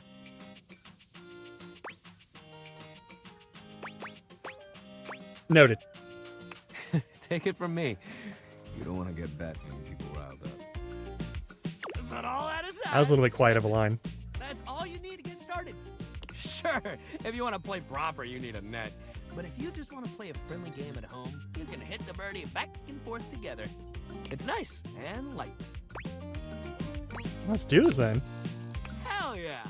Dunk hands you the shuttlecock. You should start. It's easier to serve than it is to return one off the bat. So go ahead. Do a proper serve. Dunk returns your graceful serve with a swing that puts yours to shame. But he doesn't gloat when the shuttlecock sails past you. You know my old man as a shuttlecock? That's where the family name comes from.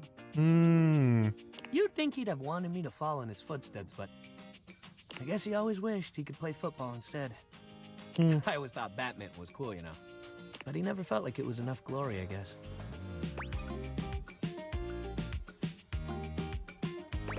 I wish your dad could have learned to value who he was. Me too, man. He still talks about his regrets and how he should have done something else with his life. It's like, yo, you did so much cool shit with your life. You went to championships, you traveled the world, and you had a family. Dude, don't we count? You're not happy about that?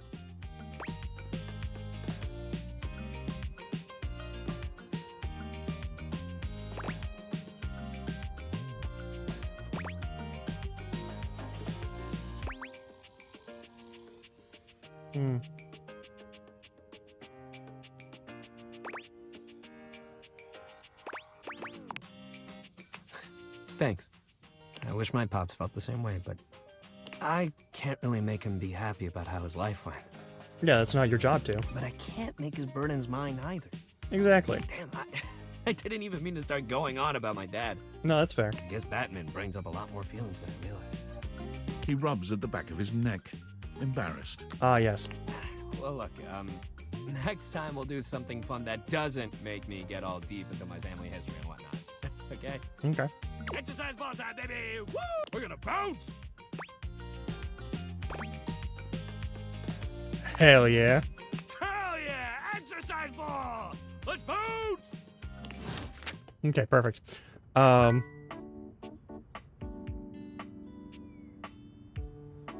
talked to the boxes. Let's meet the boxes. As you take in the sight of the adventurer standing before you, it's hard not to feel like you've stepped into one of those old adventure serials from decades gone by. Even though she's decked out in cardboard and masking tape, she looks like she's ready for anything. An extension cable whip wound around her arm and a daring grin on her pretty face. Oh, for God's sake, you're finally here! I was beginning to wonder and worry, and then I thought, gee, I guess I'll just have to go ahead and do it myself. But that probably wouldn't have been such a bad thing, because let's face it, I'm exemplary. But you're here now, so let's get cracking. I assume you brought your tools and knowledge and probably a snack of some sort? Popcorn? Popcorn! Brilliant! Effervescent! I am beside myself with happiness. But before we begin...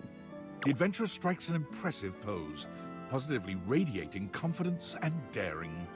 I am Bo. I am the soul, the spirit, the animating animus of boxes and storage containers in this house. This most special of houses, where it is my great privilege and my great destiny to reside.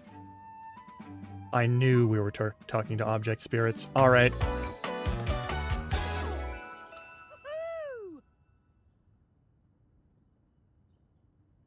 It's such a good outfit.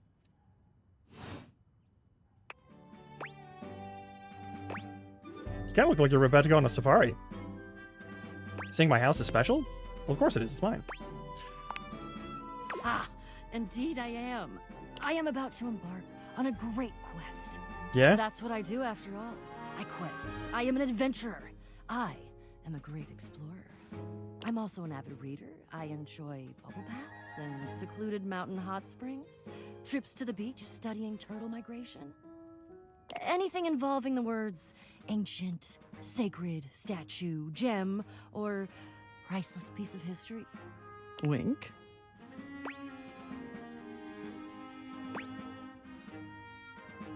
Did you say wink while you were winking? I did. I find it useful sometimes to tell people what I'm doing as I'm doing it. That way I can be more sure that they're getting a complete picture of my personality. Okay. Yeah. Honor, what's the quest? I'm in. I have introduced myself, and then I just got so darned excited my mouth ran right away with me, and I didn't give you a chance to introduce yourself. Not that you need to, of course. I know who you are, but go ahead. Who do you think I am? I know that you are the... well... Bo takes her hat off for a moment, holding it over her heart. She bows her head, just a little. It is my great honor, my passion, my destiny to have the opportunity to follow my path. Alongside you, the leading houseologist, to whom I owe such a debt of gratitude. You don't know my name, do you? The leading the leading what? Houseologist, the leading authority in this, or any province on this house, its history, its mysteries, its great secrets. You are the resident, after all, aren't you? Yeah, I am, but I didn't build it or anything. Are you telling me you're not the leading houseologist? Nope, I just live here. Oh dear. Bo returns her hat to her head, her reverent expression fading into a rather more sour one. Sorry. I'm starting to feel, well, a bit like I've got some birds in the box. Snooze those ads so we can finish this one before we hit ad break. Alright, crap, are you gonna be sick? It's okay. I'll be alright. I'm an adventurer. I may quail, but I will always recover. That's such a bird pun. But you... I may have already said too much. I'm currently putting on a facade of being hale and hearty, in case you missed it. All is well. Leave. Go away. Get out of here, you scamp, and maybe come back and we can maybe talk about some stuff, and maybe the quest will make its way in there somehow, but no promises. Okay. Okay. See ya. Alright. We're about to hit another ad break, which is a hell of a thing. Let's do this.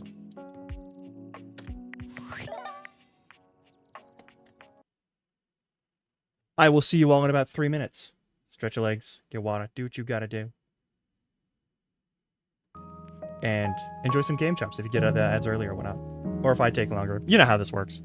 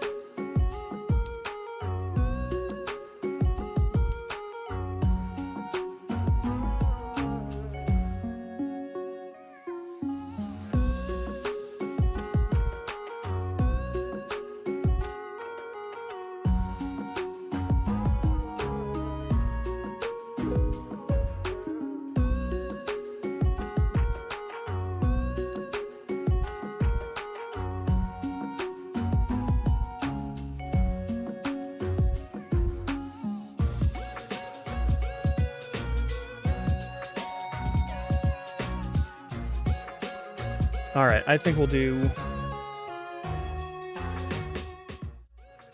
Starting to get a bit hungry, so I think we're gonna do one more day's worth of stuff, unless we find something, like, really weird.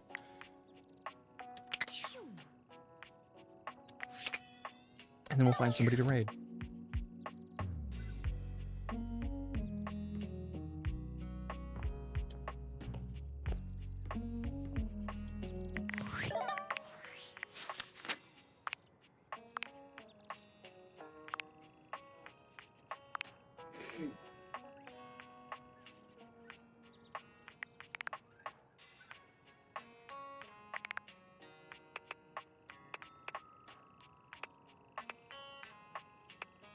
Well, let's talk to Florence. Yeah. Oh,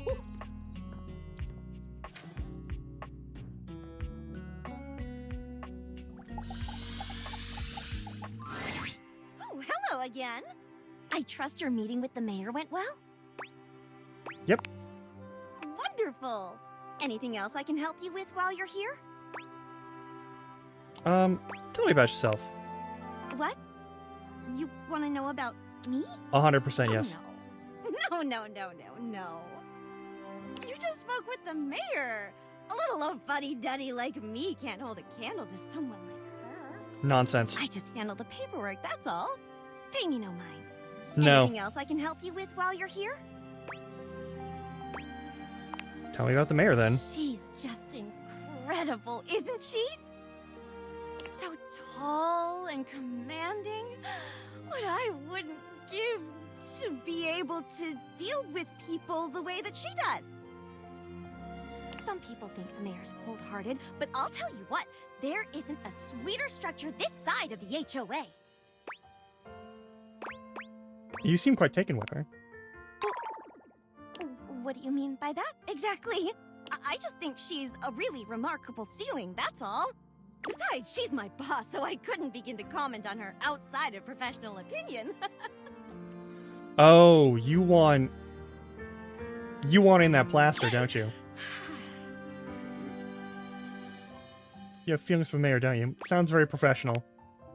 Oh, yep. Anything else I can help you with while you're here? Oh, bye-bye.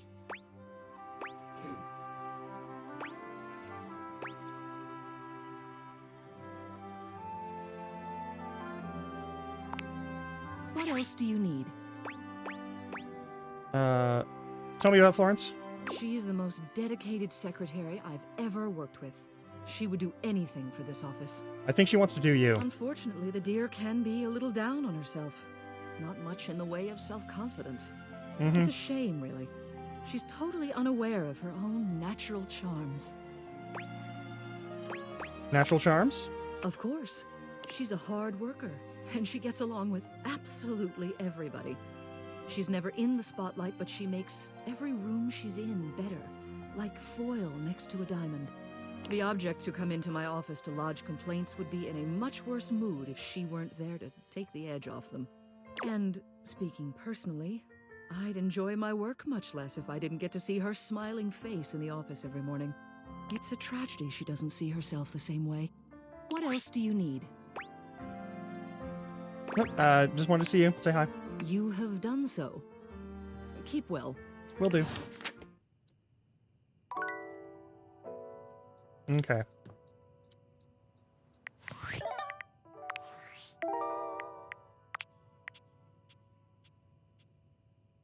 In order to realize Cabrizio, it seems you need to speak with Daisuke.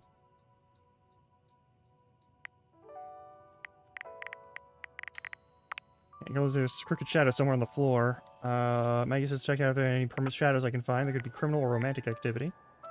Gio to Joy, the scan alarm says there's a jewel underneath the house somewhere. LeBeau on her own, on her show to find the goddess below. Winifred, as potential data miscreant, is found in the office closet. You know what? We haven't spoken to Winifred. Let's do that. Winifred the water heater? Absolutely. We also got to talk to the security system at some point.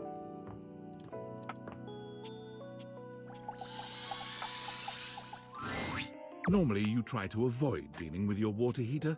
You're no plumber, after all. Mm-hmm. But as you look at the beauty standing where your water heater usually is, you wonder for a moment if that's about to change. Fuck yeah. Beyond the rigid metal of the heater lie dangerous curves. Brown skin swathed in orange and blue and silver. Her soft, pretty Swathed? facial features are adorned by colorful makeup that looks like it wouldn't be out of place in a fashion magazine. She doesn't seem to notice you at first, but when she does, she lets out a sharp scream. Ah! Ah! Bubbling boiler rooms. You scared the living. It takes her a moment to calm herself down. She fans at her face with her hands, exhaling loudly. Got me flustered is all. I wasn't expecting any visitors. Last folks who lived here only came down when the pilot light was out, which wasn't often. See, I'm made of the good stuff. Southern made and made to last. You look like you are quality. Your eyes don't lie to you. I'll tell you that much. Here I am just talking and you don't even know my name. I'm Winifred. Nice to meet you. How you doing, sweetheart?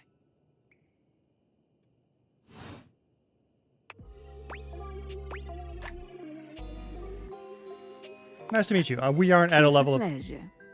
I'm not sure how much more talking I can do right now. I got work to take care of. That's fair. What does he do?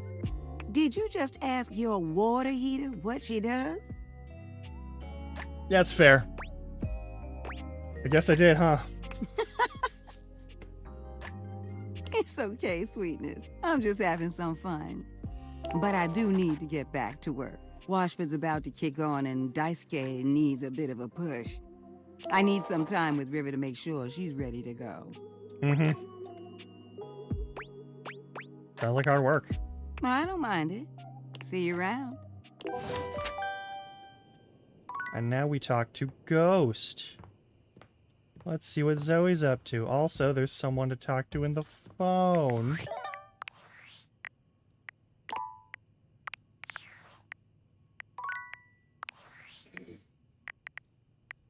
Valdivianites, it's David Most, your beloved CEO, with an important question.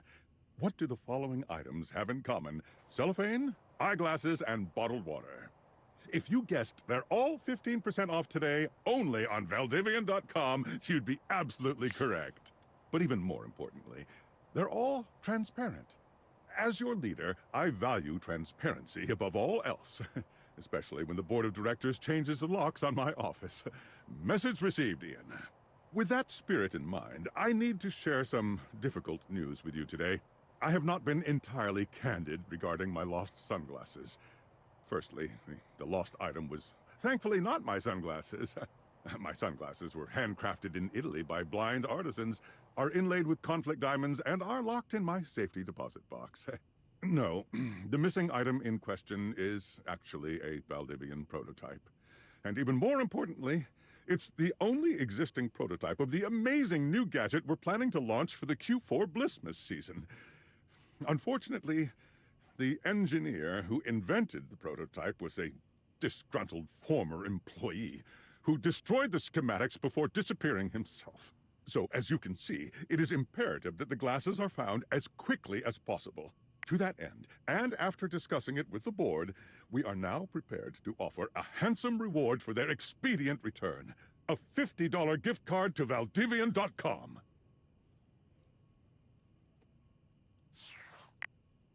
I have nothing to worry about. Okay.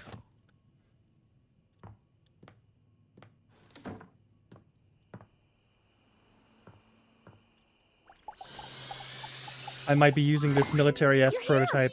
Yep. Is that? That's my necklace, isn't I it? might be using this prototype to solve a murder. It means they can't touch me afterward. It is really pretty. Yep, Bodhi had it. Yes, like you said! I've been thinking, and it's harder when you're not here, but now you found that necklace and I can see it again for real. All these memories are coming back now. About my life, and Rudy, and being in this house. No, I'm happy for you. Thank you. You're the only person who can see me. Is Is it okay that I talk to you? Of course. I need to, but I'll stop if it's too much for you. I'm actually really sorry. I can just go. Stop that. I'll go as soon as the disappearing thing happens. Like I said, I don't have control over that, but I can just wait in the corner until it happens. If I'm bothering you, It's okay. I want to hear about it. Sorry. I guess I've always been pretty excitable, but lately I'm out of water. Uh-oh. I cried again, you know. Last night I was looking out the window at the sunset, hoping I'd see you again. And I've totally seen a sunset before. Just because I'm a ghost doesn't mean I don't notice things. I notice a lot of things, actually. Yeah. I'd be surprised if you're just in one room for like a million years. I know these floorboards so well. But the sunset, it was so beautiful. It was purple. I didn't know the sun could do that. And I cried again, and I wanted to tell you. Yeah. Now, what did you remember? Rudy. He was about 37 when I met him. I was 19. I was in college in town. I think I was studying aerospace engineering. Okay, so older than you, but not like an older guy. Aerospace engineering? It's what you study if you want to be a pilot. I really wanted to be a pilot. I always loved to be on planes. And I loved the uniforms. I wanted a little set of gold wings for my jacket. Plus, there weren't a lot of female pilots back then, and I wanted to be a pioneer. If I'd been born in the 1800s, I would have gone out west in a heartbeat. Probably would have had to deal with cholera too, but I'd yeah. even been a gunfighter. Did you even shoot a gun when you were alive? Well, no, not officially. I had a great water pistol, and I was a really good shot with it. But I mean, like, pioneer in the personality, mental kind of way. Yeah, no, I get you, I get you. I would have been a gunfighter in my mind. Okay. You really do tend to get me. I appreciate that. Eh. But Rudy, he was pretty good looking, actually. His hair was going gray, which I always thought was kind of hot.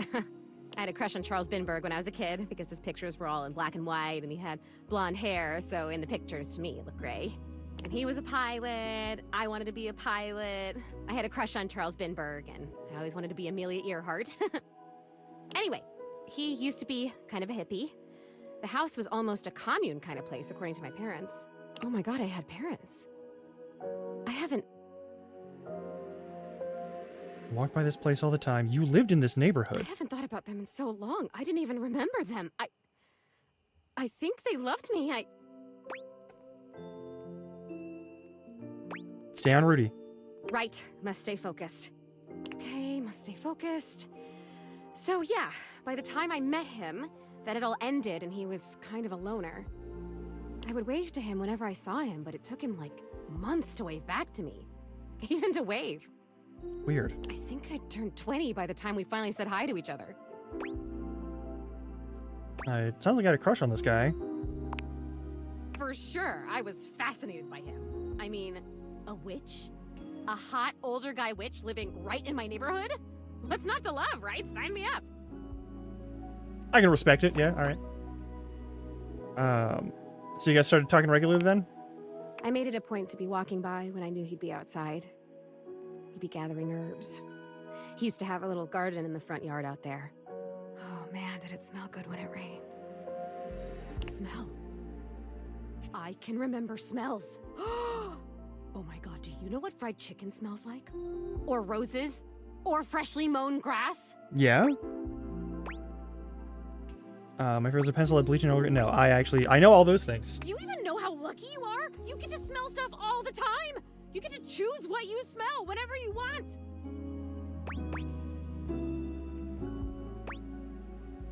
I used to do that too, walking by Rudy's garden. You're right! I did! Wow. I guess I was lucky too. I guess I'm even luckier now because now I can remember it all and I can savor it. Oh, this is so cool. Thank you for coming back. Thank you for helping me remember. Alright, my pleasure. So what happened next? I started coming up to the house to do, I guess you'd call them seances? It would be just him and me up here trying to make contact with ghosts. Did you ever get anybody? No, not that I remember. He would always say that it was important for the energy in a seance to be just right. There's something about my energy that he thought was really special, that I was gonna help him finally be able to talk to the other side. He did kill you, didn't he? Apparently that's part of what he was looking for with all those parties he used to have. He was looking for the right combination of people and just never found it, but I was different. So what a predator might say to a mark. Oh, that's true. There must be something different about me because I'm still here, and most of the time when people die, they just die. I wonder where they even go. I wonder if I'll ever get to see that. That must be a totally different adventure. Right? I think you do get to see that once you make use of how you died. I don't remember how I died. I remember so much other great stuff now. Since you brought me that necklace, it's like I have my whole life back now. Smells, sounds, all the feelings. It's so amazing. But the how I died part, I guess that would be an important piece of unfinished business, right? Yeah. I'm gonna warn you, Fruity had anything to do with it, and I think it's because your cause of death is right in front of us. Yeah.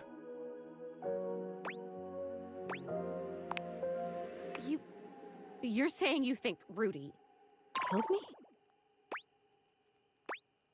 I'm saying it's possible. Oh, come on, please. That can't be. He would never do that. We had so much fun up here, and he was really nice. Plus, I'd remember that.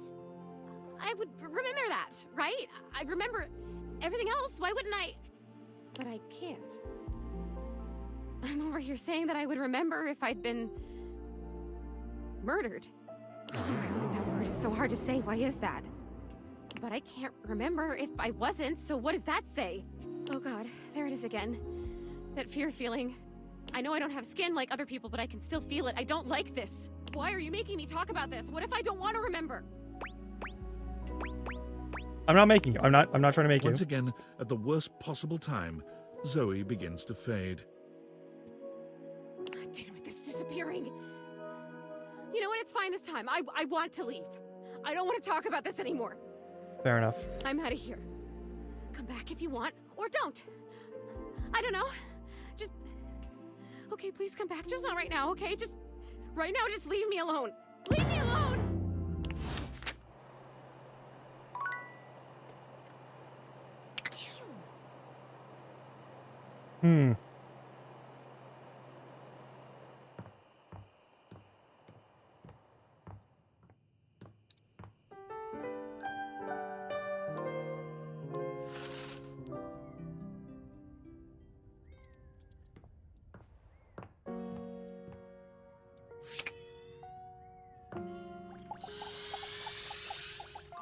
I must build Dunk my is strength. balanced on the exercise ball when you walk up on him, sinking into a deep squat.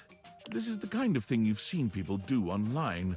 It looks so easy when he does it, but you know somebody else would fall and break their neck if they tried. Holy shit, dude. Dunk doesn't even flinch, turning to give you a cheery wave mid-squat. Hey, hey! Dunk doesn't just dismount from the ball, he backflips off it, striking a ridiculous pose and giving you a cheeky grin. I'm so glad you're here. The exercise ball is one of my favorite pieces of equipment. And mine, actually. We've done a lot of stuff together, you and I, but this one is really gonna be one of the coolest.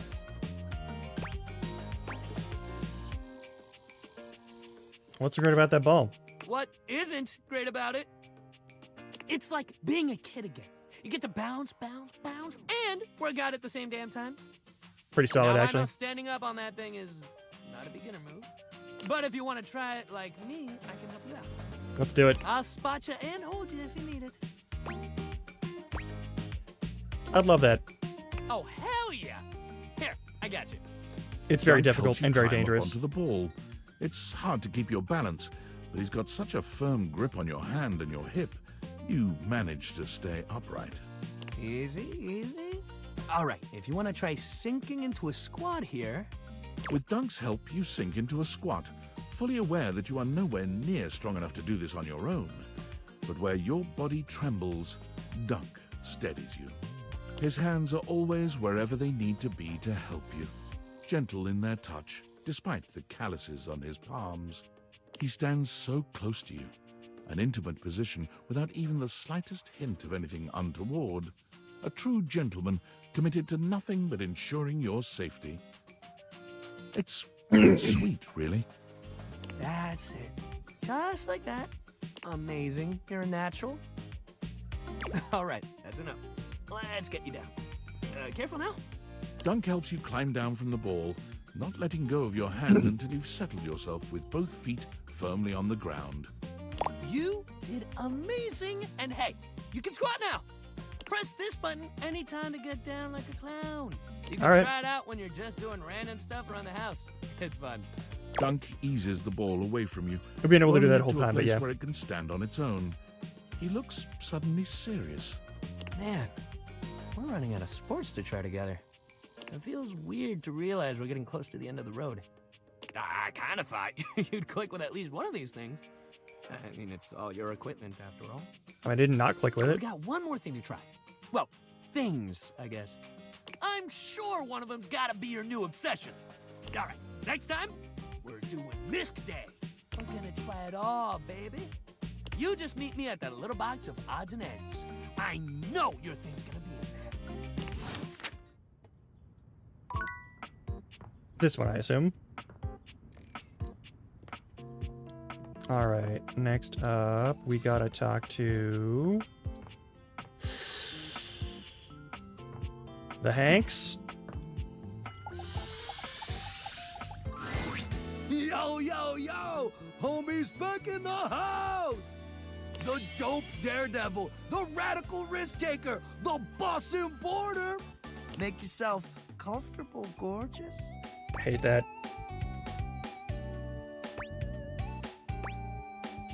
Couldn't stay away from you guys. Right? Isn't the adrenaline so addicting? No. Pump it into my throbbing veins! That's a sentence. Anyway, don't mind us, Broseph. We're just inspecting our equipment for today's epic outing. What is today's epic outing? It's gonna be so freaking Can we find the epic, Red Bulls? dog. Got any equipment you need us to inspect? I promise we're... Listen here, very fuckboy Hank. thorough. I do not want you anywhere near. Why is that? You gotta inspect your gear, homie. Can't afford to have any sudden equipment failure when we're out there pushing the limits of endurance. Fair enough. Damaged deck or a loose strap could ruin your whole week, brah. Or get you killed. Or you could end up like Hank number 6. Right, and what happened to Hank number 6? He's gone. Definitely much happier wherever he is. It's all sunshine and gravy, amigo. Snap, look at the time. We better get ready ASAP if we're gonna catch the good thermals, fam. Where Hank's off to today? Paragliding, homie. We kind of did that one earlier. Exhilarating pursuit, allowing us to soar through the skies like Stickerus himself. Stickerus? Feeling the rush Stickerus, of the wind alright. as it caresses your face. Yeah, alright. High key slaps, dog. I get you. Sounds epic. It's gonna be totally worth it, even though we might not all come back. Haha, no, we're definitely all gonna come back. What a kidder. Fuck yeah. Red Bull would never have us do something. They would, they do, and they have. Wait, some of you might not come back?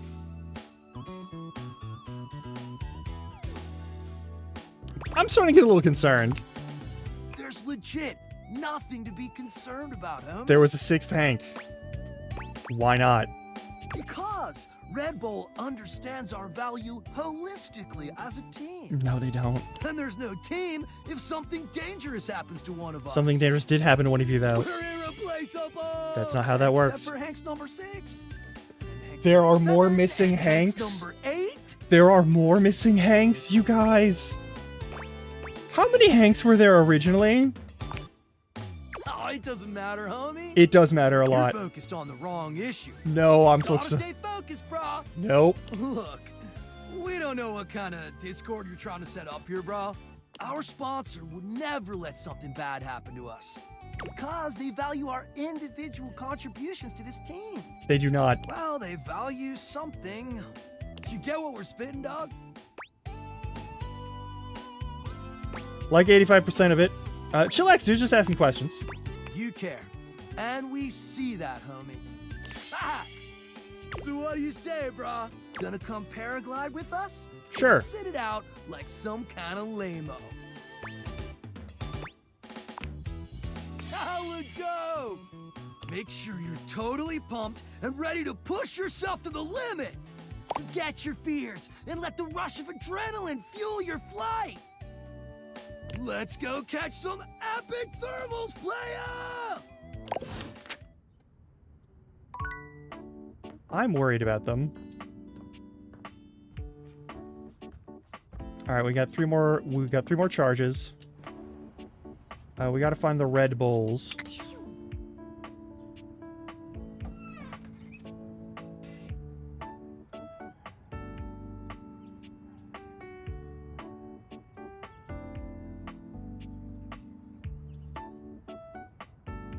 Hang on.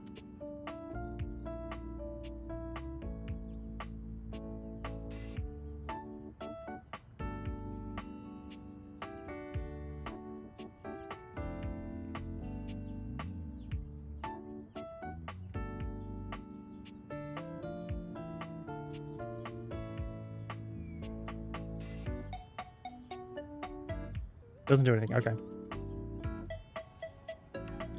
Unless I have to do it like 100 times. This is dainty enough for royal appointment. Where are the Red Bulls? Where are Red Bulls?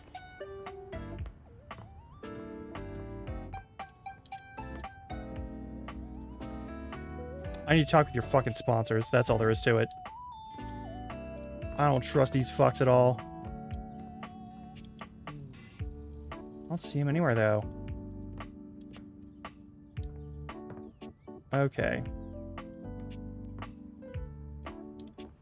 Mentioned the sink is important.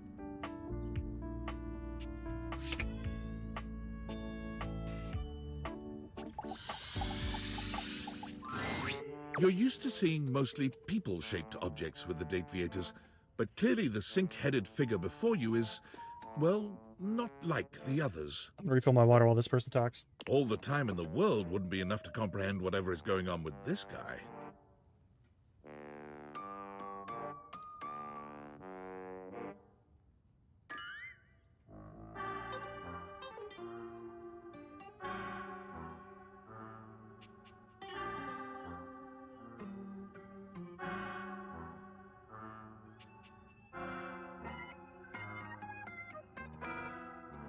Why is this guy filled with the most creepy music so far? You can see that he's got a sink for a head and the clothing and posture of a beleaguered stand-up comic, but your inspection is cut short by his disturbing screams.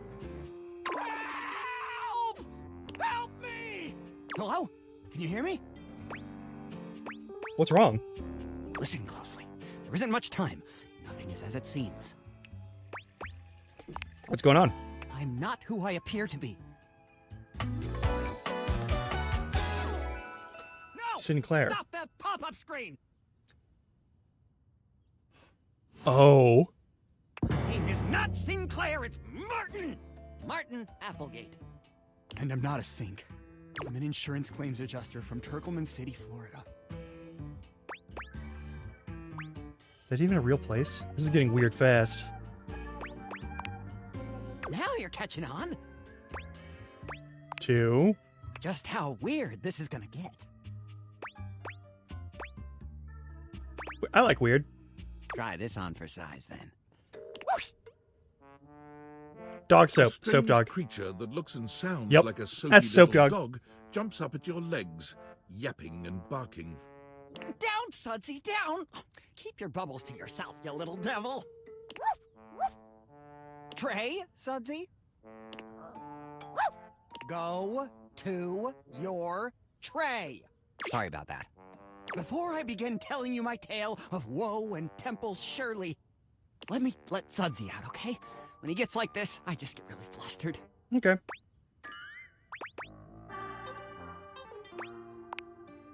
Okay, bye! Think you next time! That's fucked up. All right.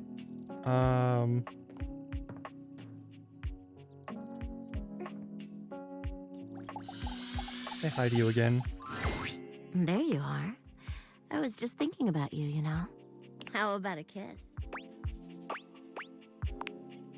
You envelop Betty in your arms, and when she kisses you, it truly knocks you senseless. For a few moments, there's nothing but you and her, you and those maddeningly perfect lips and killer curves. It's hard to stop at just a kiss when it's this good, but somehow, you manage to pull yourself away. It's going to be hard to wait. But I'll see you tonight, cutie.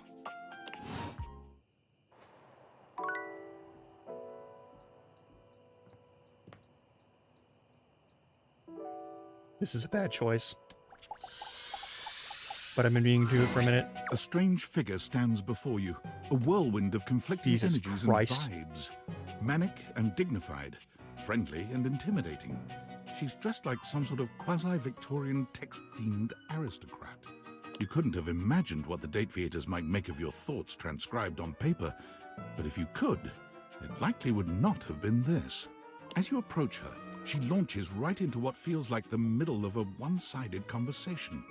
Why do you ask?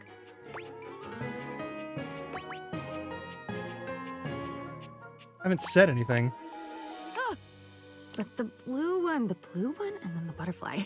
Why is there so much sand? Ugh. Hang on! My content aware is going off. Diana, your diary, experiences some mental health concerns that might be too much for some players, including things like hallucination. You cool with that? Or Yeah. you want to skip it? I'm okay with this type of stuff. Carry on, then. Why is there always sand in places where sand should never be? That's a great question.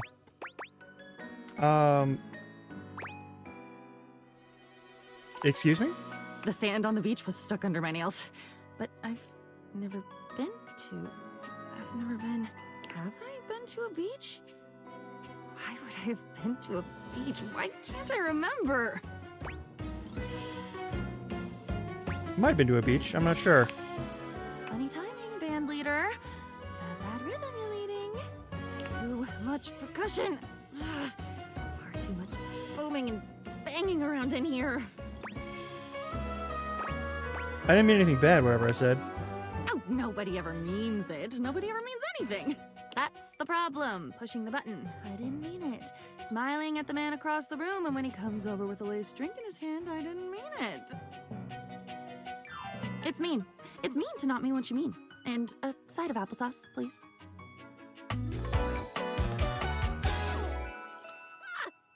Diana the Diary. And with that, she is gone. Interesting. All right, we have someone to talk to.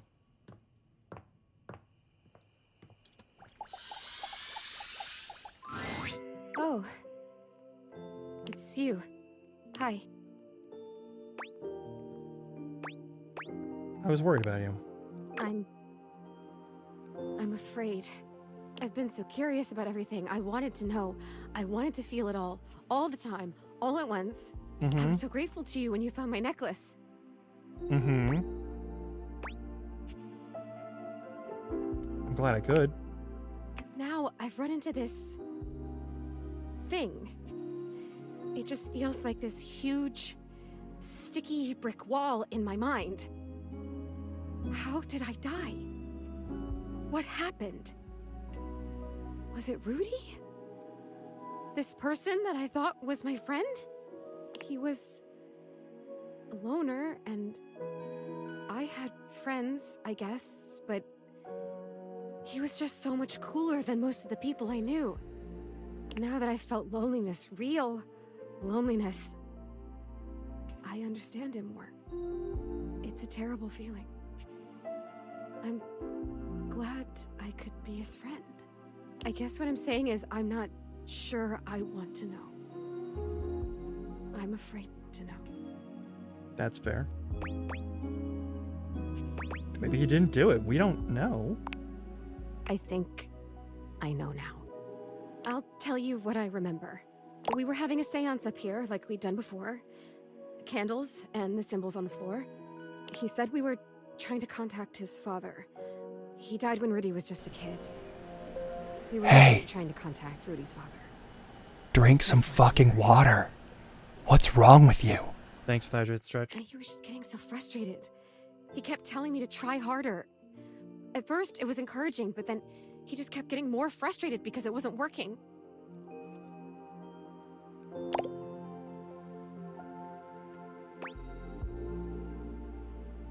That's not totally your fault, though, right? Like, it's not okay that he's getting aggravated with you. Right? But he was my crush. I wanted to help him, so I tried harder. And we kept getting close, and then something would go wrong, or the energy would slip away. Finally, I got fed up too because I didn't know what else to do.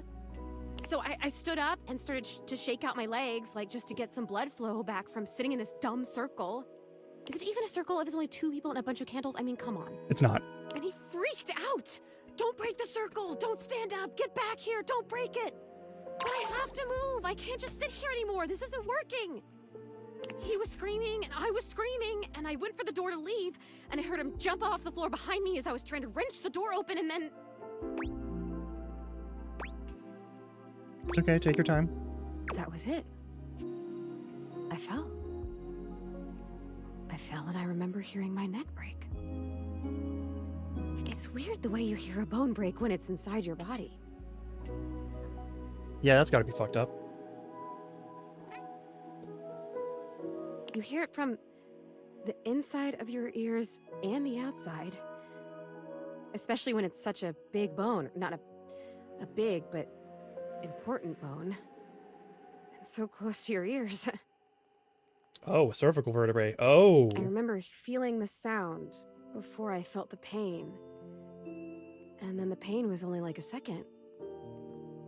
And it was over. Did Rudy try to grab you? I don't know. I don't remember that. I didn't see it, I guess. I just remember that felt sound, and then I was here. Like this. Shit. Rudy just stood there for a while. I remember that he actually knelt down next to me and brushed my hair back from my face. Then he blew out all the candles and went downstairs. He left you up here? I guess he did. Huh. Some crush. The next people that were up here were the paramedics, or whoever it is that comes with the big black bag and the gurney. Oh, wow. What? Rudy was up here with them, with the cops. They were doing some paperwork stuff, not looking at me, and they hadn't zipped the bag up yet. Rudy took my necklace off. He just pulled it right off my neck and put it in the pocket of that crazy vest.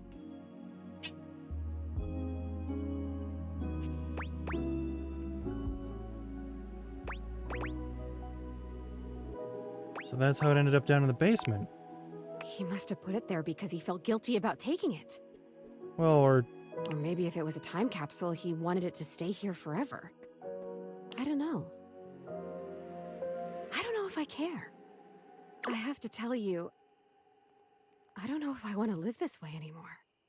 When I was just alone and happy-go-lucky with no memories, it was okay. But now I've met you, and I know about other personalities in this house, friends that I might have. I know how lonely I've been.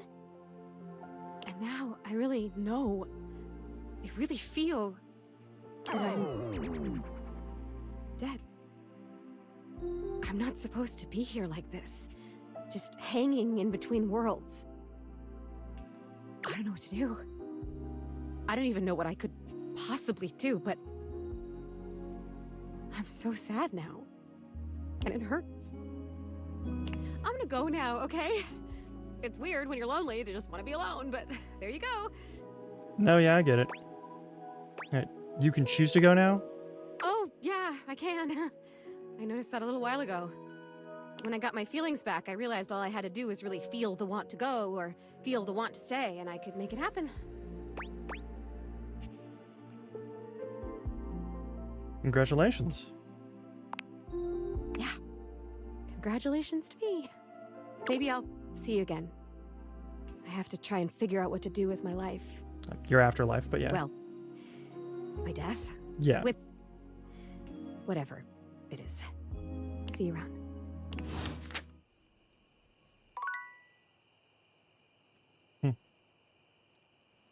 Okay.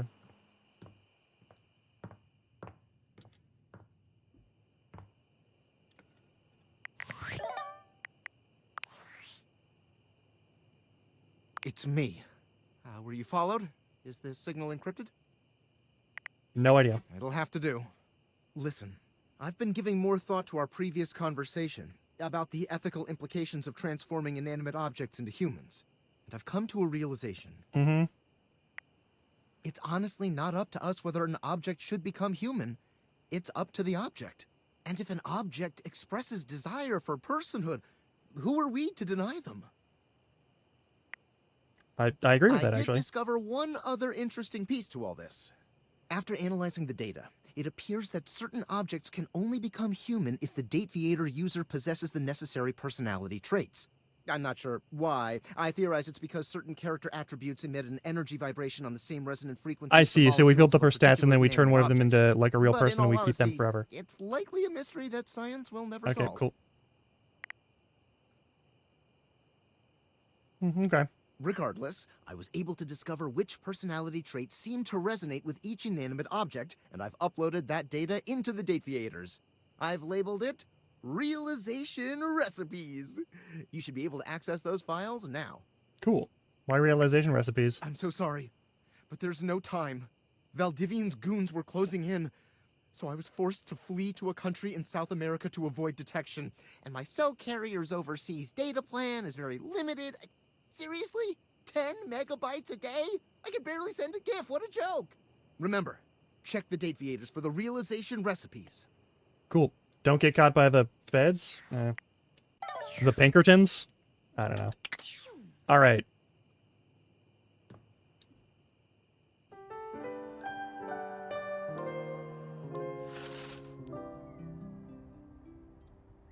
think that's where we're going to end this stream for the day.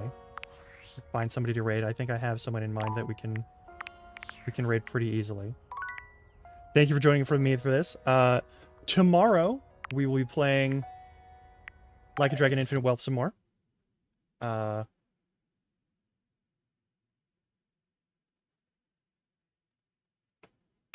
Excuse me. Okay.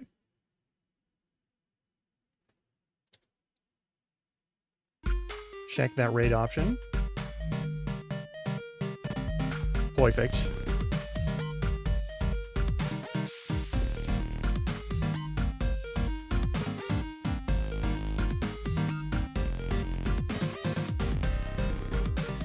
We're gonna say hi to Panky. I will see you all tomorrow, as I said before. But also, very importantly, tomorrow might go a little bit longer, just because it is a Friday, and also, if possible, I might start a little bit earlier. Don't worry about it too much. It's just that I know there's going to be some like dungeon crawly stuff that we might end up doing as a part of the game, just because of where we are and what happens in the game. Also, because there's just going to be a whole bunch of cutscenes. Anyway, I'll see you all. I'll see you all tomorrow. Till then, trying to die. Also, thank you for hanging out here. I appreciate it. I'll just say that. I really appreciate it. Okay. Say hi to Panky.